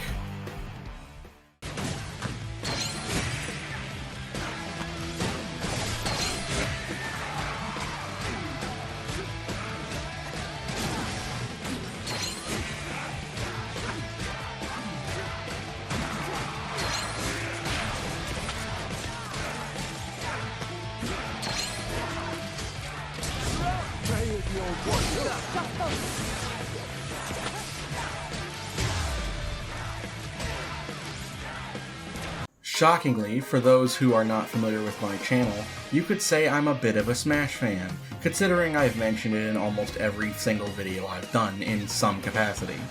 The combination of platforming and fighting action is a blast, and it's a lot more approachable to start playing than a traditional fighter. That said, I've grown past the point where I didn't want to touch a platform fighter if it wasn't Smash. While Ultimate is still my favorite plat fighter out there due to the stellar cast, plenty of other games have entered that offer alternate takes on this mishmash of gameplay styles. Rivals of Aether, Multiverses, Framemakers, Rushdown Revolt, and then there's some promising looking upcoming titles like Combo Devils, and I'm looking to check out Samurai Gun 2 as well. But out of the ones I have played, only one has stood head and shoulders above the rest to truly tussle with Ultimate for the title of my favorite platform fighter, and it's probably not the one you expected.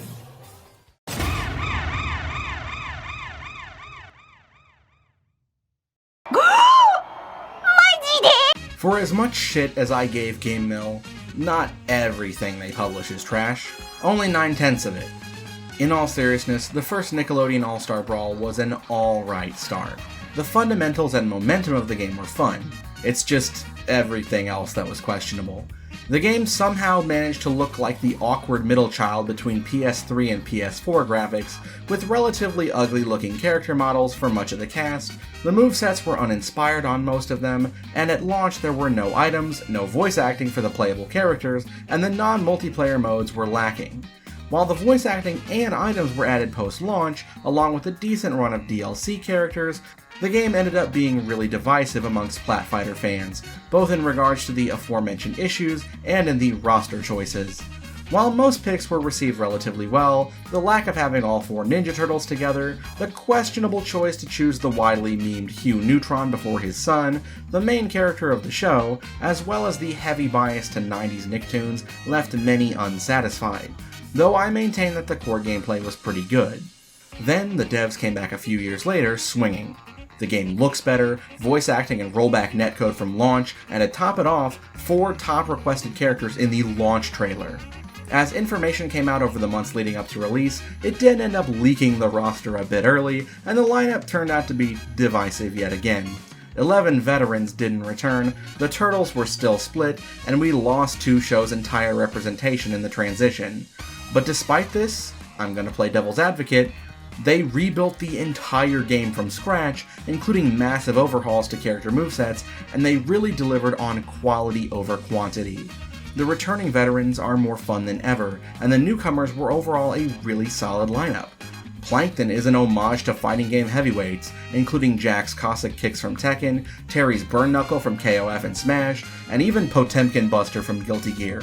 Azula provided a fast rushdown fighter with a lot of great tools for mobility and killing, but she's a huge glass cannon. Gerald, the one I was most on the fence about, turned out to be a really fun, unconventional zoner with a lot of tools to rack up damage, but he struggles a bit with killing. Not so much Gertie, who they gave a Shoryuken, Faust's item play, again from Guilty Gear, and the iconic Falcon knee. Ember is their Cloud homage, the Angry Beavers act similarly to Pyra and Mithra, but with their special moves being MVC-esque assist attacks, including references to some famous fighting game moves from Dragon Ball FighterZ and Marvel vs. Capcom 3, and with the ability to switch between them at any time, including while they are assisting, it leads to a hugely hyped character to watch. Jimmy finally gets to appear, and fittingly takes a big brain to play, especially with his puppet character, Goddard, who has a great edgeguard potential. Squidward is this unconventional character with jump cancels and a time-limited install, that's just him getting mad. And then there's my favorite, El Tigre, feeling similar to Project M Wolf with just a hint of MVC Wolverine. He is by far my favorite character to play and watch, not just because I love how he plays either. We got new El Tigre content in the year of our Lord 2023, and that is just wild. For a show that Nick treated so poorly, these devs treated it with so much love. All in all, despite some weird decisions, I think the lineup is much more balanced here.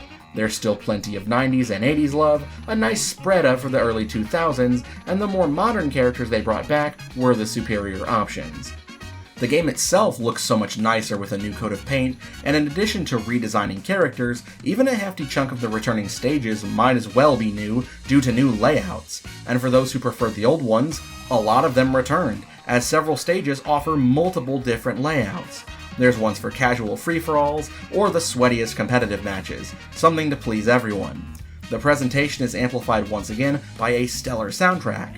I know people wanted remixes of songs from the shows themselves last time, but I'ma be real, these theme songs might not have made that great a stage theme. Many of them are very short, and they'd get old quick. So instead, each track in both games takes heavy inspiration from the music of their show, and creates something new with it, which I personally love. I can't say I prefer one soundtrack over the other, though I will admit, I wish the Ghost Zone theme from the first game had returned, because it really rocked. Same with Rocco's stage, actually. They also gave each character a set of distinct costumes that all pull from the character's source material. There are quite a few obscure references in there. One costume per character is required to be purchased as DLC, and there were 2 pre-order bonus costumes that can't be gotten anymore, but I appreciate the fact that you can have much more visual clarity in matches now, another big complaint from the first. There's also a ton of side content to sink your teeth into as well, as in addition to your standard classic mode, there's multiple different minigames and a full-fledged story ladder with roguelike elements, fully voice-acted, with interaction between characters that includes platforming stages, horde battles, and a decent collection of fun bosses to fight. And the devs are committed to keeping the experience fresh, as they just recently added in their take on All-Star mode, which admittedly at the moment I do think is a little too hard as I'm writing this script, but I appreciate the effort. They even added in Squad Strike from Smash Ultimate as a mode, one that is fully functional online no less. There's a solid training mode, and even a boss rush mode as well, not to mention plenty of cosmetic rewards to earn, including trophies and ways to customize your player card for online mode. But honestly, the reason that I think this game is so great is that alongside the more cohesive, complete character movesets, they created my favorite mechanic in a platform fighter, the slime meter. This handy little meter located under your character portrait has near limitless uses for carving out your own style of play with your character. By holding the assigned button down while performing specific actions, you'll get a wealth of different results.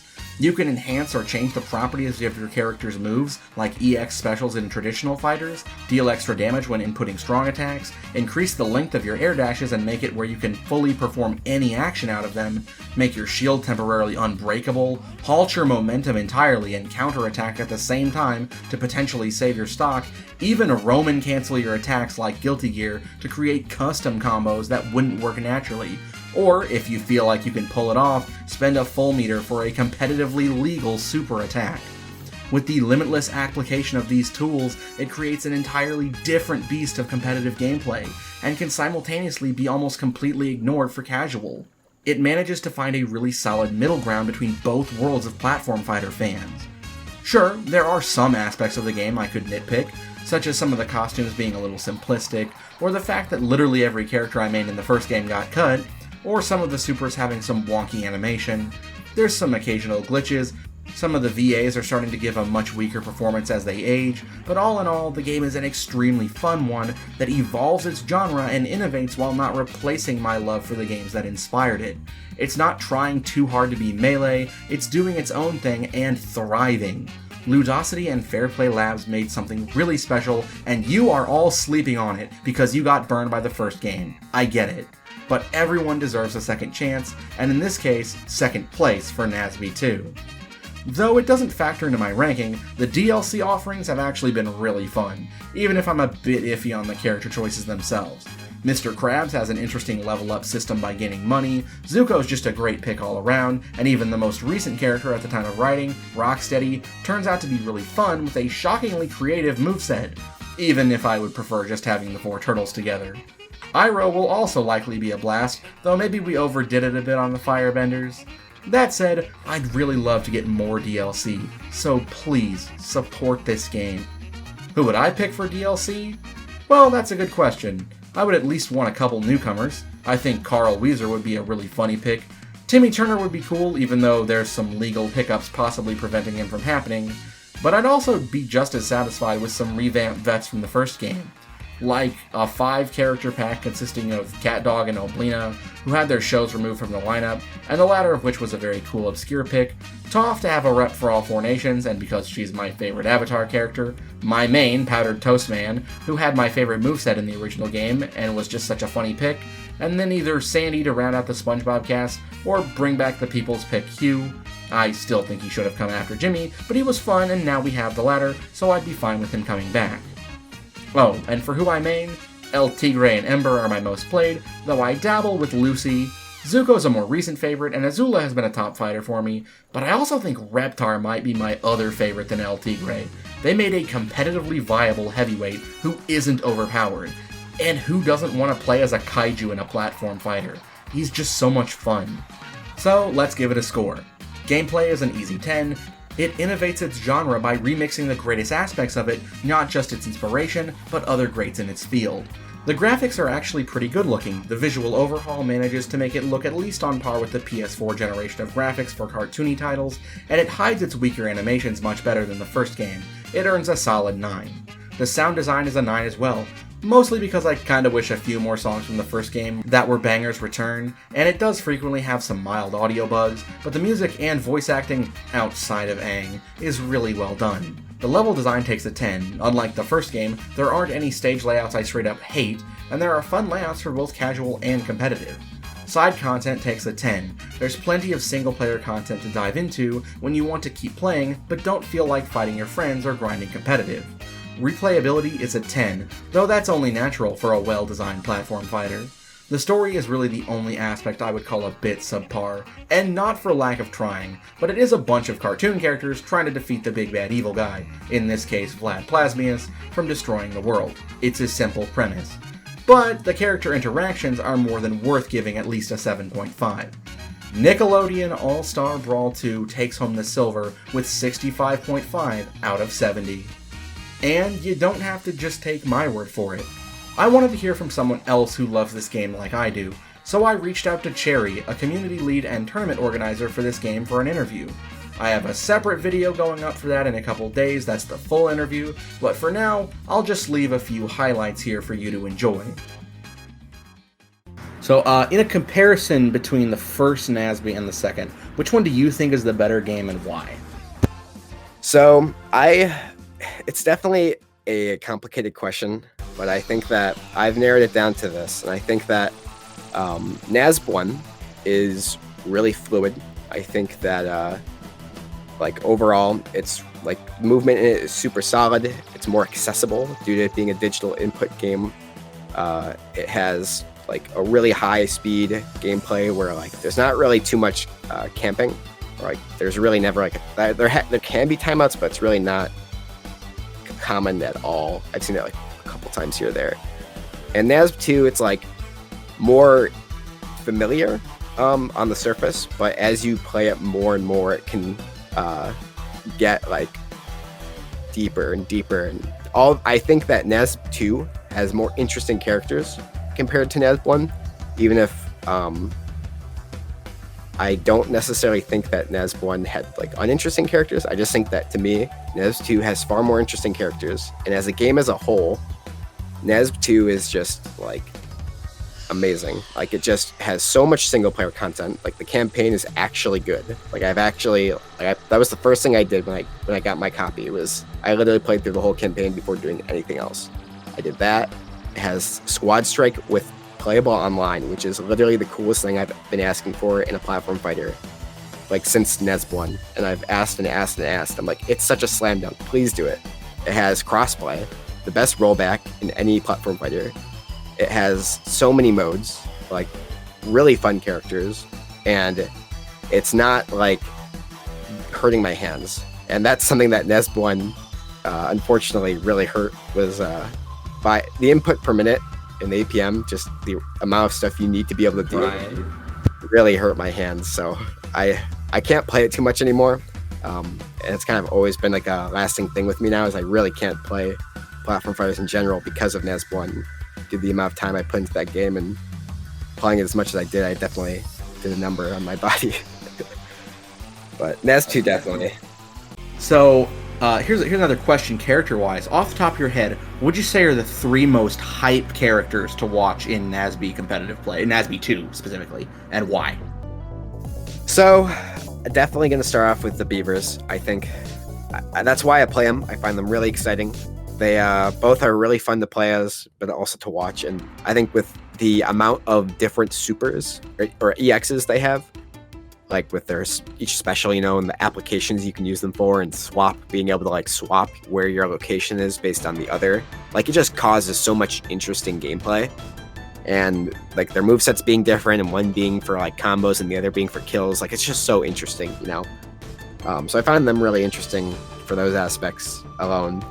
I find Grandma Gertie, as crazy good as she is, to be very exciting to watch. Just because she's just so like fast, you know. She's another fast character. I enjoy that fast octane gameplay. You don't see her too much at the top level. You see Stango, you see D-Gen, you know, two players that are very good with the character, but like she's just so crazy fast and like hilarious. She reminds me of like a Nas1-esque character, just with how much she can do and how fast she can do it. But she's another one to where I'm like, I like this character a lot. And last one's hard because there are other characters I appreciate a lot, and there's definitely ones where it's like, it's hard to say. I want to say like, oh, the people are gonna hate me for this one. I think Jimmy is like probably my number 3. Like he's so good. He's a very good character. But the amount of things, again, like when you give like characters more stuff that they can do with like Goddard being Jimmy's thing, and the way he can connect his combos, you know, between the two or his projectiles, the way they interact, like stuff like that's so interesting to me. So like those aspects and just like the ways you can play with Jimmy and the way he uses Slime Dash like at the top level, it's just so interesting compared to a lot of the characters in this game. But if I had to, like, if I was somehow allowed a 4th, my honorable mention has to be Nigel. Like, he's so different, and he's who doesn't like comboing into rest, you know? Like, who doesn't like seeing stuff like that? It's so funny. Right. What do you have to say to people who think that the game is dead just because the Steam charts show a small player base? I have 2 responses. One, I don't care. If it's dead, like I'll play it if there's 6 people that play. I've hosted brackets for NASB 1 throughout its lifespan that had 6 people. I'm not going to stop doing that anytime soon. And the other flip end of it is that this game had 22,000 people on it and was in the 19th spot of the top 40 Xbox games played this month. And Multiverses last month, if we're going to compare anything, was 48 the month before, and it is not in the top 40 of the documented things. Not to compare them, because I do like Multiverses as well. I think it's very fun, Kashi, you know, but different beasts. Yes, absolutely.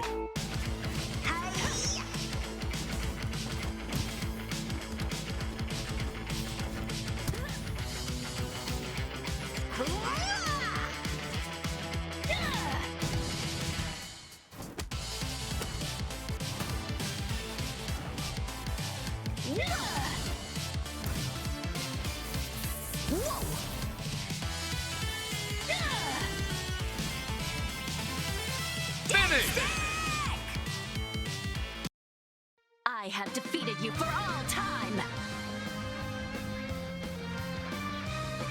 Before we move on to crown the king of 2023, my absolute favorite game, I wanted to quickly give a spotlight to some games that I really wanted to play before making this, but if I had, the video wouldn't be out until 2025. If you're wondering where one of your favorites ended up, it might be here.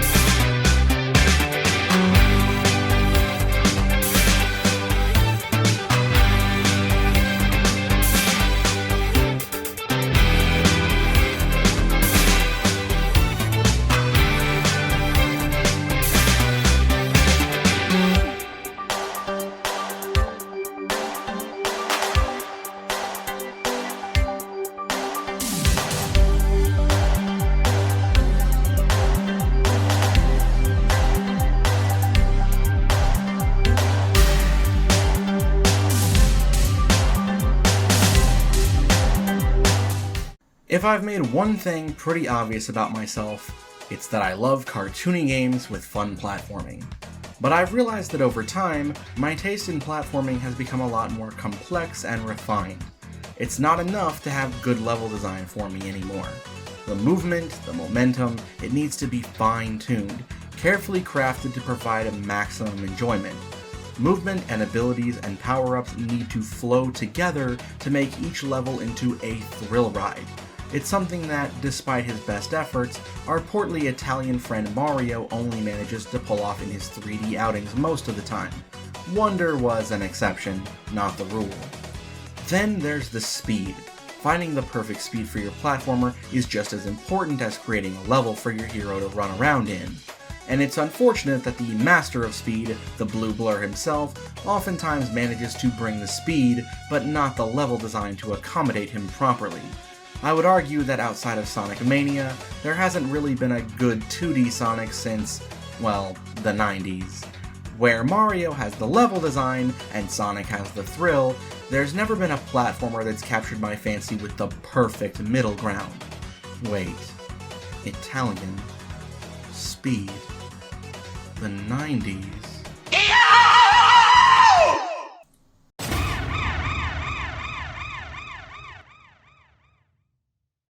Oh my god, that's it! I don't need to mix them together into some fine dining experience. Take a solid base like the level design from the Marioverse, sprinkle in a nice topping of speed lifted from Sonic, and bake that shit in an oven at precisely the 1990s of degrees until it looks like a Microsoft Paint bootleg Ren and Stimpy, and you get greasy, perfect platforming action. Yes, my favorite game of 2023, and in fact one of my top 5 favorite games of all time, is in fact the indie darling Pizza Tower. Envisioned initially as, well, if Nintendo won't give us more Wario Land, I'll make it myself, and then later ingeniously given a dose of classic Sonic level design and the speed to make use of it, and just for good measure, giving its protagonist Samus's Shine Spark for verticality challenges, this game scratches my platforming itch in spades, with by far my favorite level design and movement mechanics in a platformer. Each level is so meticulously crafted to take full advantage of Peppino's kit. So what can our struggling restaurant owner do? Well, like Wario in his classic adventures, the character upon which he drew most visual inspiration, Peppino is effectively immortal during normal gameplay. Enemies and hazards can hit him, but he doesn't have a health bar to drop to 0, rather affecting your combo score. More on that later. Peppino also has the ability to move at incredible speeds after building up momentum by running in a single direction for a while. When moving at his highest speed, he'll plow through most enemies, instantly defeating them. But if you're not at top speed, you're far from defenseless. Peppino can grab most enemies and throw them, utilizing a number of wrestling moves, and the enemies thrown can defeat other enemies. And if you've got a projectile flying your way and don't think you can stop it in time in order to jump over or slide under it, Peppino's taunt button doubles as a parry. God, I love parries. With perfectly timed precision, you'll send that projectile right back. And it doesn't just work on projectiles, you can do it with melee attacks too. And better yet, you can perform it while doing almost any other action, canceling that action's animation to perform it. The kit flows together so naturally, which is amplified further by the stellar level design. Enemies are placed in just the right places, so that, should you know they're coming, you'll be able to seamlessly transition from one action to the next while maintaining your momentum. That said, Peppino does lose access to his normal kit when entering into his transformation states. Power-ups that are usually unique to their stage, themed after the environment in which the stage takes place. The castle level has you becoming a knight that slips down slopes and gives you Link's down air thrust in the air. The space level has Peppino riding a rocket ship that allows him to fly and destroy massive meteors. One of the transformations is just letting the man blow off some steam with his Second Amendment rights, against animatronic monsters inspired by FNAF no less. Hate FNAF? Or just want to feel the power fantasy of blowing those fuckers away after all the helplessness in those games? We've got the level for you. One of the power-ups is literally the mascot of an extremely forgettable mascot platformer from the PS1, Mort the Chicken, that the devs just asked the creator if they could use, and he said yes. In each level, there are multiple types of collectibles. The primary ones are toppings, little sentient pizza toppings trapped in cages that will follow Peppino after being rescued.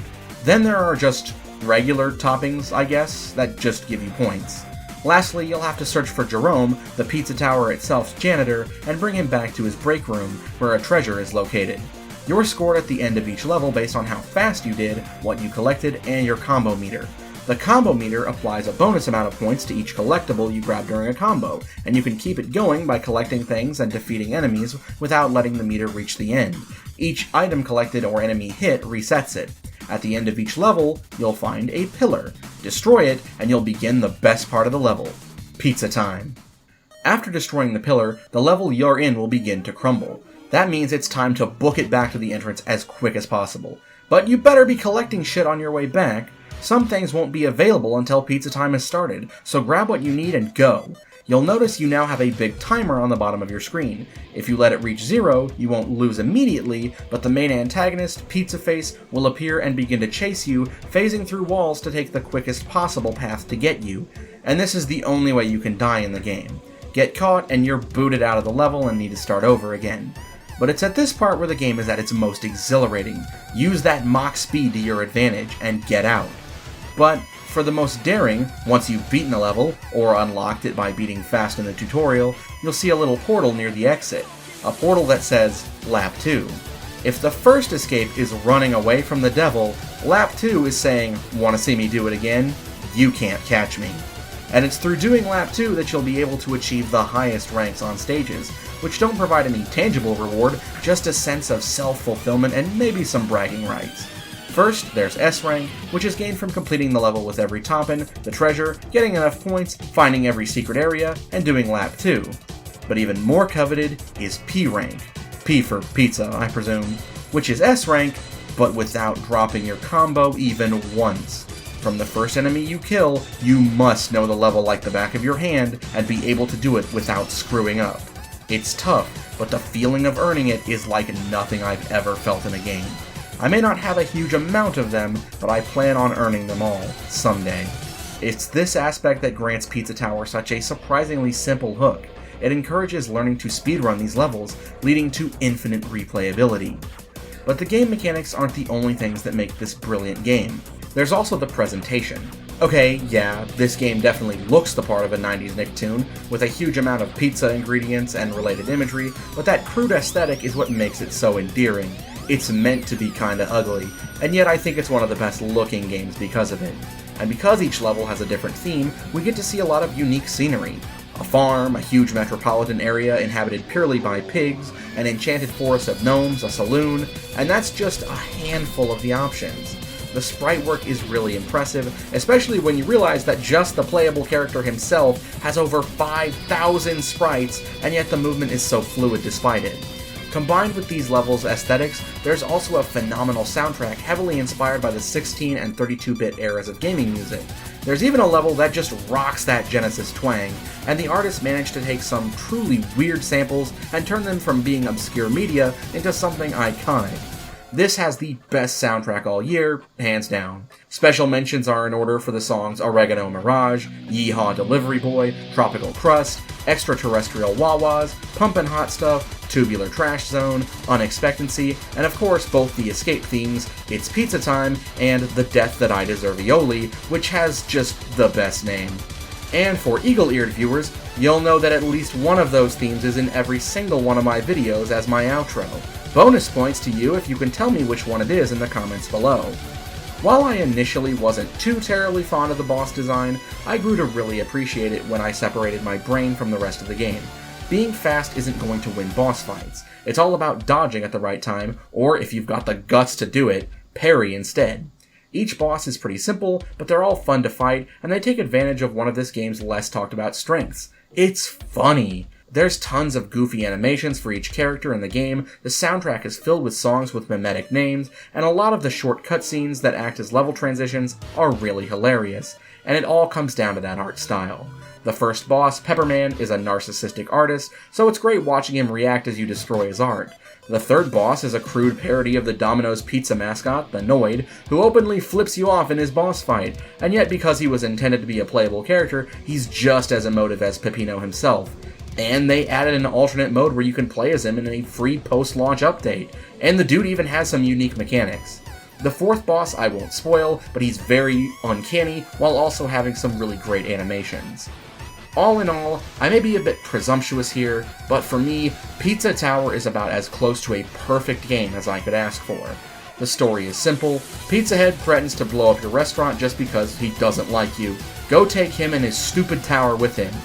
But it doesn't need to be complex. This is the one case where I'm more than willing to grant the story a 9.5, despite its simplicity because of the humor of the cutscenes, written dialogue, and animation that sells it. Local man too manic to give up. The graphics are 10. The amount of work done to make this world look this uncanny is impressive. The sound design is a 10. From every satisfying, perfectly timed sound effect to the stellar soundtrack, I couldn't give it anything less. The gameplay takes a 10 for having the most satisfying platforming I've ever experienced in a game. Replayability is a 10.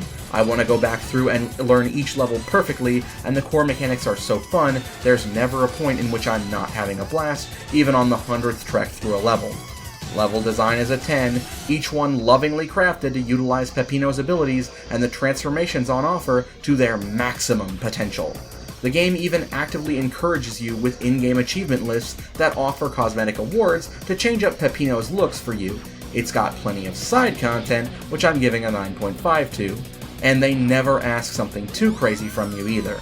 Pizza Tower takes home the highest score I have to offer, 69 out of 70 points. 69? Nice. Pizza Tower is a rare example of a game that not only exceeds expectations, but also ended up, in my humble opinion, surpassing its inspirations.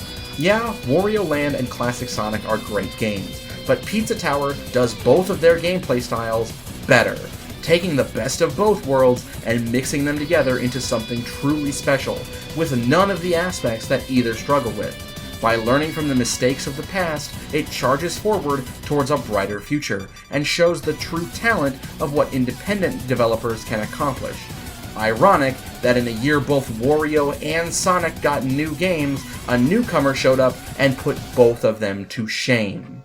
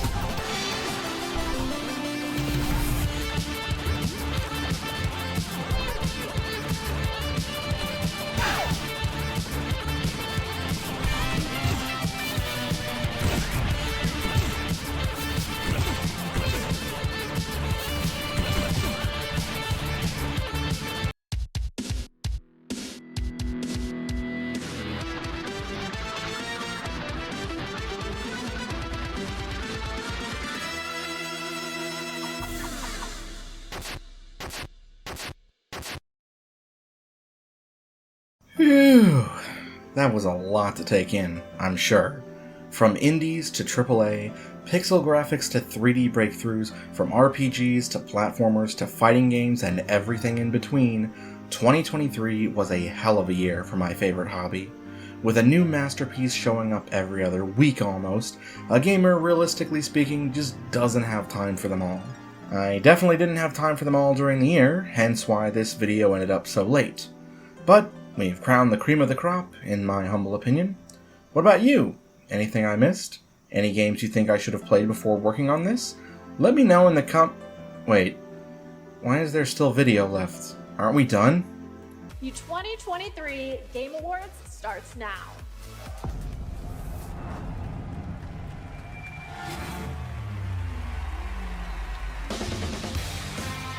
Welcome to the Game Awards 2023.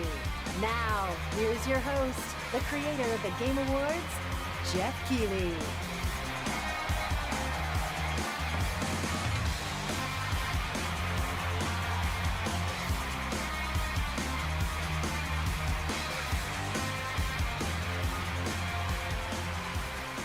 Whoa, whoa, whoa. What the hell are you doing here, dude? We've heard enough from you already. This is my channel. And besides that, frankly, dude, I think you're unfit for the job. You helped kill E3 and replaced it with Summer Snooze Fest.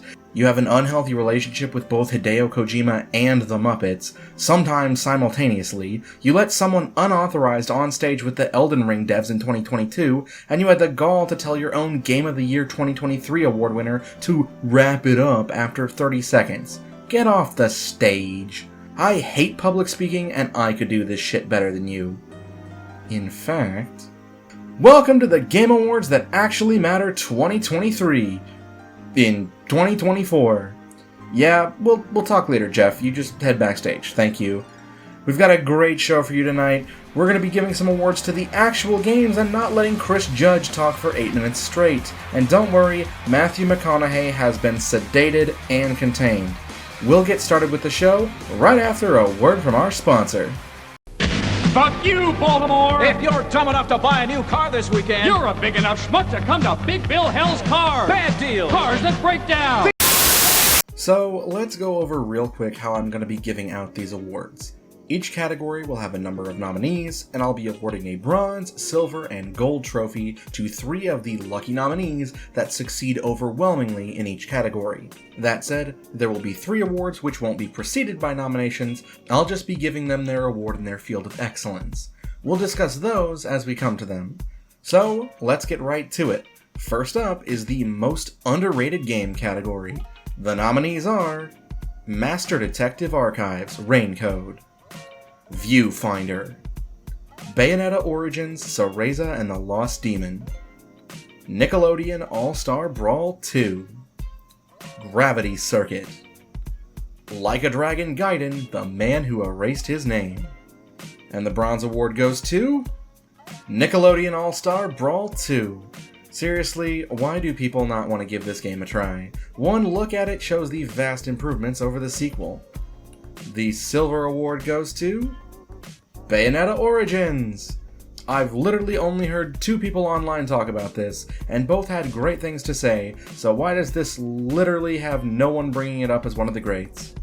Lastly, the gold award goes to Master Detective Archives! For being from the company behind the Danganronpa games, I am shocked that I have literally heard no one bring this game up at all. It's a damn shame too, because it's a great game. Next up, we have the Best Soundtrack Award. This goes to the game that gave me the most earworm moments after playing it. Let's celebrate some games with soundtracks filled with banger after banger. The nominees are Pizza Tower, Sea of Stars, Cassette Beasts, Hi-Fi Rush, Bomb Rush Cyberpunk, Nickelodeon All-Star Brawl 2. Looks like this category is dominated primarily by indie games this year. And the bronze award goes to Hi-Fi Rush. A bit of an upset that the rhythm game's soundtrack is only 3rd, but don't let that deter you, this category was fierce. The combination of spectacular original compositions and expertly hand-picked licensed tracks made for an extremely memorable experience. The silver award goes to Sea of Stars. One of the best aspects of the game is its soundtrack that plays homage to the works before and after. A few highlights include Hills of Determination, Dance of 1000 Suns, and all versions of the battle theme, Battle On. And the gold award goes to... well, I kinda spoiled it earlier, right? It's Pizza Tower. There's not a single track I don't like, and almost every track is peak.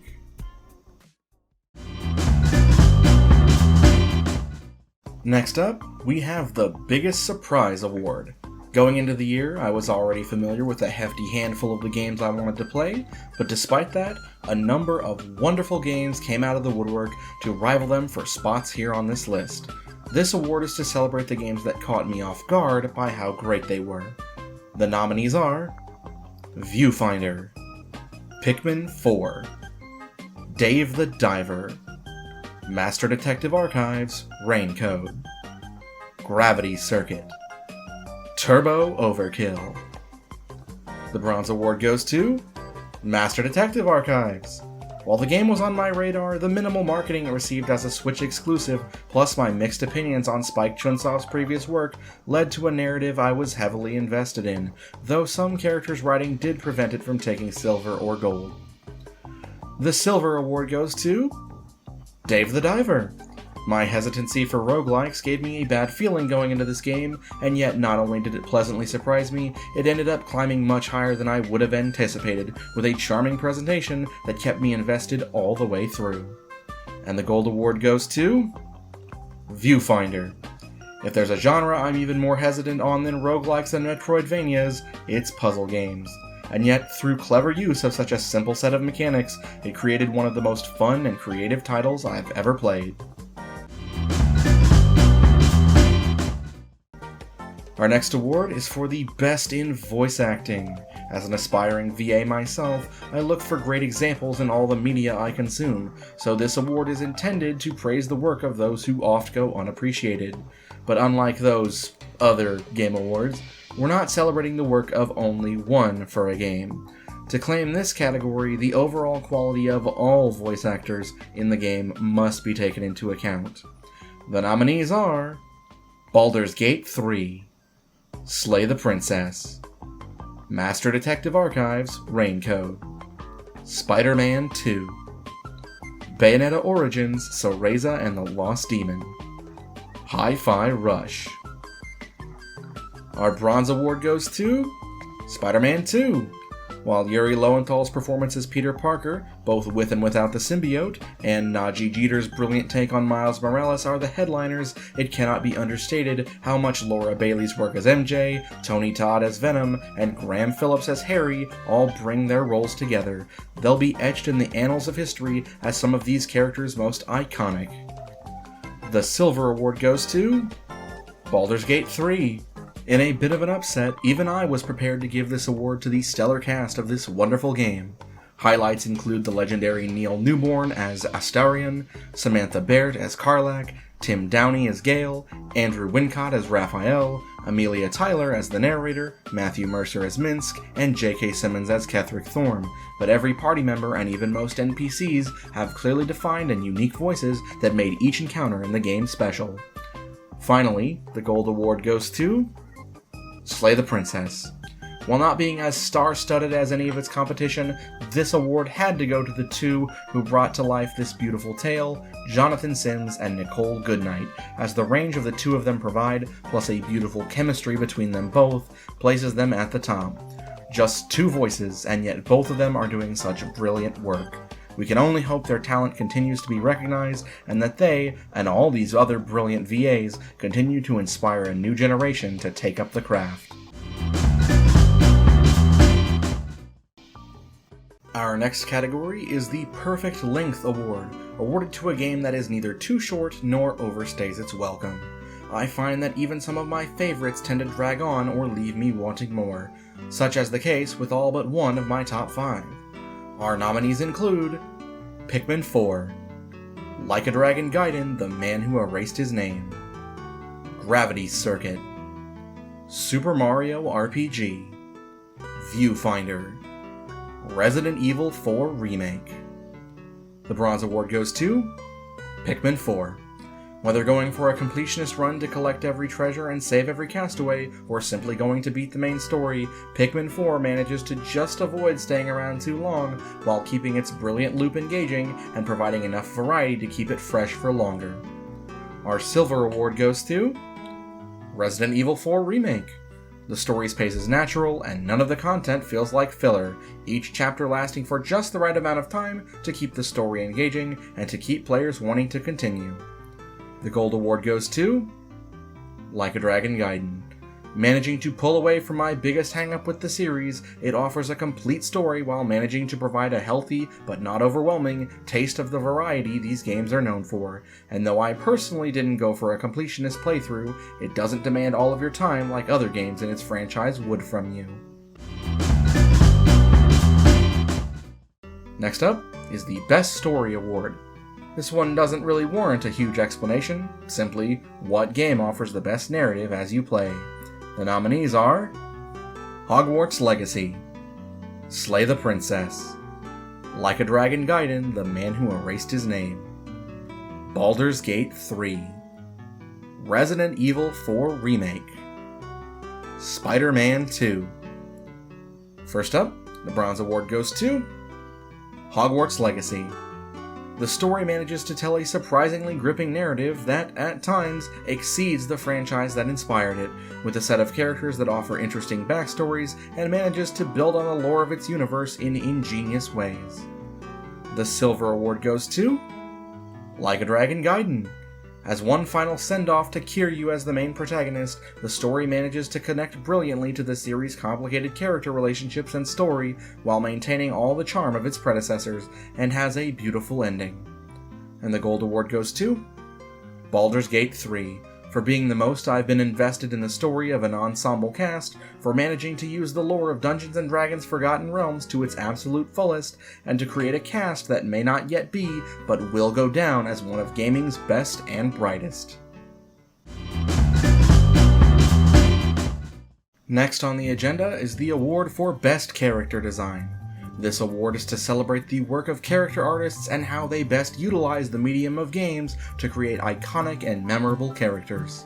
Our nominees include Hi-Fi Rush, Bomb Rush Cyberpunk, Slay the Princess, Master Detective Archives Raincode, Street Fighter 6, Dave the Diver. Our Bronze Award winner is Street Fighter 6.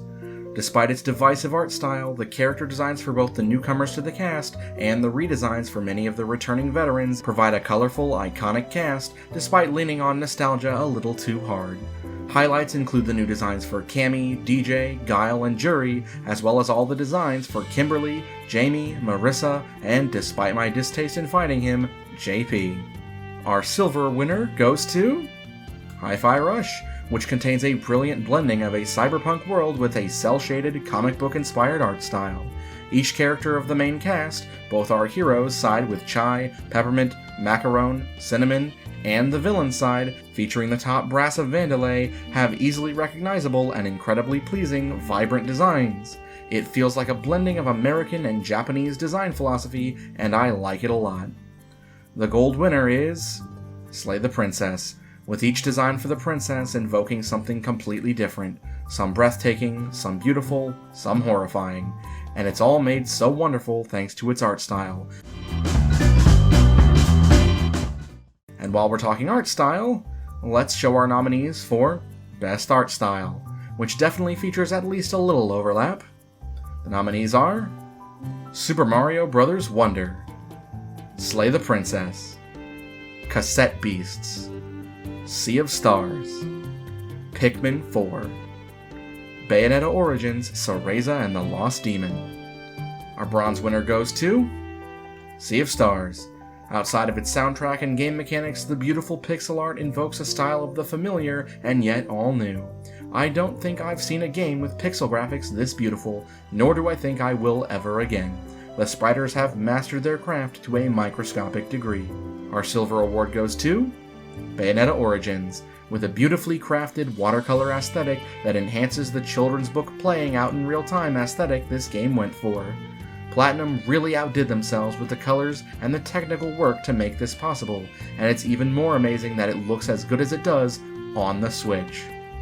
The Gold Award winner is, without a doubt, Slay the Princess. Every single frame was hand-drawn, and that's not an easy task, especially considering the vastly different art styles that the different routes of the game can go down. Even the most subtle difference can change the entire tone of the art, and through the use of only 4 colors, this wonderful title manages to display more visceral emotion than games with a color palette consisting of millions of variations.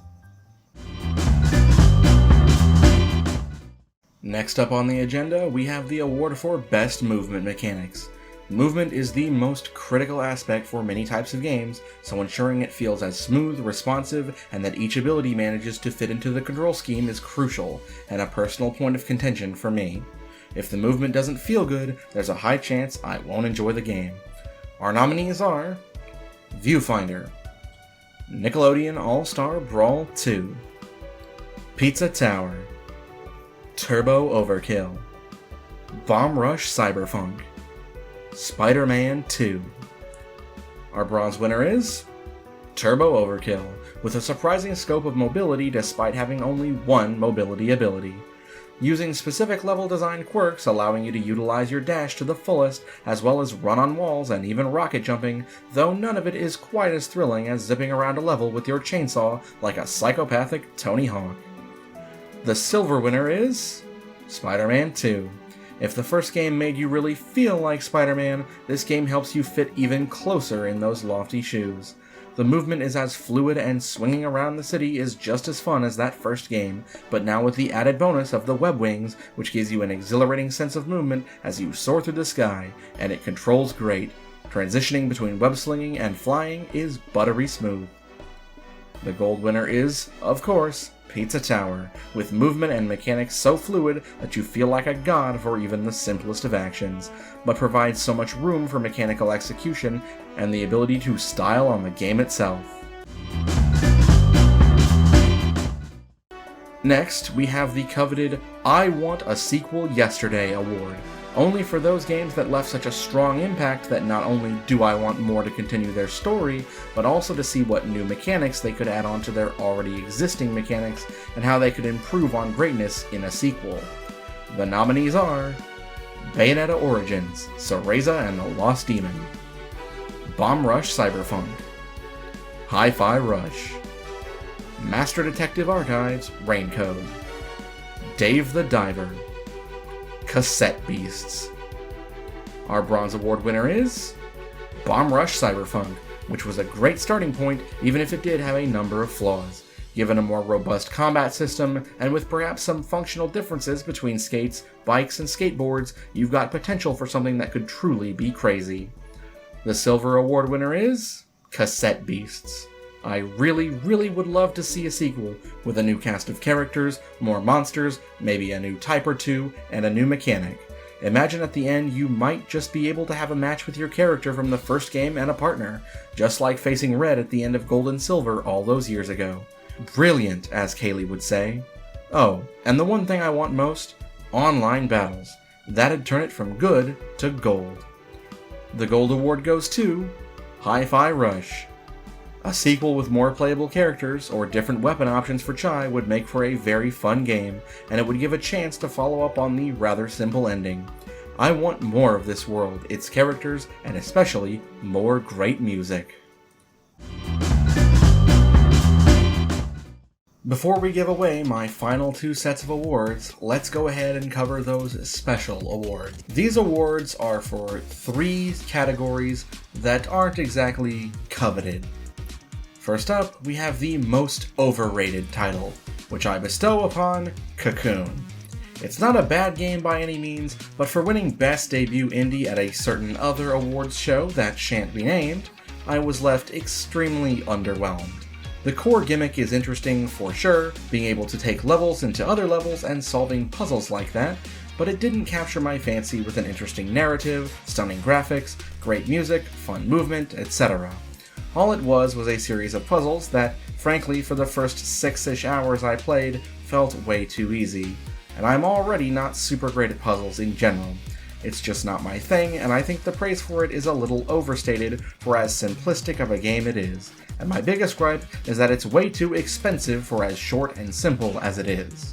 The next award is the title for Most Meh Game.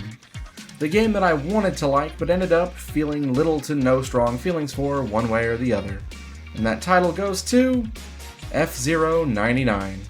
Like with Cocoon, it's far from a bad game, but I'll admit I had higher hopes for the return of a franchise that's basically been dead for 20 years. First off, it's built off the SNES F-Zero, which again isn't bad, but I prefer my racing games to be more smooth. SNES F-Zero's controls are, how do I put this, clicky, kinda jank. The mechanics to this game are pretty well thought out, but I'm also feeling major battle royale fatigue. Like, even in a completely different genre entirely, I'm ready for the industry to move past them. But hey, the game's completely free with Nintendo Switch Online, so I can't complain too hard. I had fun with the game, but it's not a title I'm planning on revisiting anytime soon. All we can hope is that an actual new game comes from it. Lastly of our 3 special awards is the Biggest Disappointment Award, given to the game that I really wanted to like, but failed to meet even my minimal expectations, and this bad boy goes to Disney Speedstorm. I like racing games a lot, and there's a lot that I really dig about Disney Speedstorm. The track design is solid, the graphics look nice, the character designs are stylized in a way that helps them all feel cohesive, the music is a real highlight. But it's all for naught when the entire thing is not only filled with microtransactions, but the most egregious, pay-to-win, gacha-filled slop that I've ever seen. I have my problems with something like multiverses, but at least there all you have to do is buy the character. In this game, that's not enough. You have to level them up so they can be faster in races, and the amount that it can cost, based on your gacha luck, can be in the literal thousands for a single character. And did I mention that without grinding in games where you have an objective disadvantage, a single character can cost you up to $40? Fuck that.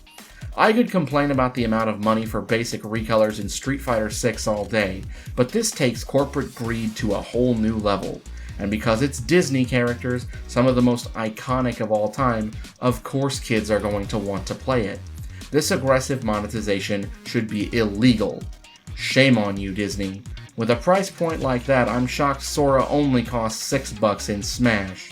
I know, I already bitched about it earlier, but this is sickening and sets a bad precedent for live service games in the future. When will they learn that Fortnite rakes in all that dough because it's so approachable and all of their cosmetics offer no functional advantage to players? Just make a fun game, assholes. Worry about the money later. Hey, take a chill pill. Those grow on trees here. Now that we've got the negativity out of the way, let's give out our award for Best Level Design.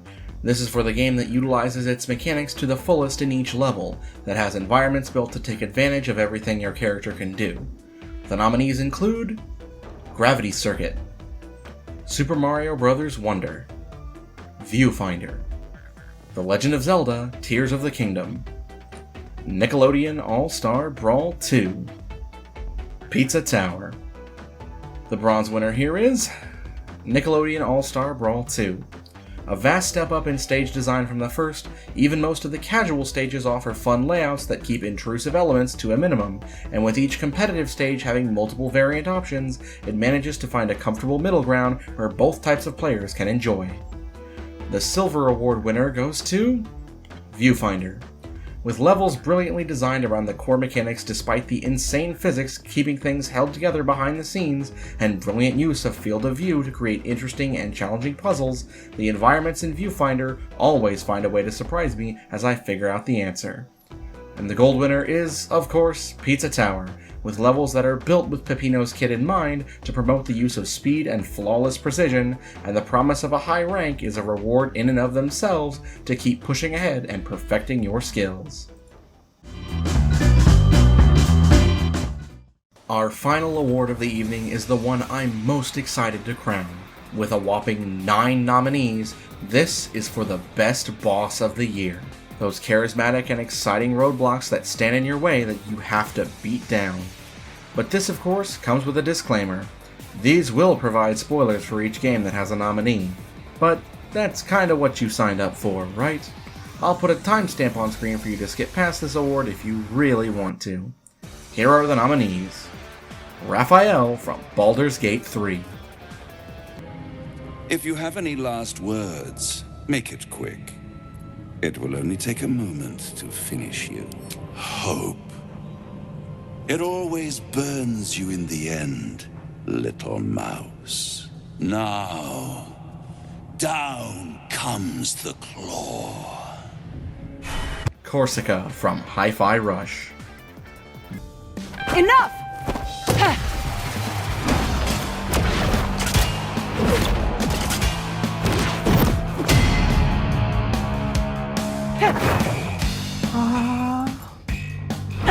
The Noise from Pizza Tower.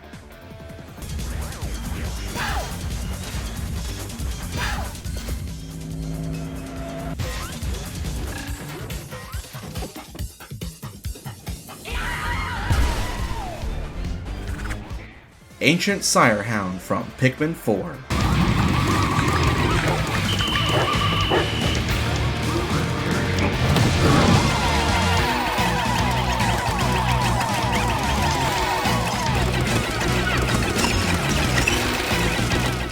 Peter Parker from Spider-Man 2.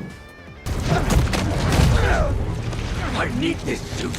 It makes me a better Spider-Man. You just want it for yourself. Marie from Persona 5 Tactica. Same spineless dolt as ever.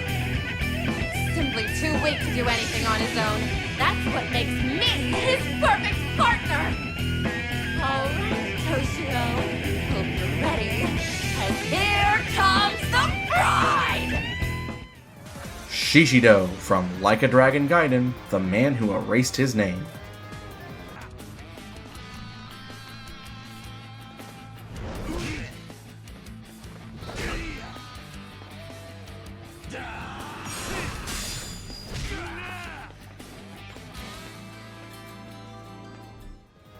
Ianthe from Cassette Beasts.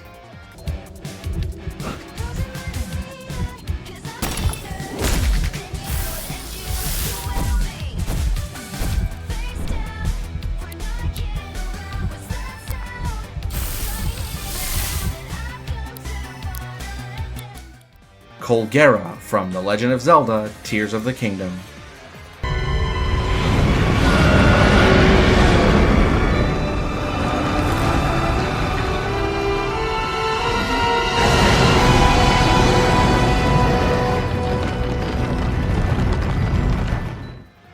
There are some truly fearsome competitors in this lineup, but who does it best?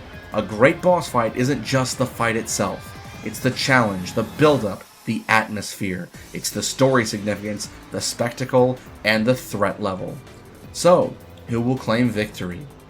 In bronze, we have Colgera, taking third from the atmosphere and spectacle angle, but with a surprising taste of nostalgia for Zelda fans to just barely clinch its title. Bonus points for having multiple ways to take it out, but that's one of the modern Zelda duology's biggest strengths as is. The final aspect that helped it claim its spot is the build-up. The climb from the earth below, thousands of feet up with a fear of falling ever present. You know that if Link fails here, not only will he plummet lifelessly to the earth, but he'll have freed the monster to lay siege to the kingdom's citizens. Exciting stuff.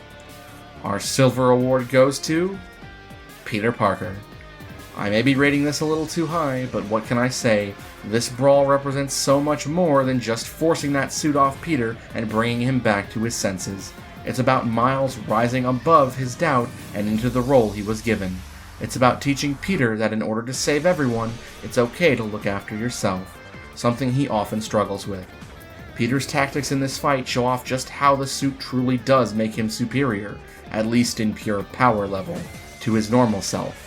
Peter's brains with the suit's strength and ambition pitted against Miles, but Miles rises to the occasion and becomes the hero he needs to be.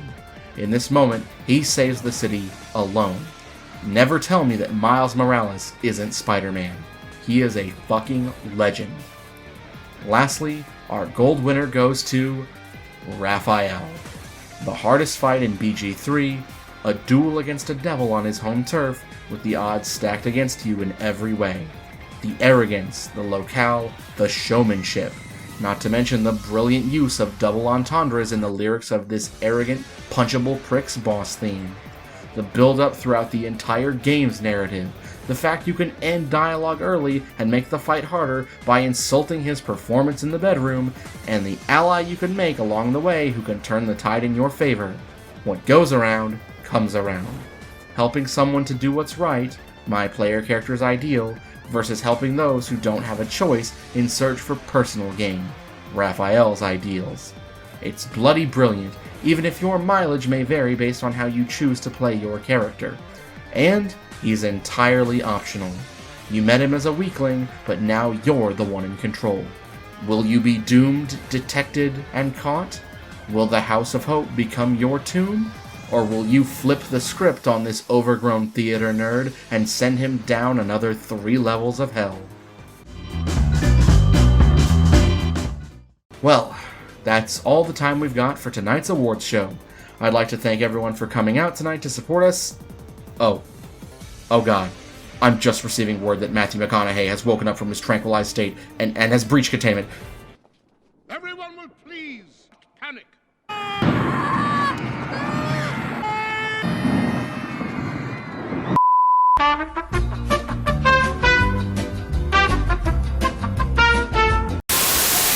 won't bore you with the details of how we got out of that one, but thankfully I hired good security, unlike someone I know.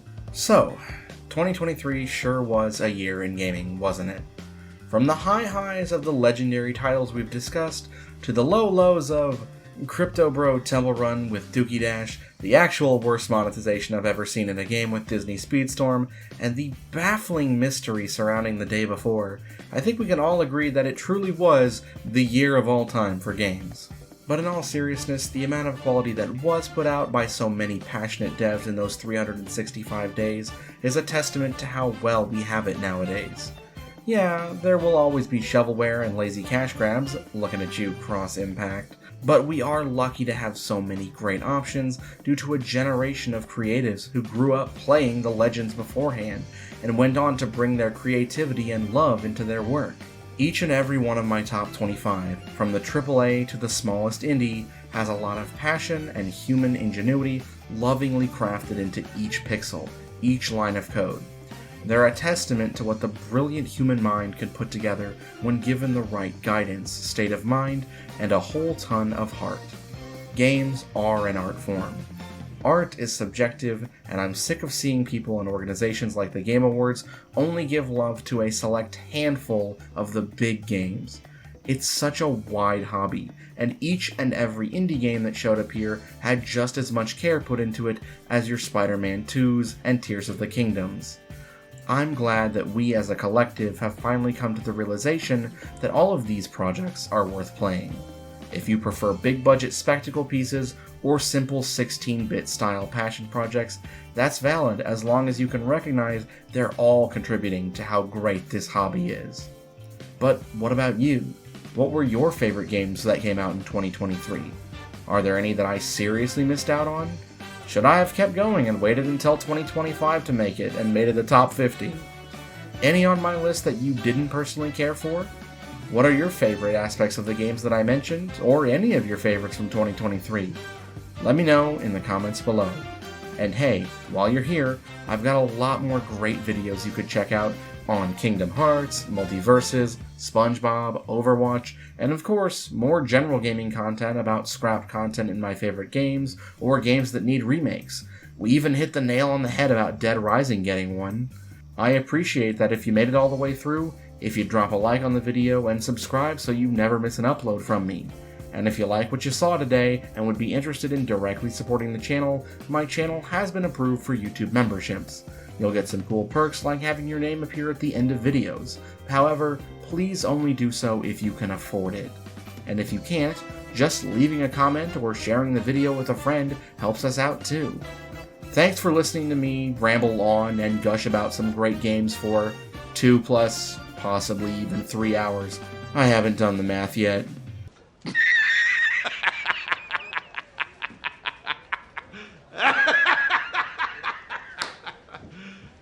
You serious? My name's been Gigi, the Nerd Incarnate, and I can't wait to see you in the next video. I hope you have an incredible day. Peace out. Oh, and please don't expect another one of these for 2024. I need a nice year-long nap. So, post-recording Gigi here. One of my best friends just had to tell me about this little game that also came out in 2023, the day after I uploaded all of my files to Google Drive from my editor. But I just wanted to highlight it. It wouldn't have cracked top 25, but you could call it an unofficial number 26. Kanban Cardboard is this cute, simple, relaxing 3D platformer with a Paper Mario-inspired aesthetic, where you play as a cute bunny girl DJ on an island made out of art supplies. It's not complex, you just run around collecting coins and CDs so she can do a concert at the top of the highest mountain, solving some simple puzzles and playing little mini-games. It doesn't break a lot of ground, but if you're just looking for something simple and cozy to spend an hour on, I think you can get a lot of enjoyment out of it. It's not anything super complicated or crazy, just a little indie game by passionate devs that wanted to make something cute. The album covers are a bit crazy though, methinks the devs might be furries. Nothing wrong with that though, it isn't harming anybody. I just personally love rabbits and cute things and cozy vibes, and that's all I needed from this. It's $7 on Steam, and I can absolutely see myself trying to speedrun the game in the future, as it's so short. That said, I could totally go for another game starring this adorable protagonist in this colorful world with a bit more substantial moveset and more stuff to do.